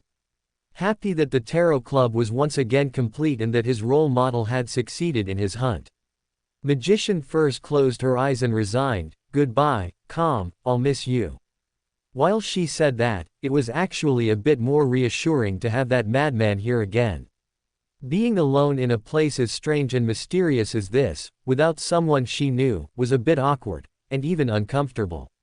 Noticing that no one was saving anything, Alger took the opportunity to lead a little. Turning his head to the top of the table, he placed a hand on his chest and gave a respectful bow. Mr. Fool, I have managed to get 2 pages of the Emperor's diary. With Chariot's assignment yet to be completed on an artifact capable of resisting the effects of the full and blood moon, he had been attending gatherings more frequently than he usually did, which gave him the opportunity to also complete Mr. Fool's mission. Of course, Alger never asked for the pages often, only very occasionally, and always with a disguise concealing his identity. He preferred to buy in bulk as it reduced the chance of them being fakes, but he hadn't had much luck. The gatherings he had attended were too low level to be able to repeat the feat of a few months ago. They were better for getting information or listening to rumors and news than anything else. New pages. Finally. Please let it not be another escapade. Happiness and fear mingled in Klein's heart, who didn't know what to expect. Every page of Emperor Russell he received was a Russian roulette in that sense, offering either useful information or heavily explicit details about his life. Well, it is a diary after all. I don't know what I expect with that. Nodding and presenting the supplies to the hanged man, Klein soon had a yellowed parchment with the promised contents in his hands. Increasing considerably the effort he was putting into controlling his expression and body language, along with raising his mental barriers, Klein calmly began to read. July 30th. The meeting with that organization ended a few hours ago. First of all, one of the members expressed interest in the changes that happen when one changes their path. Whether they do it in sequence 4 or later, the abilities already possessed would mix with the changed sequence, generating terrifying and powerful combinations. The change of pathways can also be seen in their mythological creature forms that become a combination of both paths. Sooner rather than later, the discussion turned from changes to the reason why there were pathways that had more cards to choose from than others. Some complained that it was unfair that the spectator, sun, sailor, reader, and secret supplicant pathways could interchange with each other while pathways like the monster were alone.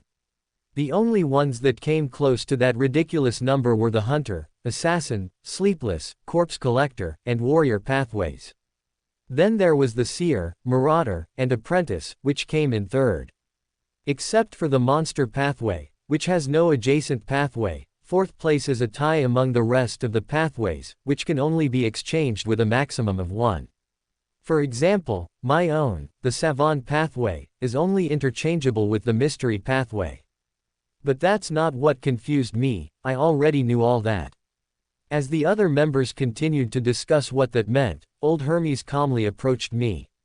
With a simpering smile, he said, "Did you know that the Moses ascetic order conducted an experiment in the 4th epoch to try to find out if monster really didn't have an adjacent path?" What kind of crap was this old man talking about?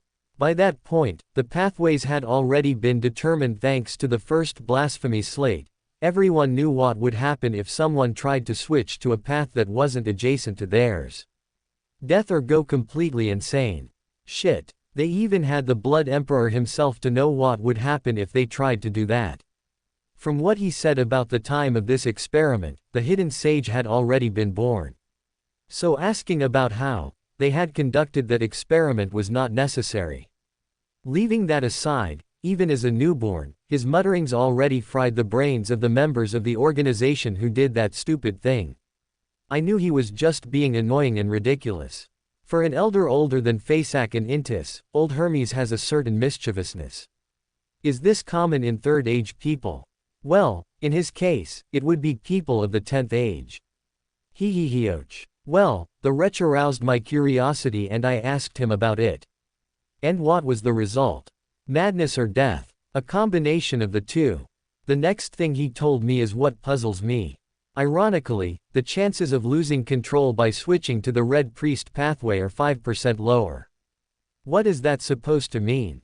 Why is it ironic that it's lower with the Red Priest pathway than with other pathways? What makes it different? I decided to try my luck and asked him about it. I didn't think he would answer me, but he did, and not only that, he even explained it to me. Apart from its name being unique among the other sequence O's, it turns out that this path is the one that resists fate the most. The reason for this is due to the authority that dominates, war. It is a war against destiny itself for dominance over one's own control. One between two sides that will not yield. With his words, he reminded me of something. Sequence 1 of this path is called Conqueror. This being so, how could they allow themselves to bend the knee to destiny and allow themselves to be dominated? It was against their very nature. Also, this makes it so that, from iron-blooded night onwards, the beyonders of this path are difficult to track by methods that depend on fate. Divination of all kinds included. Curious. If I didn't know that Joa still isn't a demigod, as well as that what's hiding him is that terrifying tunic, this would kill any doubts I had about whether he's one. Conqueror. Klein looked at this page with eyes glinting slightly. Turning to the next page, Klein noticed that it was significantly shorter and lacked the date, making it incomplete. Already expecting to be disappointed, he just continued reading without pause. It has been 4 years since I became an angel. With the growth of my anchors and my digestion of the potion, that other me has become unable to bother me. As it should be. How dare you mess with the protagonist of this era? Anyway, today has the potential to be at least curious. A few days ago, I was invited by the church to have a private talk with Pope Francis. It's in a few hours. I wonder what they want. It's impossible for them to know what I plan to do. That organization helped me conceal it, so it must be something else. I'll tell you about it later. I don't even know why I get excited with them, they never give me or say anything interesting. All this theater was to give me another title, one that is almost identical to the one I was given decades ago. Don't they have any creativity whatsoever? Shame. If they ask me, they can throw it in the corner along with the hundreds of titles I have acquired over the years, which, like this church, are empty. Well, at least it's cool, it rolls better on the tongue. Herald of Steam Resell. It almost makes me feel bad about what I'm about to do. Almost. I'm about to finish my preparations with that organization, if there are no sudden changes at the end of the year, right at the time of the announcement of my new title to the public, we can have the biggest heist in history.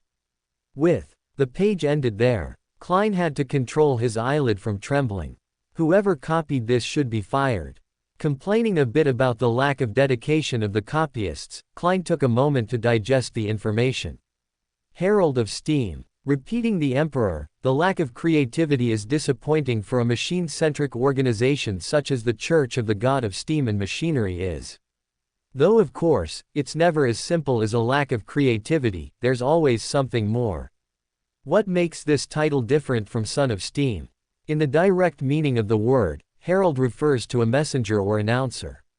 However, viewed through the lens of mysticism, a herald is a figure or symbol that brings about a momentous change, a revelation, or a call to action. Whether positive or negative, they are a mark of before and after. Klein paused, a bit incredulous. In mysticism, a herald and a sun are extremely similar on the outside, but very different at the core.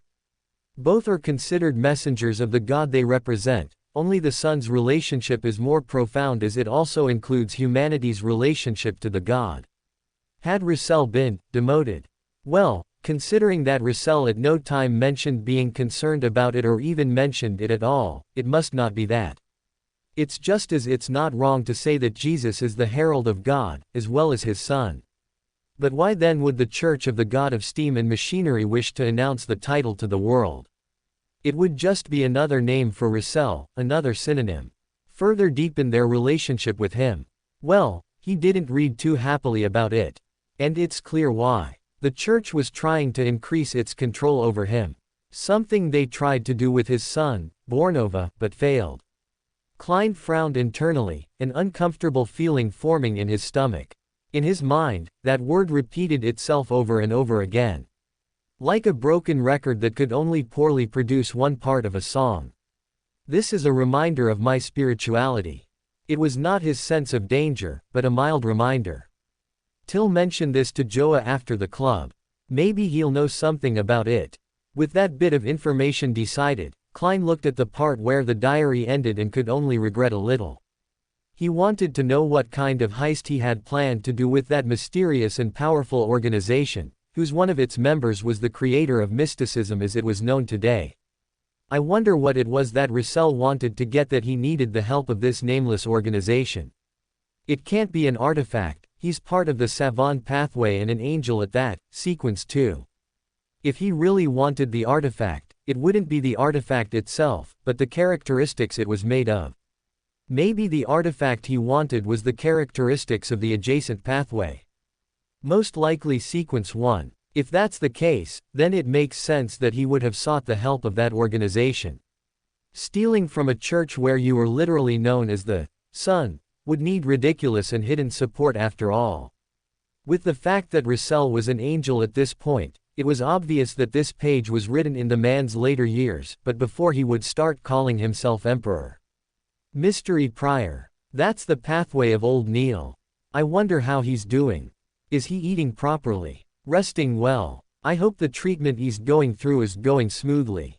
Sigh. Not wanting to get sentimental now and knowing that his mind would only go through more names, Klein returned his concentration to the incomplete page in his hands. He felt that the full page had more information regarding what he was planning, but until he got it, Klein could only speculate a little. At that, he returned his attention for a moment to the full page he had and the information on it, more specifically, to the change of path and what it brought. A change not only in abilities but in mythological creature form. Ince Zangwill was a death pathway Beyander that used the sequence 4 characteristics of the sleepless pathway to advance.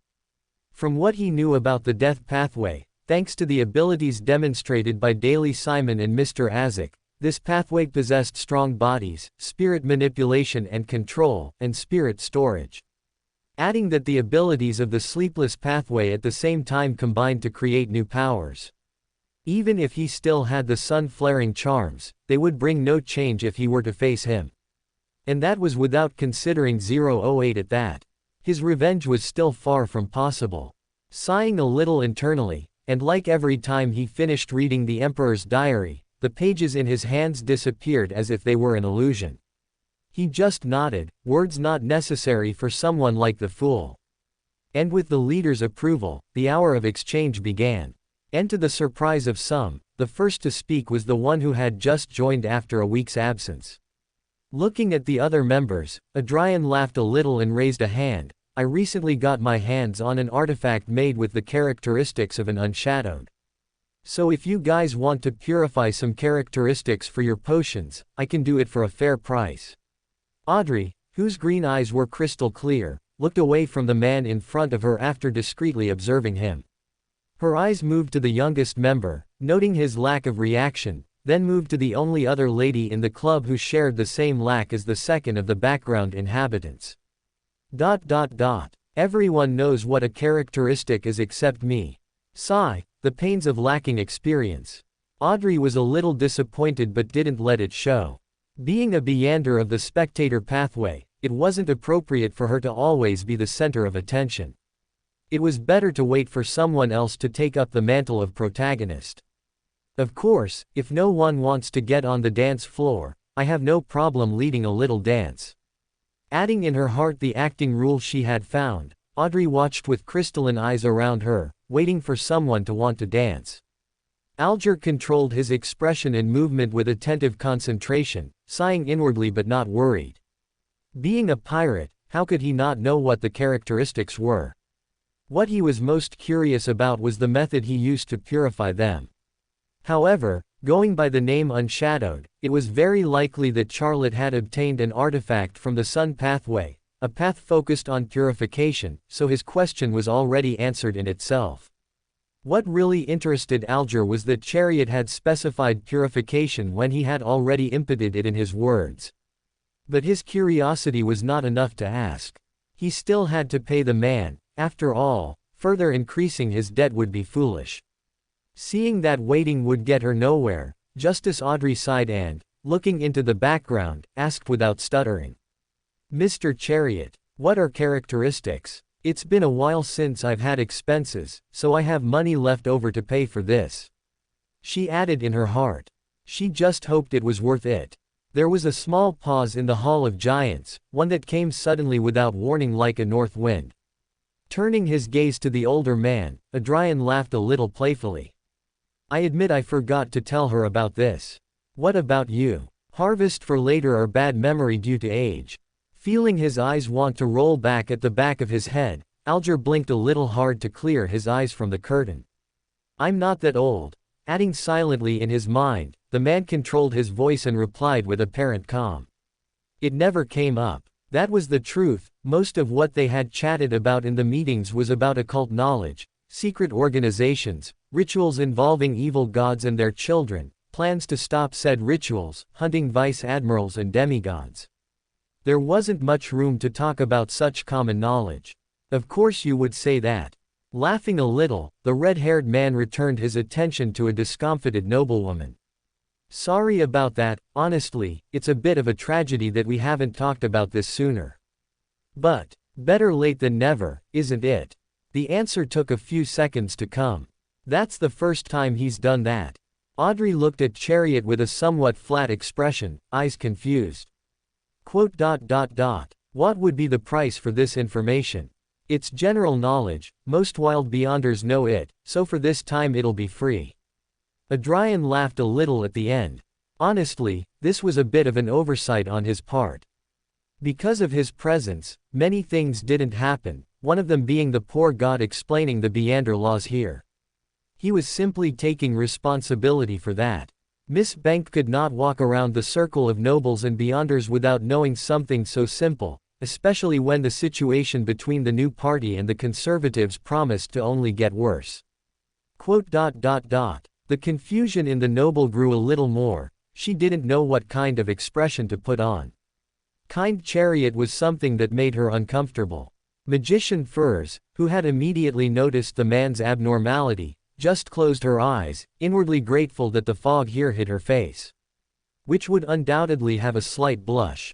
Remembering what she had heard from Hazel before the end of yesterday's meeting, the writer knew well the reason for the man's happiness. Those two did it. Sigh. I owe Zio an apple pick. Free is always the most expensive. It's not that simple. Not trusting that it was just a sudden outburst of kindness from the man, Audrey approached cautiously. That's fine, Mr. Chariot, but if I feel that the information you will tell me is more valuable than you think, then I hope you can agree to let me pay accordingly. Cautious, ch. Not bad, little lizard. Hee all right, do what you want. With another short laugh, Adrian waved his hand disinterestedly. Money wasn't something he needed right now, but he would never say no to a few good bills. Goddess give nay strength. Squeezing her hands under the table until a vein plead, Audrey maintained a polite smile and gave a slight bow. Thank you very much, Mr. Chariot. Would it be necessary for this to be a private exchange? It was general knowledge, but she still felt it was necessary to ask, not wanting her suffering to be taken advantage of by others. This is basic knowledge, no need to go to so much unnecessary trouble. Sighing a little, the red-haired man bowed his head slightly.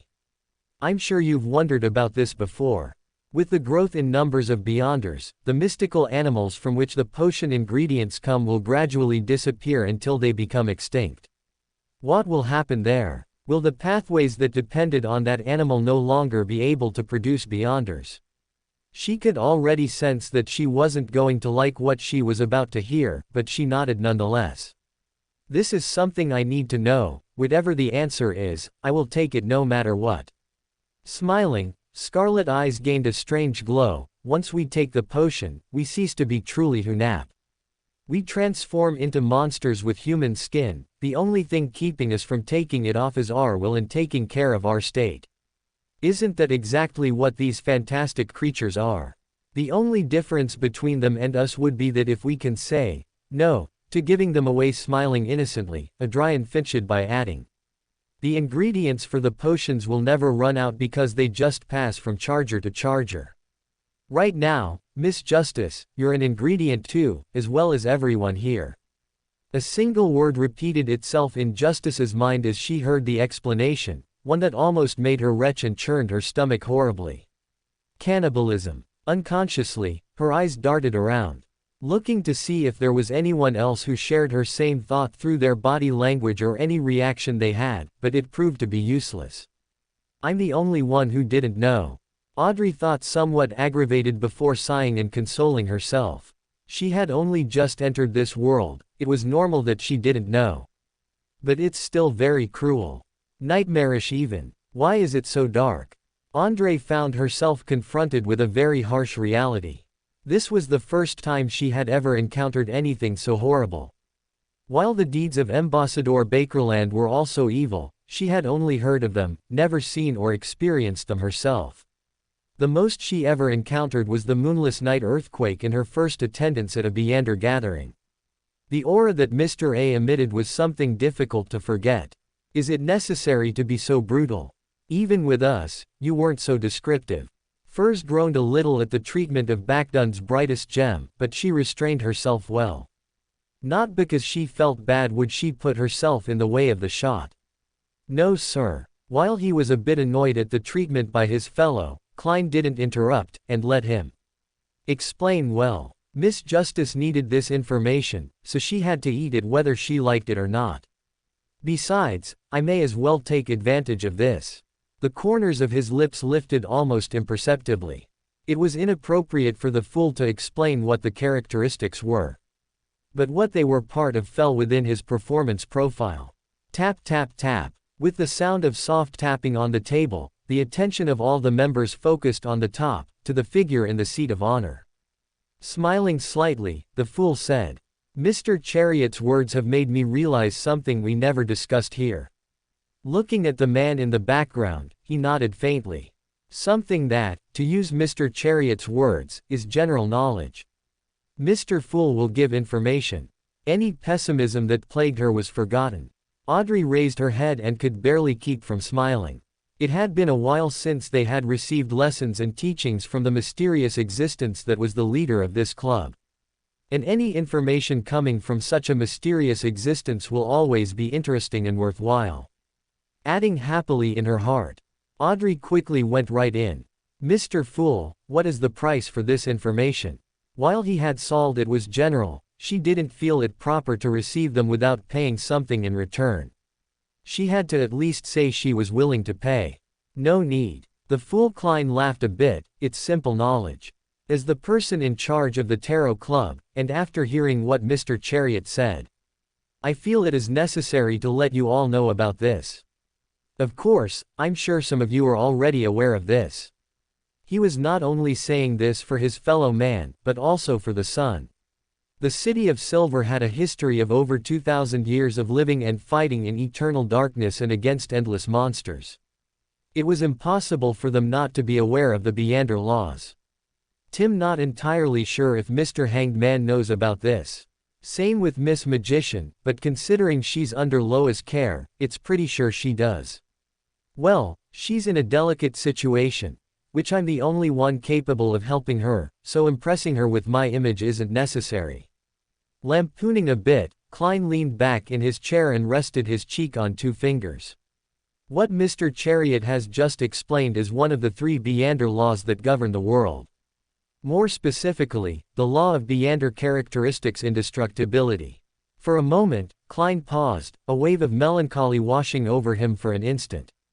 Without realizing it, I used the captain's tone. The corners of his lips unconsciously curled upward. Audrey repeated a few times in her mind, a shiver passing through her body. Just in case, her gaze subtly moved around the other members, but as she already expected, none showed any reaction. At that point, Klein continued, after a rampager dies, they will leave behind an item of Beander characteristics. It could be the main ingredient, or it could be a mystical artifact that requires sealing. An ordinary Beander's death results in similar results.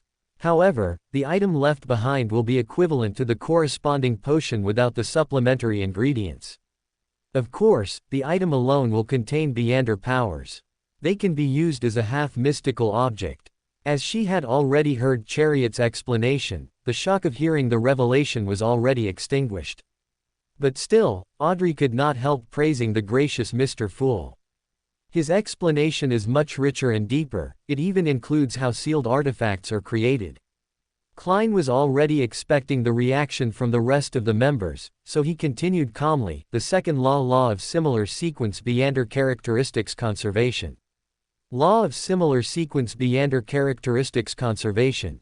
The hanged man Alger slightly changed his sitting posture. He felt that he understood something, but he was unable to fully understand what this law represented and what it consisted of. Justice shared the same feeling. She was unable to understand the true meaning of this law. Son Derek watched and listened attentively, as if it were a class from his school days. He was the pupil, and the fool was the kind teacher who taught the less experienced and guided them to be able to face danger in the future. He had already heard about the second law. All the members of the City of Silver were aware of it, stemming from an incident that had occurred years ago. The former chief, a powerhouse who had the greatest possibility of breaking past the limitations of Demon Hunter, had built a mausoleum for himself and went deep inside, making it his home. Afterwards, he appeared less and less, until the main door of the mausoleum could no longer be opened. Everyone knew what had happened because when he started building the mausoleum, a rumor spread in the city that he had found a formula for the adjacent pathway to the warrior pathway of Sequence 3 and was trying to advance by it. It was likely that the former chief lost control during the final steps of the ritual. The exact cause is unknown, but it was rumored that the issue lay with the pathway itself, rather than the former chief having made a mistake. That is why everyone was extremely forbidden to approach the mausoleum, and the mausoleum itself was guarded in full time by at least 2 of the 6 members of the Council of Elders. In case the former Chief Wach ever left his eternal resting place. It was also why no one else had tried to use the same method to change paths once they reached the Demon Hunter of Sequence 4. It was unknown if would ever happen to Chief Wach Wonld happen again. At that moment, Derek was pulled out of his thoughts by the hanged man's voice. Mr. Fool, what would we have to pay to learn what it means? Alger asked in no hurry. One of the reasons he usually didn't make deals with Mr. Fool was because it reminded him of the examples when deals were made with evil gods and devils. But now knowing the content of this general knowledge, Alger decided to take a small risk. So, respecting the law of fair exchange, he expressed his interest in the information. I'm interested too. Mr. Fool Audrey also entered, nodding carefully but quite often and with good rhythm. Already having his answer ready, Klein Com Fy said, information related to a noble of Intis from Russel's time. Pausing for a second, he continued, Amelis. So far, Klein hadn't had the time or opportunity to investigate this strange person. That Joa would show interest in finding out what she accomplished between her time in the Emperor's sheets was enough to poke his eye in as well. Klein also had his own hope that this, too, could bring him closer to finding out what happened to his fellow countrymen. A person with so much mystery behind her was a fitting target for the fool to ask, strange and seemingly meaningless. Likewise, it would not draw Joa's attention, as he also found this person strange. This would only go into what he was also looking for. Amelie. Alger muttered, hiding his confusion as best he could, but it still showed in his slight frown. Of all the payments he expected, that was something that didn't even enter his most vivid dreams. It wouldn't be strange for Mr. Fool to ask for information on ancient organizations like the Secret Order or the Aurora Order itself, but a simple noble of Intis. Mr. Fool must have learned that name in the pages of the Emperor's diary that we have been handed, and discovered something with this MLT. If that something is enough to get his attention, then she must not be a simple noble. Yes, Amelie is from Russel's time, so somehow she must be related to him. Maybe Mr. Fool thinks she did something to the Emperor. As expected, humans cannot understand the vision of great existences. After seeing a part of the truth of the matter, Alger paused a little. After nearly 20 seconds of silence, Alger looked at the fool in the gray fog, deliberated his words, and said, I will accept this request and help you gather information regarding the Intis noble Amelie. Would an advance payment be possible? Upon hearing the hanged man's request, Klein leaned back in his chair and nodded. No problem. If the information you have collected exceeds the value of the answer, I will provide you with further compensation. As for the circumstances in which the value of the answer was lacking, it is naturally up to the esteemed Mr. Fool to decide. If he has the ability to make the additional payment, so be it. If not, forget it. He added in his heart silently. Mr. Hanged Man must have realized something. Audrey noticed the man's attitude and quickly joined the exchange. The more hands the better, no Klein. Adrian smiled slightly at the splendid performance, and going with the flow, he nodded slightly and said nothing. A noblewoman of Intis by the name of Amelie. That's the very person Miss Sasha, Mr. Nathan, and little Jerry have been looking for in the library this whole time. Furs took a slow breath, somewhat disturbed by this sudden development. Her gaze moved discreetly to the end of the table, towards a red head. It's too big a coincidence to be just that, isn't it? More, knowing what her role was, she too joined in the exchange. Seeing that everyone was joining in, Derek had the urge to join in, but already knowing the answer, he restrained himself from raising his hand. I have no idea who this Amelie is, as well as what I can give in exchange for this. My resources are limited, I have to manage them properly. Consoling himself a bit, Derek tried, but couldn't help but feel a bit bad. His head even lowered a little when, after a few moments, everything in his eyes became pure gray fog and he was unable to hear anything. Klein nodded and, after blocking Sun's senses, gave an explanation that he had long prepared.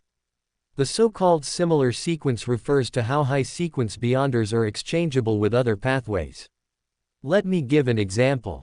The Death Pathways Sequence 5, Gatekeeper, can not only be advanced normally, but one can also choose the Giant Pathway, which is the Gatekeeper Pathways Sequence 4. Demon Hunter. This won't lead to the danger of losing control, nor will it accumulate madness. It's different from taking the wrong potion. Of course, if it's not a similar sequence, a semi-deranged state is the best result. Interchangeable. Audrey blurted out, surprised and delighted. It turns out that the paths are not fixed, they didn't have to follow the original path all the way to the end. The price of switching wasn't being semi-deranged and never to advance again. Within the 22 divine pathways, there were special circumstances and sequences that were similar. And what made her happy was that in the future, she would have another opportunity to choose. Again, it was just like being able to select something that caught her interest at Philip's department store. It was a wonderful experience. Alger pursed his lips, suddenly feeling like he had understood several things at once, and he had resolved many of the doubts accumulated in his past experiences. This information is way too valuable. As expected of Mr. Fool. So-called simple general knowledge is enough to shock an almost low sequence beyonders and benefit them immensely. He sighed inwardly. Mr. Fool, may I ask what other pathways are exchangeable with the spectator sequencer pathway? Justice asked suddenly, in a reserved voice. Sequence 4 Demon Hunter sounds pretty good. That's very suitable for me, very suitable for Justice. Audrey admired the first high sequence name that she knew. At that moment, she froze, realizing her mistake. She had been too casual in asking. She hadn't even asked what she wanted in return, how she could pay more, just before she could make amends for her mistake. The fool visibly turned his head and looked at the bottom, the fog around him seeming to smile at her.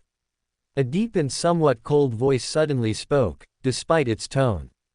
It was a rather polite one. Asterisk 3.300 gold pounds. For a moment she was confused, her gaze moving to the source of the voice, toward the end of the bronze table. It was the world. For several seconds, Audrey stood still, stunned. She hadn't expected such a person to be interested in something like this. But, not wanting to repeat the same mistake as before, she smiled, her lips quivering slightly. Deal. Quickly controlling her slip, Audrey recovered her grace as best she could. But, even so, the corners of her lips still quivered a little. While she was rich, spending that kind of money all at once was still somewhat bitter, but it was a sacrifice she was willing to accept. However, she found this curious. Mr. World is Mr. Fool's blessed as well as the one who stopped the ritual of the fallen creator in Tingen. He must be someone pretty strong to have pulled that off like that, so he must be mid-sequence. But it seems his resources are not as vast as Mr. Chariot's if what he asks for in exchange for this valuable information is gold pounds. Alger looked out of the corner of his eye at the dark world and nodded to himself. He had long since cemented the image that the fool was an ancient existence that was slowly regaining its strength and slowly entering the physical world. His condition was not good and could even be considered weak. His successful attempts were just a sign that, although he was recovering day by day, the speed was relatively slow. Mr. World must have had all sorts of responsibilities and jobs as a result of being Mr. Fool's blessed one, so he was constantly on the move and most likely completing missions of vital importance to the Fool's recovery. So, while the world had resources, they were not enough for the kind of work he was doing. And with the Fool's suspected weakened state, it was not surprising that he was interested in money. As a blessed one and someone capable of stopping the ritual of an evil god, there isn't much that can be offered to gain his attention or interest. But it seems money is a good motivator. Noting this for a future time, the hanged man sighed internally and did not enter the exchange. Unfortunately, he didn't have the capital to pay the price for that knowledge. As interested as he was, his priorities were to complete Chariot's assignment and obtain the Wind-Blessed formula. It was because of this same lack of money that he had not also asked for the characteristics that the man most likely still held in his hands. I am still too far from the gates of Sequence 4. Knowledge about my adjacent paths can wait. Sometimes it's impossible to hide that your pockets are empty, but that doesn't mean you have to let it get to you. We all have our lows. Klein sighed somewhat regretfully in his heart of hearts. Luckily, the only reason he felt sorrow was because his fellow was here and he knew about his lack of money, otherwise he wouldn't feel sorry at all. His quick response as the world, as well as the little sign he had made as the fool, was simply to make sure no one took this deal from him. With Joa here, who surely knew about the adjacent paths of the spectator pathway, it was very likely that he would miss this opportunity for business if he wasn't quick. My head shake may as well have been directed at Joa himself, he sits next to me after all. Whether it was a signal to him or my Smurf account, how would they know? I wish. Why would a god like the fool be interested in money? It's beneath him. That's what my Smurf account is for. He can ask for as many gold coins as he wants for me. Giving a slight smile, he kept his posture relaxed in his chair of honor and watched the short was given as he controlled some of the power of this space. Watching as the other members disappeared into the gray mist, making this a private exchange. Audrey focused all her attention on the dark, heavy figure of the world. Calmly and in a gravelly voice, World Klein replied, the spectator has 4 adjacent paths. The Reader Pathway, Sun Pathway, Sailor Pathway, and the Secret Supplicant Pathway. So many options. Somewhat taken by surprise, the noblewoman murmured to herself, slightly dazed. She had expected 1 or 2 at most, not 4. Wasn't that a bit of an exaggeration? Secret Supplicant is the path controlled by the Aurora Order, so it's out of the question. I don't want to go crazy. Sailor and Sun are the paths of the Island Man and Sun, so it would be a competition for ingredients, not worth it. Then there would be the Reader. What kind of abilities will this path bring? Going by its name, it would make me smarter, wouldn't it? She paused for a bit. This needed to be thought through deeply, but she had time. Remembering her manners, Audrey was quick to make a graceful bow, clutching the edges of her dress. Thank you very much for this information, Mr. World. I am satisfied. Looking up, she added, do you have some time when you are free to send payment? After a few gatherings she kept a portion of her savings in her bedroom closet hidden where the After a few gatherings, she kept a portion of her savings in her bedroom closet, hidden where the maids would never find it. That way, when it came time to pay, she wouldn't have to go out looking for the money and draw attention to herself. Rich people are the worst. Spending over £3,000 without batting an eyelid. Converting that to Lindbergh currency, that's 9,900 sassam. Ignoring the tightness of his heart, Klein checked his Smurf account. The world nodded. After the end of the Tarot Club, it's fine. If that's not possible for you, then in 5 hours at 8 o'clock tonight in your area. By the time it is 8 o'clock in Backland, here it would be 6 o'clock in the evening. So he would most likely be at his apartment. Mentally reviewing her activities for the day and remembering that she had etiquette classes around that time, the first option was the one chosen. After Tarot Club is fine, Mr. World. With that, the short exchange between World and Justice ended, and the other members were released from their little silence. And with that, the Fool raised his head slightly and continued his short sharing of simple information. Now, only the last law I wanted to mention is missing, the law of convergence of Beyonder characteristics. Again, he did exactly what he promised. He mentioned it and explained nothing beyond that, leaving the members in the dark with a slight shadow of anxiety at the lack of explanation. Convergence. Alger squinted a little, thinking he understood a little of what the Fool meant by this law. As he progressed through the sequences, the frequency with which he encountered others Beyonders increased slightly. Could this be the meaning behind this law? That as one progresses through the sequences, one is bound to encounter more Beyonders. His gaze moved discreetly to the magician, noting her lack of reaction. While she did join the exchange for the second law, Miss Magician showed no surprise or confusion. Either she is of a path that can hide her body language well, or she already knew all of this. The second case is most likely, being that she is sitting at this table, her background cannot be simple. Saving this for later consideration, the pirate placed his hand on his chest and made a bellowing bow. Thank you very much for imparting some of your wisdom to us, Mr. Fool. Audrey was not far behind. She elegantly grasped the edges of her dress and bowed. Likewise, Mr. Fool, thank you for sharing a bit of your wisdom with us. Fool Klein laughed a little. No problem. With that, silence returned to the Hall of Giants. The short explanation over. This never gets old. Wisdom, ch. Foo-foo with the corners of his lips curling upwards, Adrian just watched everything as if he was watching a very entertaining show. If this were a show, the redhead would bet it would have a name that shared the ridiculousness of its premise, the lampooning of the poor god. Klein sat in silence, extremely pleased with himself. Today he had made £3,300. His wallet would finally have a good meal after so long. After a few moments and seeing that no one was making a deal, the son Derek took the opportunity and turned his attention to the end of the bronze table. Raising his brow slightly and puffing out his chest a bit, he said rather excitedly. Mr. Chariot, I already have in my hands the remains of the Shadow Predator's shadow. I also have the doctor's potion formula and its main ingredients ready. That said, he didn't finish, but added happily, tell me a day and time and I can deliver it. Derek tried, but the smile on his face was uncontainable. He was finally going to pay for his artifact. The hunt for the Shadow Predator was relatively quick and straightforward. Thanks to the commonness of the monster and that it was one of the first enemies they prepared for in basic education, he only had to worry about the container where he would store the remnant and transport it to be ready. And being a standard material for rituals and various medicines made by the various Beyonder of the Planther pathway in the Silver City, no one would raise an eye to him taking a whole one. It was something considerably usual. At that news, Adrian chuckled a little. Now Serena can advance to listener. I wonder how quickly she'll digest the potion. Before the 15th or on the 18th.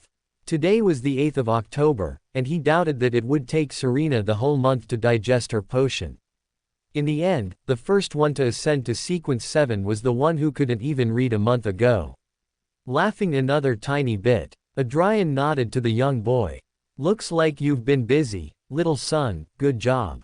I'll prepare from my side everything necessary to receive them. I'll pray to Mr. Fool so he can notify you. He said, giving a calm bow to the gray mist-covered figure in the seat of honor. The Fool only nodded slightly, an unflappable figure. The smile on Derek's face grew, showing white teeth that seemed to shine brightly. It was nothing. Mr. Chariot. It was very simple. Hee. I can imagine. You're a strong young man after all, much more than I was at your age. Laughing at how tender and excited Derek was, Adrian winked mischievously. I'll be counting on your strength from now on, little son. Keep it up. I won, slurring his words a bit. Derek swallowed a bit of saliva, feeling his cheeks extremely hot. I'll do my best. Not wanting to look bad in front of one of his examples, the young man inhaled a little and, calming himself as best he could, continued more controlled. I won't be going out on another expedition for another 3 days, so when it's best for you, I can send it to you. Watching the exchange, the corners of Audrey's mouth twitched a little. Even by Mr. Chariot's standard of treating Sun, it's more than usual. He's in an excellent mood. Did hunting a demigod make him very happy? The noblewoman unconsciously swallowed a breath of saliva. What kind of person was happy to hunt a demigod other than a madman? It seems to be true what they say. If your teacher is bitter, it's because they didn't do anything last night. Furs looked at her boss and her mind wandered a little aimlessly, remembering previous experiences.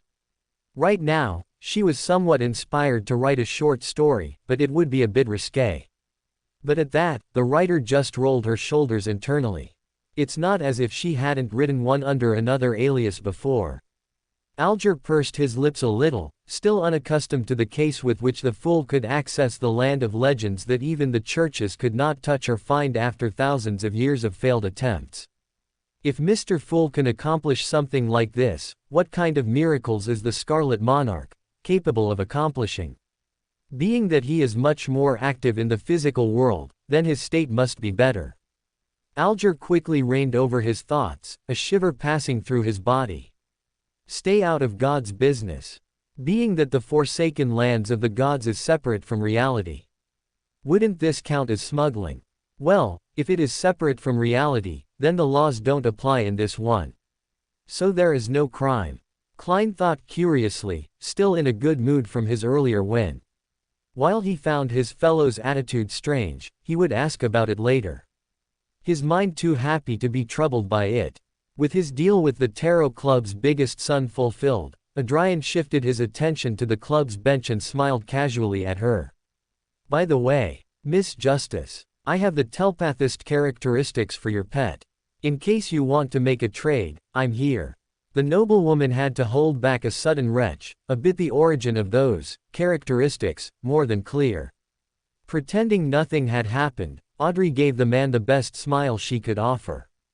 I will keep your words in mind, Mr. Chariot. The idea of giving something to Susie that was once in a person was something she wasn't entirely comfortable with now. Now he's going after the psychology alchemist. Almost the same thought went through the minds of the founding members of the club.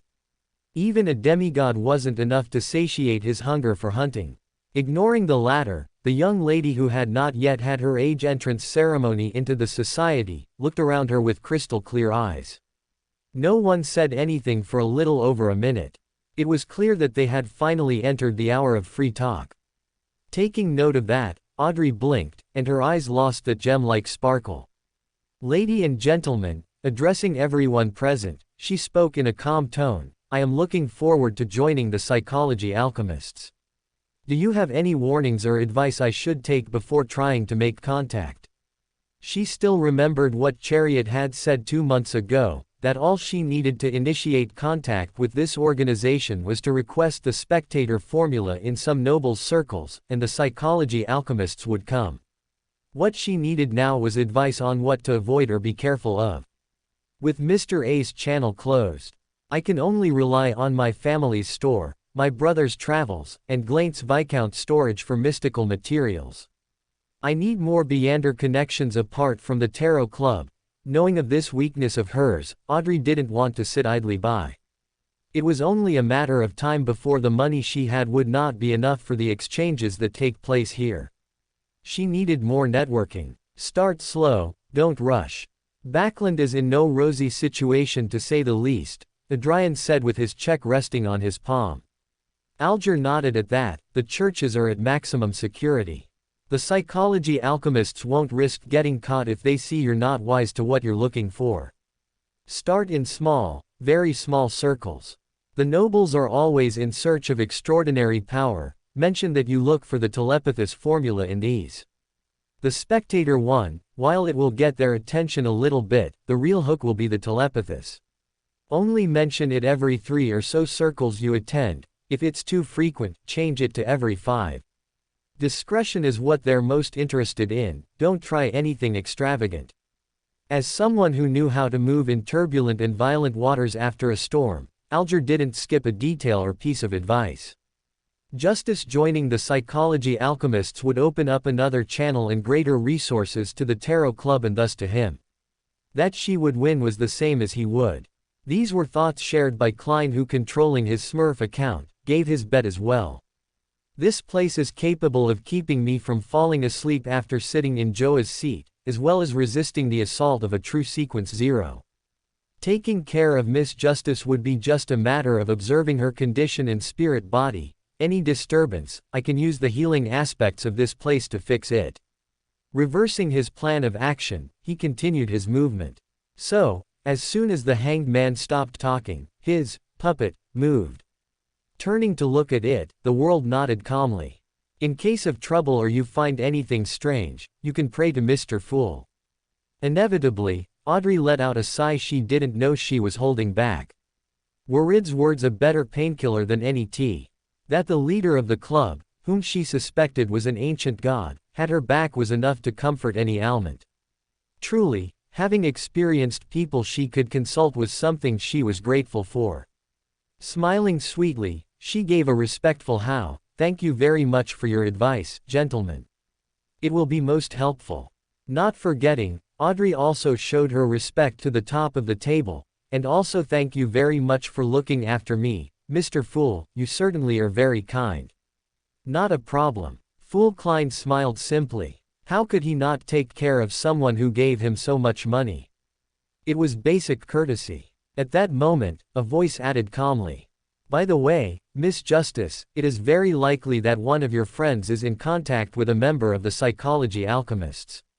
Immediately, all the members' attention was focused on Chariot, who right now had a big smile on his face. Immediately, all the members' attention was focused on Chariot, who right now had a big smile on his face. Why does he always wait until the end to say the most important thing? Audrey wanted to scream out of frustration, but restrained herself. She couldn't help it. This had already happened several times, and each one more frustrating than the last. First, he offered her one of the paths that would change her gender, then he mentioned having the telepathist formula, and finally, he said that Susie would learn to speak.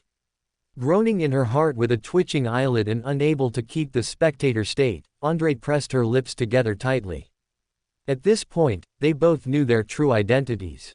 So it was pretty sure he knew about her circle of friends. But who exactly? Of the several names that ran through his mind, none stood out or seemed to be in contact with one. Unless they don't know that it's one. This organization liked nobles, it was apparent they couldn't go about their business.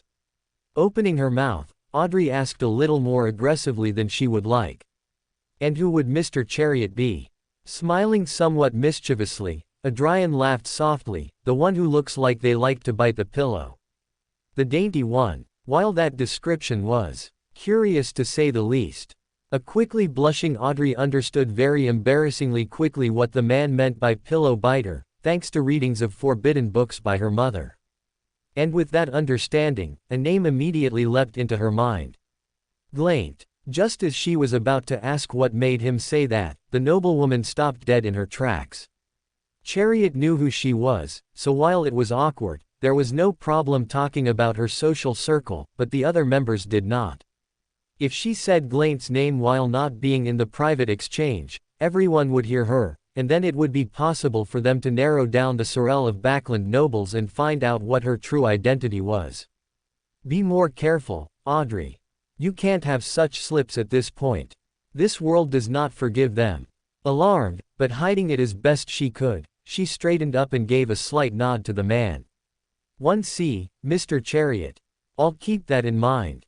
Thank you. Hee. Anytime, as if he knew he almost slipped up, his tone became playful. Her eyelid and a part of her cheek twitched, noticing what happened. He did it on purpose, Andre breathed slowly, very slowly. It wasn't in keeping with her etiquette classes, but Audrey really wanted to slap him with her knuckles when he did that. Seeing that his fellow student was making up for lost time with his absence last week and no one else was saying or making any requests, Klein tapped the edge of the table with his finger. That's it for today, the fool stated calmly. Blinking a little to remove the remnants of the crimson flash, Audrey Hall's emerald eyes were greeted by her lonely room. She didn't rush to open the door to let her furry friend in, but still sitting in her desk chateau, she thought about everything she had learned in today's tarot club as well as the last thing Chariot had said. I'm sure he means Glaint. But he hasn't been out much lately, how could he be in contact with a member of the Psychology Alchemists? Since everything that had happened with Dutch Wilson, as well as the Moonless Night, her now only male friend who was not of her family, did not make many appearances to the public. Only a few days ago, he had reappeared to the public at a few rare parties. There was only one place he frequented often, going once a week at least. And this she knew, since before the whole debacle, he had mentioned going there to recover from the party of the witches in June. The hospital, she murmured in an almost non-existent voice, no more than a whisper on the wind. Audrey raised a gloved hand and lightly held her chin. Glaint's psychiatrist is the one whom Mr. Chariot was talking about. The modern name for Sequence 7 of the Spectator Pathway is psychiatrist. If someone wanted to act, the best thing they could do would be to open an office or work in a hospital. It made the most sense. Sighing a little, the golden-haired girl got up from her chair and walked to her dressing room. While she waited for the world's notice, it was better to take advantage of the time and prepare the money in advance. The last thing I need is for Mother to come in while I'm placing money on an altar clearly not belonging to the goddess. Back in the room that did not belong to this era, sitting on the couch that was once again bigger than before, Klein looked flatly at the fellow next to him. Why are you so happy? What did you do now? Adrian laughed sweetly, and winking, said, I finally get to see my favorite clown after a long time, how can I not be happy? Controlling his expression with his clown skills, Klein ignored how sorry those words made him feel and put a hand to his forehead. I don't even know why I bothered, seeing you as you are, it's obvious it was easy. Why did he have to get such an open fellow? Already satisfied with embarrassing the poor god, Adrian crossed his legs and rolled his shoulders with little interest. The preparations made it easy. Facing a demigod without a plan and prior preparations can only end in death. Of this, there was a strong example in the original story, the events within Grossel Travels with the dragon Ulysses, who, despite only being on the level of a quasi-demigod, almost rose to victory. The only reason he lost was that he had no intelligence, he was a wild animal driven by instinct. Smiling slightly, he tilted his head to the left, amused, I can tell you how it happened if you like. Knowing this was a golden opportunity to learn how to deal with a demigod, Klein's answer was clear. I have a little time. Nodding, Klein settled back to look directly at the redhead, not at all sorry to have agreed so quickly. This is part of his ritual for Sequence 4, and listening to him would help to complete it. Hence, the fair and just exchange is completed. The fool thought calmly. Giving himself an idea of what was going through his friend's mind, the corners of Adrian's mouth turned up a little higher. First of all, information is power. If it's right and proper, you have a step in victory. If it's wrong, one step to defeat and 1 foot in the grave. The same with divinations. But with these, it's even worse, as they are usually trusted too much, so when they are wrong, the steps are much, much bigger. Able to lead you to your death much faster. Blinking slowly, Klein looked at his partner as if multiple heads popped out of his shoulders and were serenading him. You confronted him directly. Hand to hand? Klein asked, stunned. Dagger against sword, Adrian corrected without much significance, then rolled his shoulders again.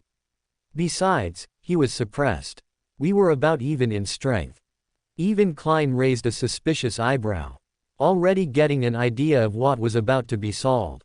At that question, the red-haired man laughed in amusement and somewhat nervously replied. I was outmatched as an adult to a child. I could barely keep him in line. Now that he was a reaper, his fire armor had truly become one, able to withstand small-caliber gunfire without shattering. Blunt attacks that weren't from sequences with large physical augmentations couldn't hurt him. But when he was still a conspirator, it was not so much an armor per se but more like a thick layer of stone, significantly reducing hits from blunt attacks and considerably reducing cuts from enemies of mid-sequence below. Still, before the brutal assault of a demigod with a grade 1 artifact, that was wet paper in comparison. It didn't even look like it was there. Every exchange he had with David Tamara, however brief and quick it was, made his muscles and bones tremble, even his very spirit. And his punches and attacks were not far behind. If he failed to use a substitute paper figurine in time, he would no doubt swim off into the Styx River and its horrible fish. Sighing slightly, Adrian smiled and continued, even suppressed, he was so superior to me that there was no danger from my part. And because of that, he underestimated me. Klein nodded approvingly and said, I can't do that. The seer pathway so far was a path with weak bodies. The power brought by the potions was more focused on the spiritual than the physical.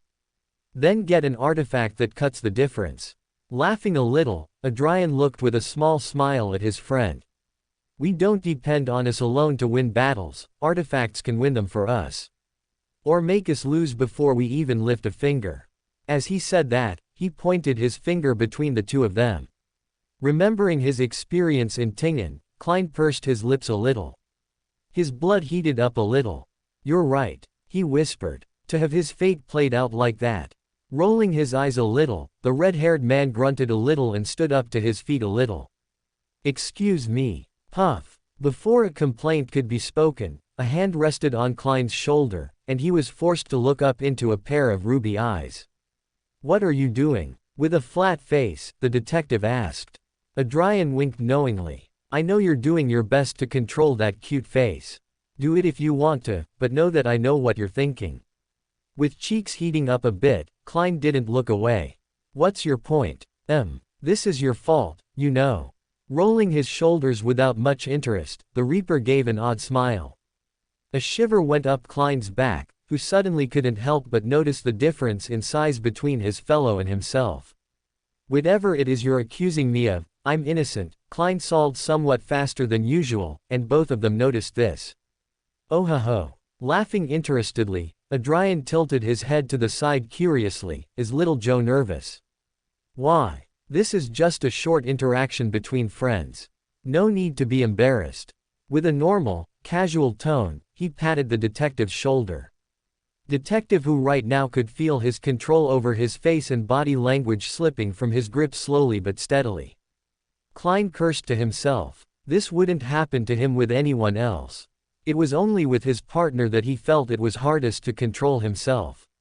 Is this because I know he comes from the same place as me? The sense of familiarity he brings me makes it more complicated for me to control my expression and face, as it relaxes me.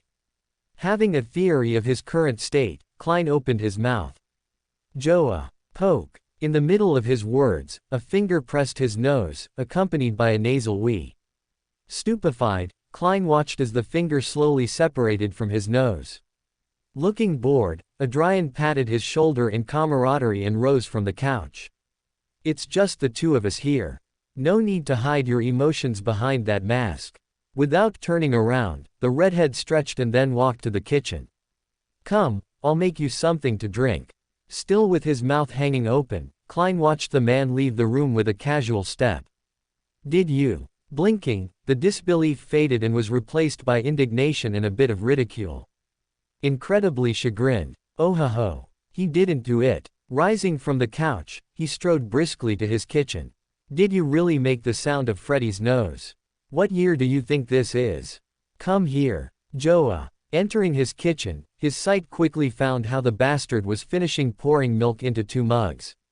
Oh, welcome. You took your time. Adrian smiled mischievously at his favorite fool and, grabbing a cup, he extended it to him. Coffee. Standing in front of him, with the table separating them, Klein stared at him, one eyebrow twitching. Sure you're not a child. Lifting his cup to his lips. Adrian winked. It's your fault for going into emo mode. You. Sigh. Grunting a little then letting out a heavy, long sigh. Klein took a seat at the table and sipped his cup in defeat.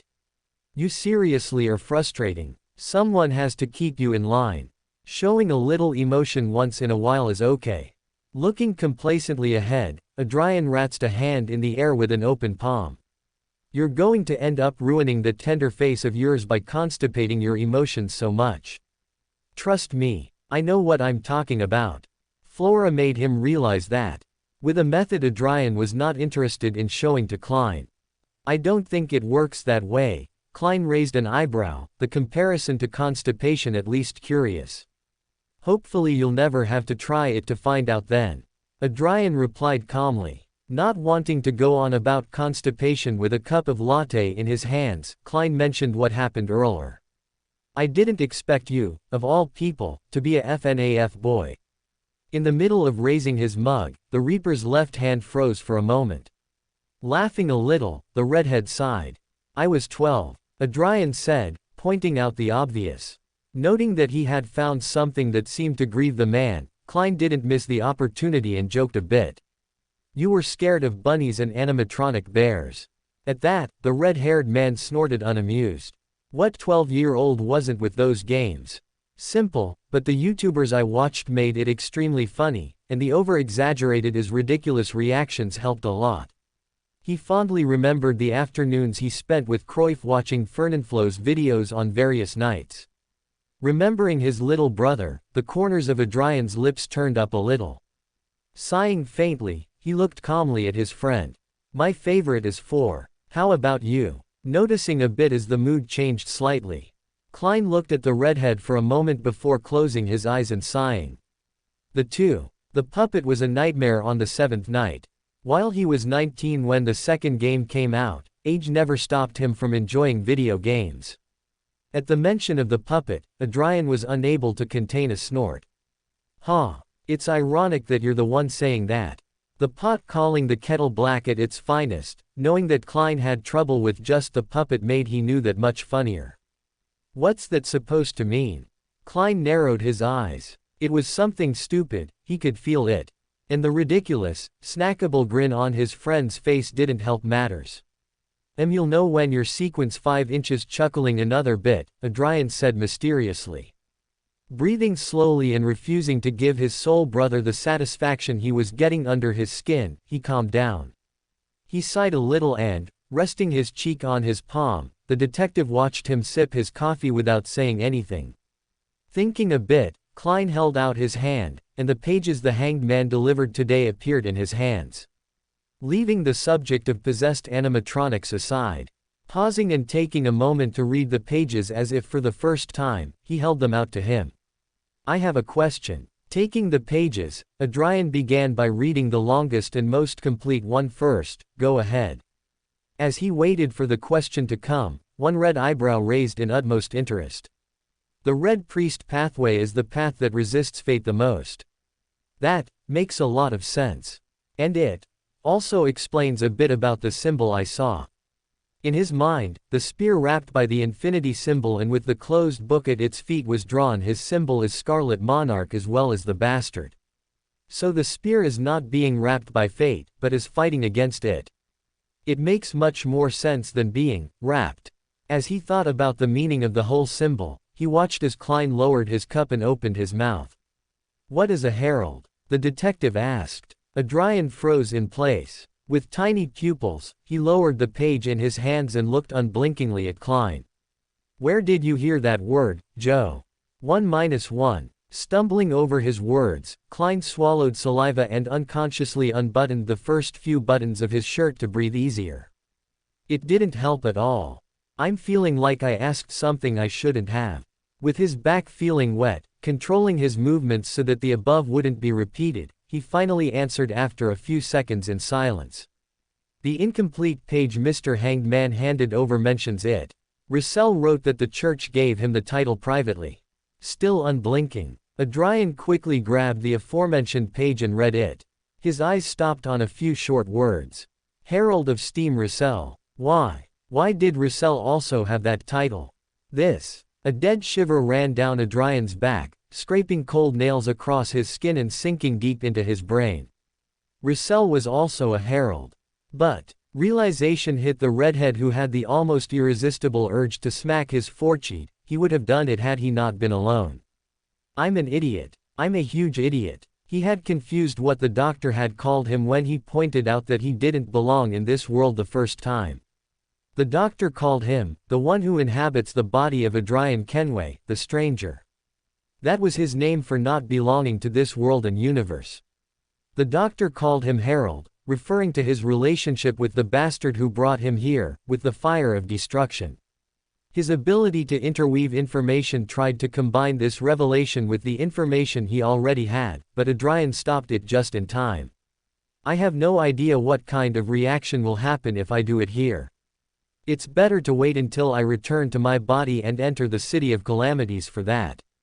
Sighing a little, the red-haired man turned down the pages and looked deeply at Klein. Klein was looking back at him with his brow considerably furrowed in visible concern. After some consideration, Adrian sighed again and shook his head. I don't know what it means. But I have an idea. He didn't elaborate. Understanding what he meant, Klein closed his eyes and nodded. The more you know, the more you get infected. Was this the reminder of my spirituality? Warning me that it couldn't just be a title. The detective was honestly disturbed. He had never seen his partner so pale. It was as if he had seen unimaginable terror. Joe. His partner's voice made him open his eyes. And again he could only press his lips together at how pale he looked. Knowing he looked horrible, Adrian didn't comment on that and just continued what he was going to say. I may not be able to tell you what I think it means, but there is what I can say. Pausing for a moment, he sighed heavily and straightening up a bit, said. I am the herald of the hunt. The headache of transmigrators. Klein looked at his fellow man deeply, a complicated expression on his face. Of all the things he expected Joa to say, that he was a herald was not one of them. Being careful what he thought, Klein pursed his lips slightly and, after a few moments of consideration, he slowly asked. Is it a good thing or a bad thing? He might not be able to know anything about it at the moment due to the hazardous nature of the information itself, but whether it was something positive or negative wouldn't affect him, so it was safe to know. With his jaw a bit clenched, Adrian sighed wearily, let's leave it at negative. Running a cracked hand through his hair, he grunted in frustration, with how well this day had started. Sigh. Nodding to the man, Klein thought something over for a moment. Raising a hand, he patted his fellow man's shoulder a few times. The table wasn't very wide, so he didn't have to stretch at all. Seeing and feeling how he was using his method of comfort against himself, the redhead's mood lifted a bit at the amusement of it.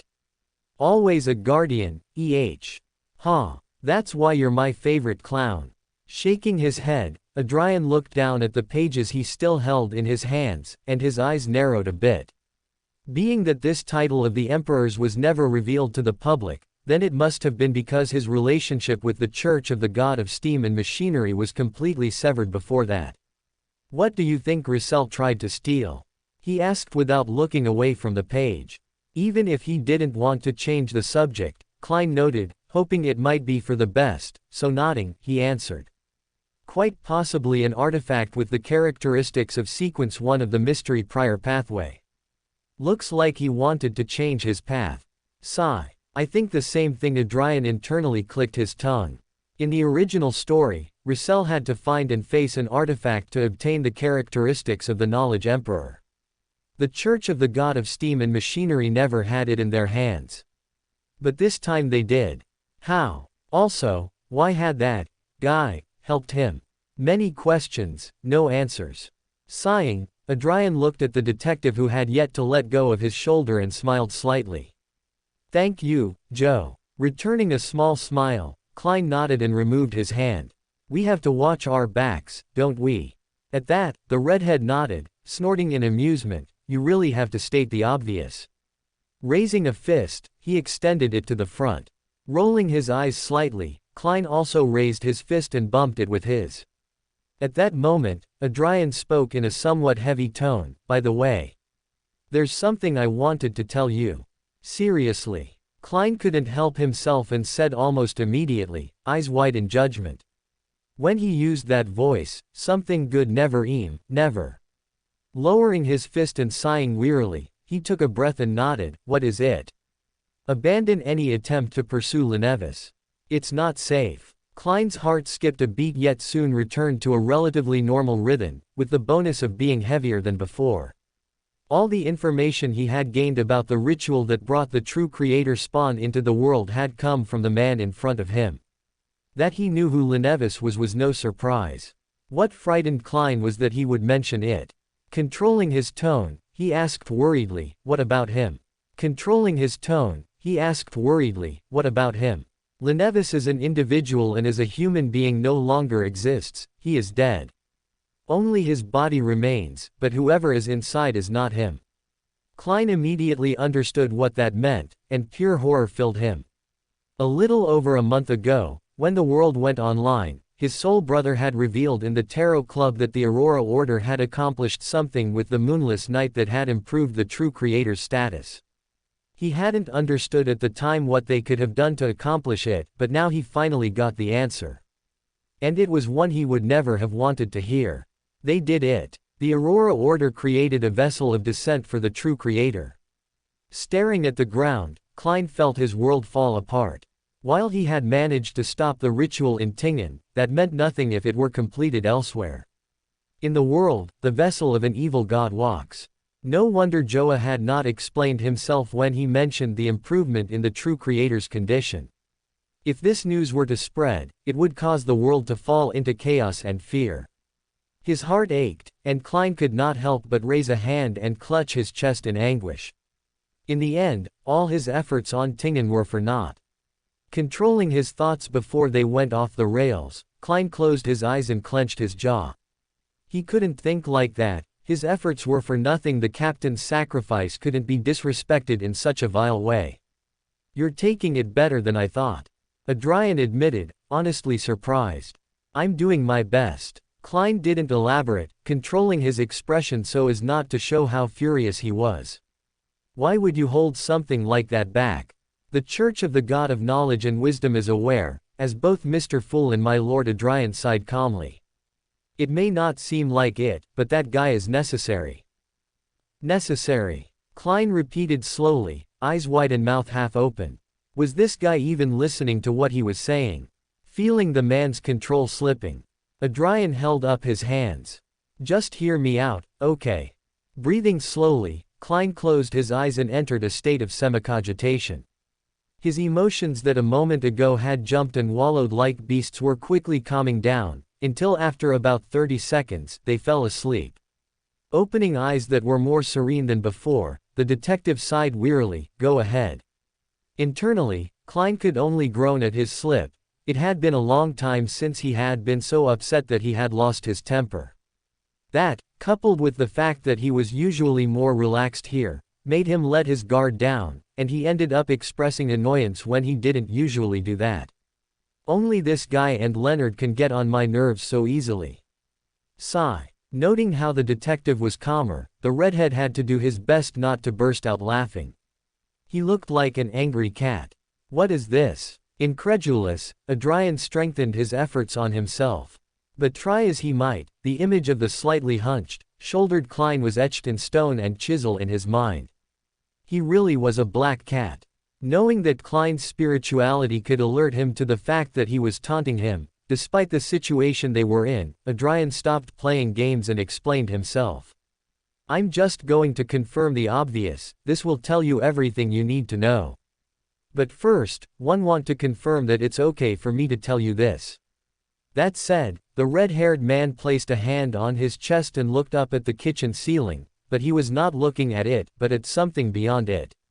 With humility and seriousness, Adrian spoke, "Mr. Fool, is it okay if I tell a little of the truth?"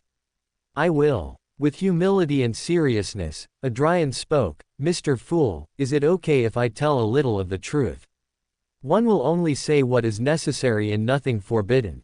But if you do not wish it, then I will say nothing. I will do what you see best." This, groaning inside him, but with the same expression as before, thanks to his clown powers, Klein used the control he had over this space and spoke in his mind. In the distance, the fool's voice responded to the request calmly. "All right." Giving a bow, Adrian closed his eyes. "Thank you, Mr. Fool." Turning to him again and after a short pause, the red-haired man said, "The true creator is the Lord that the city of silver believes in." Klein looked at his companion with his mouth hanging open slightly. That had been fast. Straight to the point, Muttering, the detective was grateful to be sitting. His legs were deferring limply. With Joa's confirmation of something he already thought about, other questions were born out of it.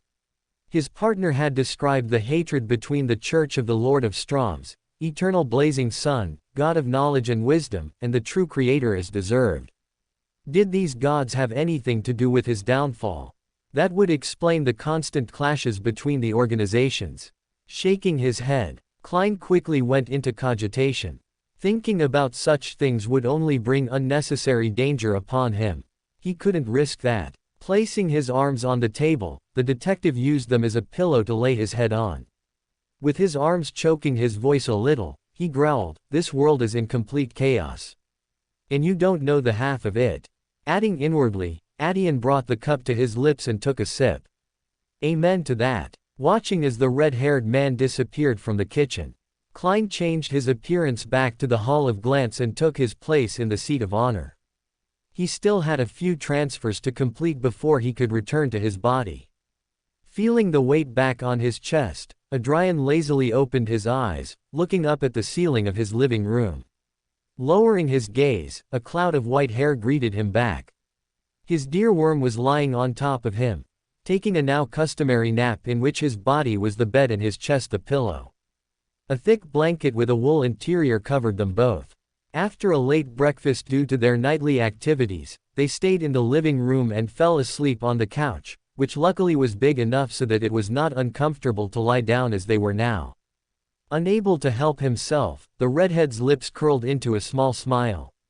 Reaching up with his left hand, he gently stroked the woman's head. At the feel of her head being touched, Flora groaned slightly as she settled better into his chest and her arms wrapped tighter around his waist. "And you dare call me a cuddlebug?" Laughing softly, but making sure not to make noise or disturb her, Adrian shook his head in amusement. He was feeling a little better now. Seeing that he still had some time before preparing the altar to receive the formula and materials from Little Sun, he closed his eyes and began to draw the sphere of light in his mind. Reopening them back in his usual corner of the city, the red-hatred man could only sigh heavily. Without even looking, he sat down in his already manifested beach chair and sipped his head. With a dark whisper, the honorific name of the bastard who brought him here repeated itself in his mind with illusory murmurs in Lindbergh, not daring to even think it in a language that moved nature. The fire of destruction that burned depravity. Incarnation of calamities. The closest to the oldest one. The second line belongs to the honorific name of the calamity of destruction. But the rest. Ever since hearing that honorific name the first time he died and resurrected, Adrian had been racking his brain trying to make sense of the first and third lines. While his experiences with the Rose School of Thought and the doctor had been unpleasant, it was undeniable that those idiots gave him too much information. If there's one thing I have to give Doc, it's that it's thanks to him I know my life as Joa isn't a lie. Adrian sighed, shaking his head, and went back to the subject at hand. Fire of destruction is not only the great old one of my path, but it is very likely that he also tried to accommodate the river of eternal darkness, or came across it in some way. The existence of Hunter's Hallow tells me that there was at least contact between the two. The mere fact that the city of calamity and the river of eternal darkness were so close was terrifying. A true calamity. Muttering, Adrian narrowed his eyes. No longer bound, his mind began to interweave the information he possessed with the information he had just obtained, quickly giving birth to numerous theories as questions. Why was fire part of his honorific name instead of calamity, when a calamity was what best represented him? Throughout history, fire has been seen as both destruction and purification. Perhaps that is what it represents. Purification. Being that it includes burning depravity, it is very possible. This would explain why the second line is as it is. Incarnation of calamities. Destruction inevitably brings calamity. But only the second part of the line. The first part of incarnation is most likely due to the third line. His jaw clenched a little. The closest to the oldest ONC. Even if the bastard really had tried to accommodate the river, that didn't explain the third line of his name. Not counting that the universe would die with that, the only thing he would manage to reach would be the level of a pillar. Putting himself on equal footing with God Almighty, the celestial worthy and the mother goddess of depravity. Adrian covered his face and sighed heavily. What he had discovered today replayed in his mind so many times that it made his head hurt. Rissel, why can't anything be simple when you enter the scene? Don't you ever make a small entrance, O Emperor? Grunting a little, he sank back in his chair, his sight lost in the yellowish sky of this place. That, Caesar, was also a herald made everything more complicated as well as terrifying. The mere implications of what it could mean made his jaw unconsciously clench. From the doctor's words, it would not be incorrect to assume that, looking at it in the simplest possible way, a herald is a prospect to be a chance of the fire of destruction to revive. But that should pertain only to beyonders of the Red Priest and Demoness path, perhaps also to the Sleepless, Death, and Warrior group, because of the possible accommodation of their Sephira. But for a Savant pathway Beyander to be a herald, that would be impossible, nonsensical. However, for Adrian, with the information he possessed as a transmigrator and knowing the end of the story, he could see how the impossible became possible. And contrary to what one would expect, the explanation was extremely simple. Staring into nothingness, Adrian cursed with pure venom. That bastard tried to accommodate another Sephiroth. The fire of destruction, aside from trying to accommodate the river of eternal darkness, had also tried to accommodate the knowledge more, the Sephira of the Savant and mystery prior pathway. That would not only explain how Rissel was also a herald, but also how something impossible like Hunter's Hallow, something created purely from the water of the river of eternal darkness, could exist. The robe had been created using the Savant pathway's authority over creation and with the mystery prior pathway that controlled information, allowing the wearer of the robe to join their soul with their body and load it back to when they were healthy. Just like putting two files back together after separating them. Adrian's eyes widened slightly, understanding shining in them. That would also explain the state of my right arm. Because I interrupted the process of joining my soul and body over and over again, a bug happened. Trying to keep two files separate during the joining process would always end in a glitch, and that was what happened to him. The more Adrian thought about it, the more it became apparent that the bastard had successfully accommodated the knowledge more. A part of the redhead wondered for a moment how that was possible. Not the fact that the bastard had managed to accommodate it, but that the knowledge more had even been available to do so. It was supposed to be sealed in the western continent with the rest of the Sephiroth. Of course, as soon as that question came up, he already had an answer. The only way that could have happened was if the fire of destruction had accommodated it before it was sealed.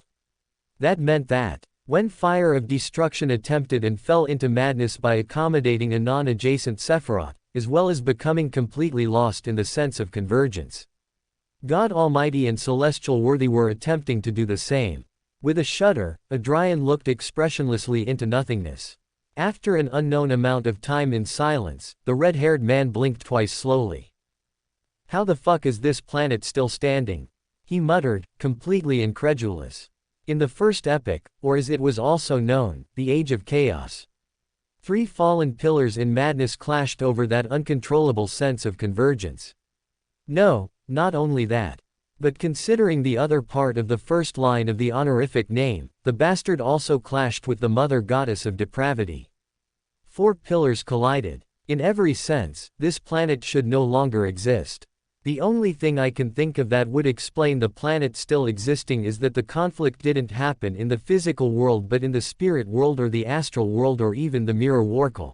That's the only way. Adrian muttered, not sure if that was really the case. Shouldn't there be traces of a battle of that magnitude? Pursing his lips a little, he brought his hand to his forehead and massaged it a little. This was too much. And that's not including the god of steam and machinery's attitude in this. Why the fuck would he go public with the title of Herald of Rissel? Wouldn't that be counterproductive for him? Likewise, why did Russell only receive the title of herald when he had already been an angel for several years and his fame was already worldwide? The first question had no apparent answer in his eyes, but the last one, Adrian could see some sense in it. Russell was just an angel. He had nothing special about him. Unlike him, I have the City of Calamities, and I'm that bastard's backup plan. If Adrian named it, it would be nepotism. Russell had to start from the bottom, and work his way up slowly. Only once he broke and abandoned his humanity and became a true mythological creature was the emperor worthy of being considered a herald. Adrian, on the other hand, just had to wake up, and he was one. Nepotism. And not of the style that I have a fortune and live comfortably. But the kind that is a cancer that has a high chance of killing me. The red-haired man sighed again. This was all complicated. At that moment, a flecting thought crossed his mind. One that made him grunt heavily. Also, if Russell was a herald, that means that every angel and up of the pathways of Red Priest, Demoness, Mystery Prior, Savant, Sleepless, Death, and Warrior are as well. Also, Adrian couldn't help but go back to thinking about what the Emperor had planned to do, that Helst. More specifically, the support he had received. That he had received help from the Twilight Hermit Order meant that Adam participated. As far as one knows, the paranoid had never helped him. Why now? That Russian pastor never did anything just for the sake of it. Adam planned to accomplish something by helping Russell. But what? Maybe he wanted to use Russell like he did Antigonus, use him as the canary in the mine to see how active the will of the fire of destruction was. No, that couldn't be. With the hidden sage out there, the bastards will on the pathways is weak to almost non-existent. Sigh. What am I doing? Team missing too much information to be trying to find a reason why Adam helped Russell. But that it's related to the bastard, there's no doubt. Snarling Adrian this time used his whole hand to cover his face. An instant later, a scream echoed from the outskirts of the City of Calamities. Fuck. Again, all this was complicated. But what confused him now was what each of these names stood for. He was the herald of the hunt, while Russell was the herald of steam. What did these names mean? What kind of symbolism did they have? At least the symbol he had seen made a little more sense. It wasn't a spear fighting against fate and resisting it. It was a spear piercing it, trying to bring it to an end, but not quite breaking it. The book was what still confused Adrian a little. Perhaps the closed book could be seen as the authority it gained by accommodating the knowledge. It would be similar to the reader pathway, which also features a book representing knowledge. Sighing, Adrian finally just closed his eyes and cursed everything. This is why I hate Mondays. And he still had a lot to do today. Shaking his head and knowing that he had already wasted too much time here, he left the city and returned to his body. Opening his eyes, Adrian softly stroked Flora's head again, who grunted a little. Sighing faintly, the redhead calmly and gently slid off the couch, taking extreme care not to disturb his companion too much. After a few moments of pausing to separate the woman's arms from his waist, Adrian stood victoriously at the side of the couch. Using his threads, he flew the pillow from one of the extra couches to his open hand. Extending the offering to the woman, he watched as something moved under the blanket. The next moment, the pillow disappeared from his grasp. What time is it? Flora lazily opened one gray eye, settling the pillow under her head. Lunchtime. Laughing a little, Adrian covered her better with the blanket. I'll be back in a bit. Get some more sleep. I was already planning on that. Closing her eye again, the Jacob exhaled complacently. Don't take too long. I'm hungry. Rolling his eyes in amusement, Adrian stood up and, with nothing else to do, walked with a leisurely pace back to his room. The rain outside was still bathing the city with envious constancy, as if it was trying to drown her. I wonder what winter will be like here. As far as I know, it snows here. Adrian noted a little absent-mindedly. He wanted to see snow. While this body had memories of snow and the like, he himself had never personally experienced it. Paraguay was a country with a tropical climate, so the mythical white flakes did not fall there. This would be the first time he would experience it. Shaking his head and putting aside those childish thoughts, Adrian entered the bedroom and closed the door behind him. Pausing for a few moments to look at his already naturally messy bed, he passed it and entered his bathroom. Locking the door again, he opened the drawer under the sink and pulled out various materials. Red popples, red candles and white candles, and various papers.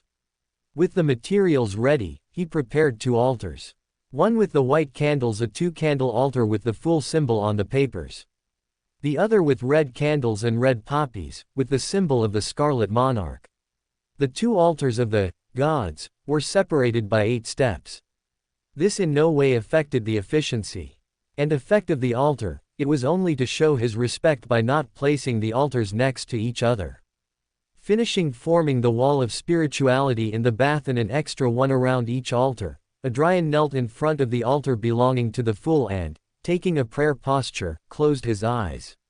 Not a moment later, ancient Hermes sounded in the bathroom. The Fool that doesn't belong to this CRA, the mysterious ruler above the gray fog, the king of yellow and black who wields good luck. I pray for your attention. I pray for you to listen. Mr. Fool, I am ready to receive little son's materials. Klein, who was counting out several 10-pound bills, sighed, feeling calmer than before. The quantity of bills was such that it had a satisfying weight and smell that cleansed the soul. The uncomfortable and painful revelation of a few minutes ago seemed much more distant than it was, thanks to these. The beautiful paper in his hands embraced him, and the face of William Augustus I seemed to smile at him. It was a consolation, but one that he received well. Finishing his 3rd count of the 3,300 pounds, Klein neatly stuffed the money into the bag and released it into the air. An invisible force grabbed the bag and carried it carefully through the air to a large pile at the back of the hall, one that was filled with clothes, mystical materials, and another pile of yellow bills. Covering his junk pile with the gray mist concealing it back, Klein sank a little deeper into his chair of honor, his brow furrowed in deep thought. The Lord of the City of Silver, the ancient sun god, is the true creator that the Aurora Order worships. Lenevis. To become a vessel. That is a fate worse than death. Honestly, the most he planned to do to him was to kill him. But, knowing now that fate was merciful to what ended up happening to him, Klein didn't feel the slightest hint of pity. Lenevis was willing to risk and kill the innocent lives of an entire city by assisting in the ritual. That he would suffer the fate of losing his autonomy and life for the same was poetry in itself. Klein closed his eyes and let out a slow sigh. Opening them slightly, he gazed into the endless gray mist around him. After a few seconds, he nodded and recited emotionlessly. If you play with fire, you're going to get burned. Just as if you play with evil gods, you are destined to doom yourself. Megos could rest a little easier knowing that one of the culprits of her suffering met an end worse than death. Yet, there was still one culprit left to punish. Sighing, the Tarot Club leader rested his cheek in his palm and silently tapped the edge of the bronze table. His mind replayed the meeting of a few moments ago.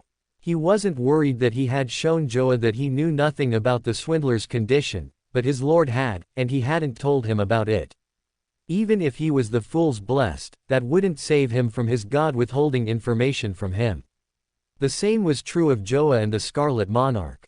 Next Tarot Club, I'll ask him why the Emperor says the Red Priest has more interchangeable paths. Besides the Demoness. And why didn't he mention it? Joa showed no surprise or any emotion at that, so he already knew. Is there a problem with switching to one of these paths? At that moment, the lone crimson-stained flame pulsed, a familiar male voice coming from it. Already accustomed to this point, Klein closed his eyes and lowered his head. That done, he extended his hand as well as his spirituality to this flame. Mr. Fool, I am ready to receive little son's materials. You were already taking your time. What were you doing? Sighing, Klein cut off the supply of spirituality, returning the flame to its original size. Creating and editing the prayer as usual, Klein sent the censored version to the star representing the sun. City of Silver, Derek's household. Derek was sitting alone at the table with a book in his hand, reading it, but his leg was twitching uneasily. He was finding it difficult to focus on the words in the book, written in black ink on yellowed pages. Several lamps illuminated the place, repelling the deadly darkness and reassuring the young. Suddenly, his vision became blurred, and a gray mist covered everything. In the grayness, something moved. Soon it cleared, allowing him to see a strange yellow room, with a man with long red hair kneeling in front of an altar. A voice then reached his ears, illusory and etheric but still recognizable. I am ready to receive little son's materials. Mr. Chariot. His heart skipped a beat, but Derek quickly controlled himself, not letting it show. Rising from his seat, Derek closed the book he was reading, leaving it on the table. With quiet steps, he walked to his room and closed the door. He grabbed 2 bags set aside beside his bed and placed them in the middle of the room. After that, he took a candle he had prepared in advance and placed it in front of these bags. This was a simple candle, almost identical to the others. The only thing that differentiated them was that this one had a symbol carved on its body, a pupil-less eye with contorted lines, the sacred emblem of the Fool. This was a simplified ritual, and due to its nature, it could not have a wall of spirituality around it. Grasping the candle's cord, he rubbed his fingers together as he poured out his spirituality. In a moment, the candle ignited into an illusory flame. Clasping his hands together faithfully, Derek closed his eyes and prayed. The fool that doesn't belong to this era. The incantation was completed, and soon the mysterious existence illusory gate of light manifested. With a creaking sound, the illusory door that had many strange patterns on it opened a tiny crack. Behind the crack was a deep darkness in which countless transparent and indescribable shadows resided. High above these shadows were 7 pure lights of different colors that contained endless knowledge. Above the brilliance was an endless grayish-white fog, and above it was an ancient palace that overlooked the gray fog. In the palace, a bronze table could be seen. Multiple seats on either side of it, empty. And on the seat of honor, a figure surrounded by gray fog sat. A great suction force appeared, just taking the bags and pulling them into the door. Once they were through the door, it closed with a clang. And quickly vanished. With that done, Derek cleaned up everything he had used a moment ago. He took the candle that had barely burned out and, with his fingernail, erased the sacred emblem of the Fool. Placing the candle back where it was, Derek left his room as if nothing had happened. In another part of the city of Silver, black grasses and ivy climbed ancient stone walls, their appearance resembling more like human hairs that danced ominously in the wind. These grasses of human hairs moved and danced with no apparent direction but with a grim purpose, seeking an embrace that never came.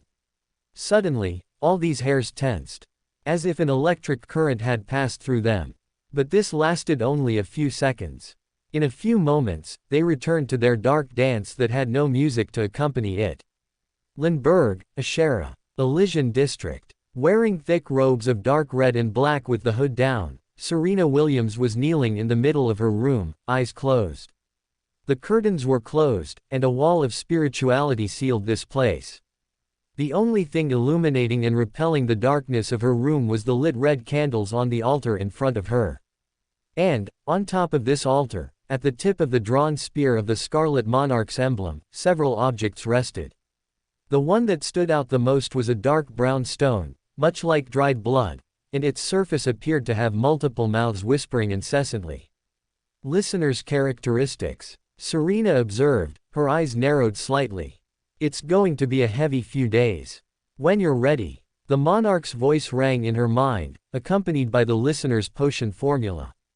Her hand moved, grasping the small pot at her side and placing it in front of the altar, ready to receive the life-giving substance. Inhaling slowly, Serena grabbed the holy water she had prepared in advance and poured it into the pot. Next, she threw in the 5 grams of white gold, 7 grams of copper, and the 4 claws of the white raven. The holy water kept its clarity and purity, and the various minerals and claws sank to the bottom of the pot. The small amount of liquid in the pot made it look like stagnant water. Looking at the characteristics that still remained on the altar, Serena was not embarrassed even for a moment as she grabbed the second thing she had prepared in advance. Instantly, the metal reflected the candlelight. It was a spatula. Carefully, she used the kitchen utensil and separated the dark brown stone from the altar. She lifted it into the pot and threw it in. The whole process was quicker and cleaner than separating a fried egg from a pan with too much oil. The moment the stone hit the holy water, a horrible peal resounded loudly. Serena couldn't help but grimace at the volume. If the wall of spirituality wasn't there, that would reach all the way to the front door. The woman blinked somewhat dazedly as she watched the stone melt unnaturally fast. As soon as it reached the middle, the illusory mouths on the outside of it unnaturally opened and began to spew out a thick, dirty, red-brown, honey-like liquid that was stained with blood. Ah! A spectral murmur was the last thing the mouths expelled before the stone dissolved, completely. None of the oars and claws could be seen now. All that remained in the pot was a multicolored liquid of gray and red with a dark core, churning together, but never mixing. Drink me, drink me, drink me, drink me. Mysterious, spectral voices began to reach her ears. At the same time, her spirituality as secret supplicant began to jingle, detecting great value from this brew and tempting her to drink it. Ignoring the sensation, Serena clasped her hands together in prayer and pressed them to her forehead. Praying with emotion and control, O Scarlet Monarch, give me strength to withstand the temptations of this world. While that short prayer was not said in any language that moved nature, Serena could feel her resolve and will strengthening. The annoying murmurs and tinklings disappearing. That was all she needed. Grabbing the small pot, Serena lifted it to her lips and drank. The potion went down extremely slowly, passing from pot to her lips more like a mass, not being worthy of being called a liquid. It was so thick and dense, that once it was in her mouth, she had to chew to even try to swallow it. The taste was curious. It was the coppery taste of blood, but it bordered on extremely sweet. Surprisingly, it was delicious. Gulp, gulp, gulp. The gulps were slow and labored, but this did not bother her at all, but only excited her. Her heart quickened and rejoiced with each gulp. Serena felt as if her eyes wanted to pop out of her head and start dancing, still connected to her. The same with her hair that felt like it was shaking and laughing. This was so with every hair, fiber, flesh, and bone of her being. Daliko za holmami I tekusami rekami, v zalatam svik prekrasnogo utra. A strange language began to ring in her ears, a chorus of voices of men and women whose echoes reached deep into her spirit. She didn't recognize the language at all, nor what was being spoken, but she could feel the deep emotions in them. Her whole body wanted to dance, to abandon her attempt at cogitation since taking the potion, and join in singing. She clenched her jaw, Serena closed her eyes and went into cogitation as fast as she could. Huff huff. Stole Harabrai I Blagagorodnij angel. The voices were slowly drifting away, but the effect of the chant still lingered. Ikael. With saliva spilling out of her mouth, Serena held the voices at bay as best she could and quickly prayed. The Scarlet Monarch who burns depravity. The calamity forgotten by time. The stranger who comes from the unknown. As soon as she finished the last line of the prayer, a small chuckle rang out, completely drowning out the voices. It was soft yet powerful, not drowning, soothing, and calming. You were taking your time. The monarch's voice bathed her, welcoming her into a protective embrace. Suddenly, all the noise in her ears stopped. Pure nothingness. As if she had suddenly gone deaf. Knowing and understanding what was going on, Serena focused all of herself on finishing the cogitation. The potion that she could now feel was stuck in her chest began to go down again, going down at a slow speed, but at least it was moving. Serena, while a bit excited by this, did not at any point let it affect or ruin her efforts. After a few minutes, Serena opened her eyes again. Looking around, she noticed slightly dazedly how she could see much better. Even though the only thing illuminating her room was the candles on the altar, that didn't affect at all how everything was clear in the darkness. 1. I'm already a sequence 8. Her dazed expression quickly broke with this realization. Her cheeks were hurting from how big she was smiling. Congratulations on becoming a listener, Serena. The monarch spoke with a deep tone, the pride in the voice clear. Blinking, wiping away as best she could her sudden wet vision, the now listener clasped her hands together and praised wholeheartedly. Praised the monarch. Pressing her lips together, Serena took a breath and nodded energetically. I am ready, I can start now. This was the sequence where the real mysticism lessons would begin, as well as an extremely dangerous one. While advancing to listener, everything that she already had was enhanced, whether it was her knowledge of rituals and how to pray to hidden existences. This sequence came with a powerful but lethal ability. She could now listen to the whispers of hidden existences and gain not only information, but powerful and unique abilities. While powerful, there was a severe drawback. Listening was always active, having no way to deactivate this ability in this sequence. So sooner rather than later, she would find herself in contact with information from powerful, distorted, and unique existences. If it wasn't for the fact that the monarch was speaking and she was focusing all her attention on his voice that seemed to be coming from nowhere, Serena would be listening not only to the people outside her house, but also to any existence in the area. Now she couldn't waste her time crying and celebrating the fact that she had advanced. She had to digest the potion as quickly as possible and advance to sequence 7. Foo-foo again, Adrian knows how to choose. Chuckling softly, Serena couldn't help but imagine how the god was shaking his head in amusement. Very well. Let's start from the basics.